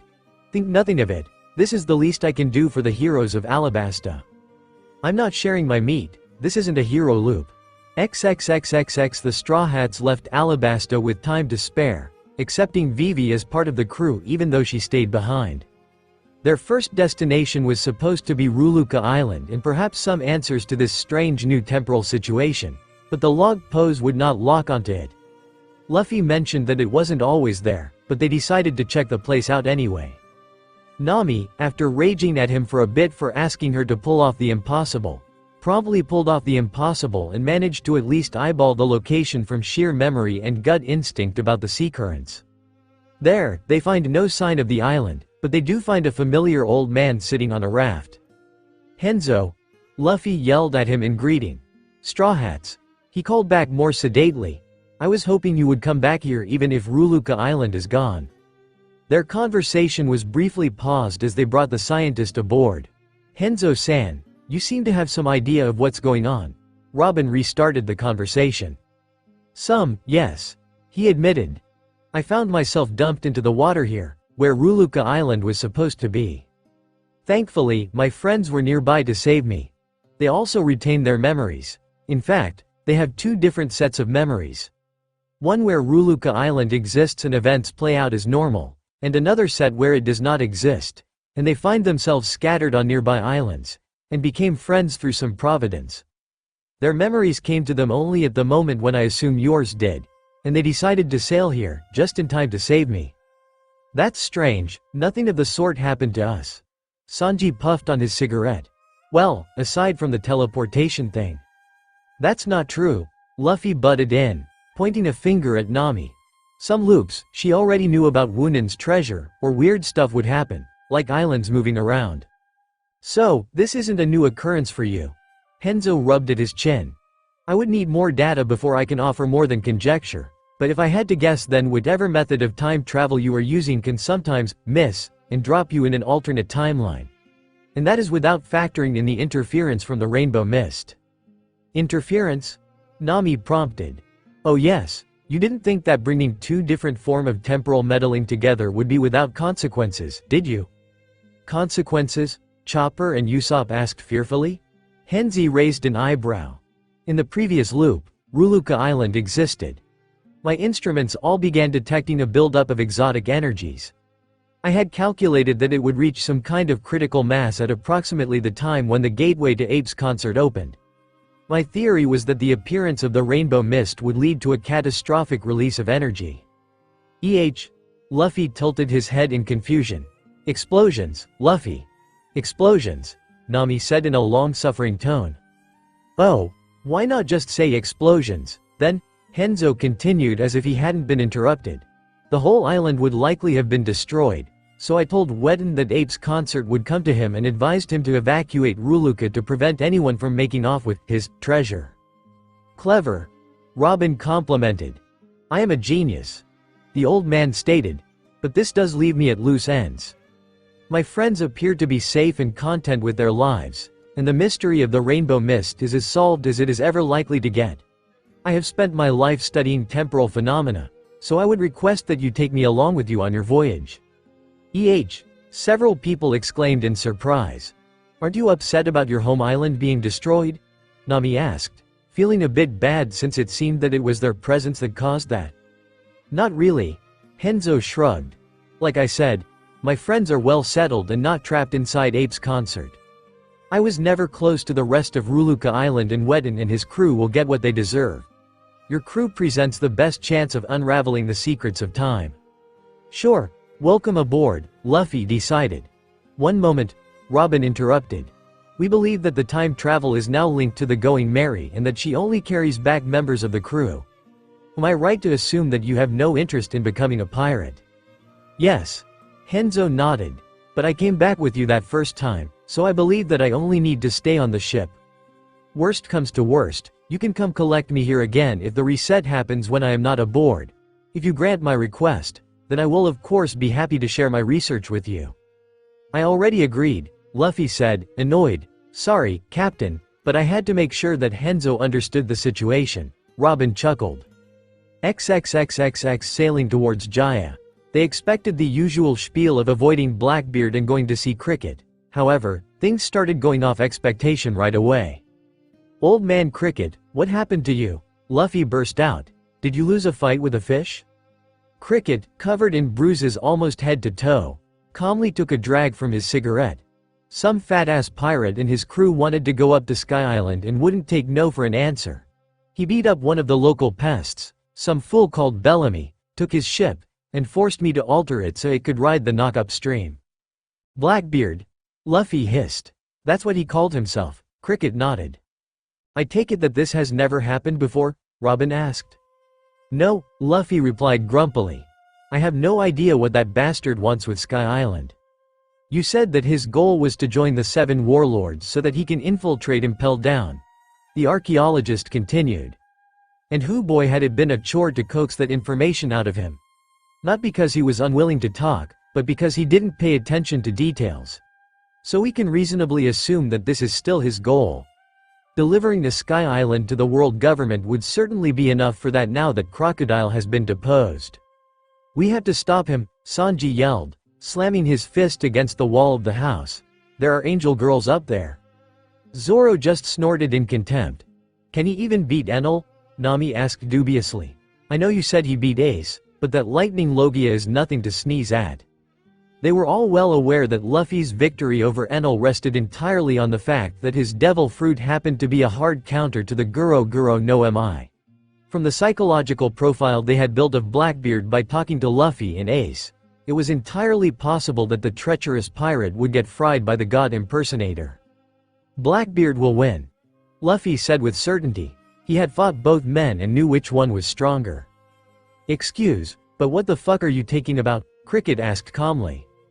XXXXX convincing Cricket to help them get up to Skypia was easy, especially after he heard that the resolution to his ancestors' story was up there. With Luffy's prior experience and the extra time they had from the quick conclusion of the situation in Alabasta, they were able to do all the work in good time. "I am too old for this," Henzo gasped as they made it to the White Sea, soaked in a full-body sweat. He could barely breathe in the thin air and he was shaking uncontrollably. "It really did seem like we were about to die for a moment there," Robin agreed, perfectly calm. "Let's go, up to the White Sea," Luffy declared, pointing in a random direction. "Right, to the gold," Nami agreed, checked the log pose, and turned about 70 degrees off from where Luffy was pointing. "No wiper this time?" Luffy asked nobody in particular as the berserker failed to appear. Then he shrugged it off as irrelevant, going to sit on his special seat. The first sign that something was very wrong met them at Heaven's Gate. Instead of the elderly gatekeeper Amazon and her rip-off admission prices, all they found was a splotch of dried blood and some structural damage. That set a grim tone for the rest of the voyage to Angel Beach. "You have to cut out the bottom of these and then you can drink the yummy juice inside," Luffy explained to Usopp and Chopper as they investigate the strange rock-hard pumpkin things. If there was one thing that he never forgot, it was delicious food. Konis taught us how to do this after we almost broke our teeth on them. Where is the beautiful angel lady? Sanji asked, looking around. Her house is somewhere around here. Luffy replied, looking around as well. Ah, it's over there. Then let's go. They found the house that Konis lived in with her father, Pagaya, easily enough. It looked the same as ever, but Luffy couldn't help but feel like it was less welcoming than he remembered. Maybe that was just because Konis hadn't led them to it. He stayed back and let Nami do the talking, as she demanded. After the navigator politely knocked on the door, there was nothing but silence for a minute, then it cautiously creaked open. Yes? Pagaya asked carefully, taking in their blue sea garb with tense eyes. Hi, we're new here and we were hoping you could tell us what's going on, Nami asked with her best friendly smile. We heard that an evil pirate crew from down below had made it up here and we saw signs of a fight at Heaven's Gate. Pagaya was silent for a long while, before slowly nodding. Please come in. The Straw Hats trooped in, some of them rubbernecking more obviously than others at the strange, to them, house. Father, do we have guests? Konis asked, her smile more than a bit brittle and uneasy. Yes. Could you please prepare some refreshments? XXXXX. They weren't the first blue sea dwellers to come to Skypiea. Pagaya began speaking softly, nor the first to be hostile. Enel had decreed years ago that all were to be sent to Upper Yard so that they may be tested. None of them ever survived. But this Blackbeard fellow was different. He and his crew killed the white berets that tried to send them to Upper Yard, and then went there anyway. We heard the sounds of Enel's thunder and thought that they had been killed like all the rest, but then they returned and said that we were going to be traded to the world government. Pagaya paused. What is the world government? Robin fielded that one. It is a powerful, corrupt, and tyrannical organization that controls most of the Blue Sea. Their leaders will likely take immense offense at your leader being called God, as they consider themselves to be the descendants of the world's creators. If Skypiea falls under world government control, they will most likely enslave all of you just to prove a point. Oi, Robin, isn't that a bit too blunt? Usopp protested as he saw the horrified faces of their hosts. We're not going to let that happen, Luffy declared, smashing a fist down on the table. We're going to fight Blackbeard and his crew. He knew that they would probably lose, but it had been a while since he'd fought the fat bastard. And it wasn't like they could just run away. Konis and Pagaya were their friends, even if they didn't remember, so were Gonfall and even Wiper and Little Isa. Oh, so this is a hero loop? Zoro asked, just a hint of teasing in his tone. I'm still not sharing my meat, XXXXX. As the Straw Hats made their way to Upper Yard, they passed the partially destroyed settlement of Angel Island, a clear sign of the Blackbeard pirates' handiwork.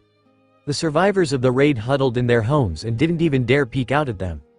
Once they reached Upper Yard, they once again saw signs of battle.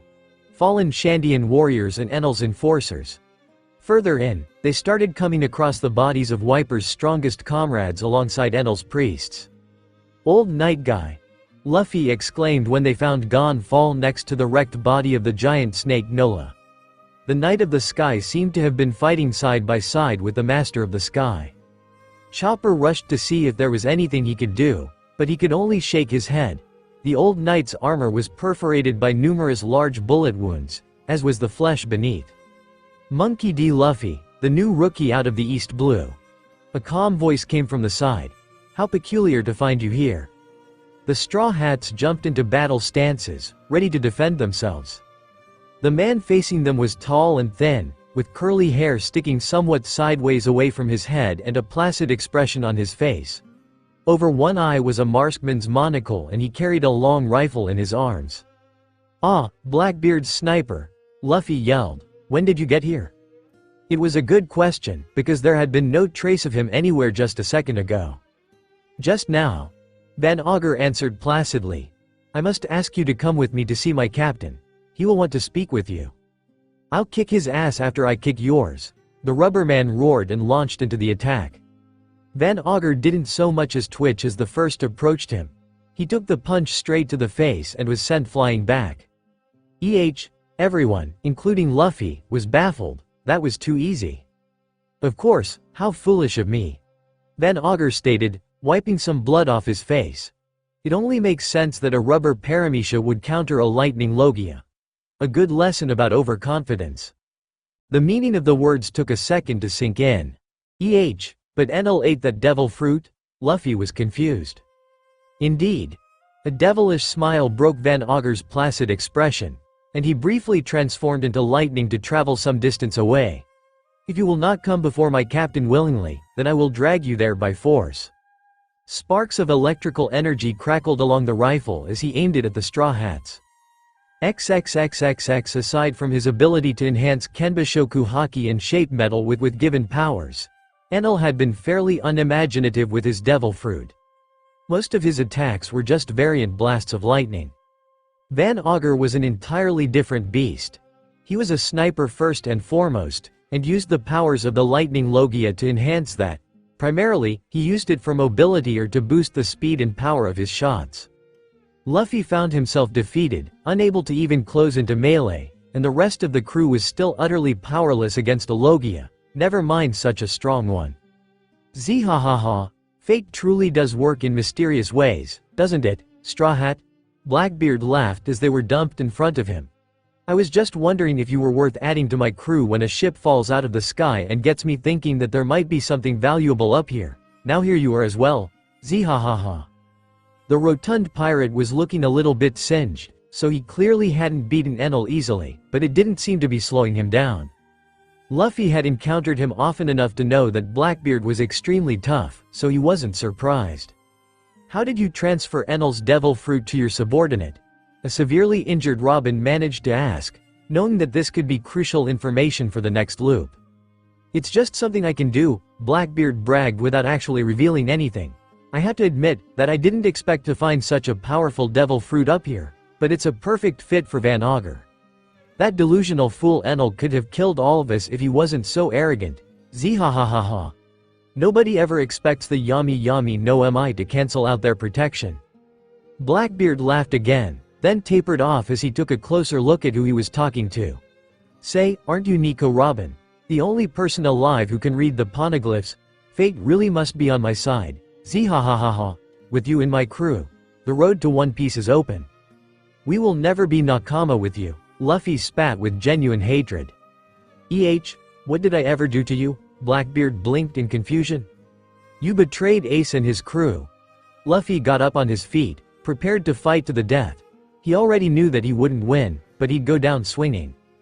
You know Ace? Blackbeard was even more confused, but then realization lit up his face. Wait, you're that little brother he always bragged about. Huh. That always annoyed me, so I tried to tune it out. Maybe I should have paid attention after all. Zhahahaha.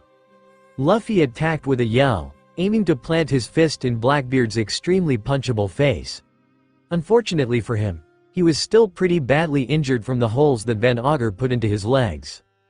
Blackbeard slapped him down into the ground with ease, his Yami no Mi nullifying the defensive properties of Luffy's devil fruit. Straw Hat, I'll give you one more chance. Join my crew, and then we can convince Ace to do the same. I know I might not seem like much now, but I've got big plans. Go to hell. Luffy shot back without hesitation and attack again. Blackbeard sighed in disappointment. You first. XXXXX. The Straw Hats once again awoke on the Mary's deck on Syrup Island. Sanji didn't even bother getting up. He just lit up a cigarette and exhaled a cloud of smoke. That lightning logia is such bullshit. Sanji-san? Luffy? Nami? A familiar voice exclaimed in increasing confusion. Princess Nefertari Vivi stood on the deck of the Mary, dressed in her Miss Wednesday getup, looking around in shock. How did I get here? XXXXX. Omake the Flying Dutchman was not a festive ship, which made it all the weirder for a party to be happening on it. That it was happening at all was due entirely to a misunderstanding. Davy Jones had tried to attack the Black Pearl and gotten pummeled quite badly by the inhumanly powerful Straw Hat pirates. The only reason his crew wasn't completely out of commission was because they were magical. Frustrated, he had called to release the Kraken. Unfortunately for him, Luffy had been hungry. Zoro had sliced it up, and Sanji had started cooking it. Luffy had taken the summoning of the Kraken as a peace offering, because enemies don't give you food, and declared that they would be having a party to celebrate their new friendship. All further attempts at murdering the Straw Hats were taken as playful roughhousing. "Do you poop?" That was the question that made Davy Jones choke so hard on his rage and humiliation that he stomped off with a roar, retreating into the bowels of his ship. "I guess not." Luffy nodded sympathetically. "I'd be mad too if I couldn't poop." XXXXX. Meanwhile, in a slightly out-of-the-way part of the ship, Jack Sparrow had cornered Nami, having identified the orange-haired woman as the one who was actually in charge most of the time. "I'm just saying, love, we could work well together, you and I," he cajoled. "You love your gold, and I love the sea. If I were to become captain of the Flying Dutchman, just imagine all the gold I could raise from the bottom of the sea for you. All you'd have to do is convince your captain to let me take a little stab at Davy Jones' heart." Tell me more," Nami invited with half-lidded eyes. One could be forgiven for mistaking her sultry tone as lustful. It was, in fact, greedy. XXXXX. Still elsewhere, people had been won over by the delicious smell of perfectly seared and seasoned Kraken meat and started eating. It was the most delicious thing they'd ever eaten. "How could any woman turn you down when you can cook like this?" One of the Flying Dutchman's crew almost cried as he used his shark teeth to bite into a big hunk of sea monster meat. They had to be stupid. Sanji took a drag of his cigarette and politely waited for the fishified and barnacled man to finish chewing. Then he kicked him so hard that he flew into the hull of the ship and sank into it. "Don't insult a lady in front of me, shithead."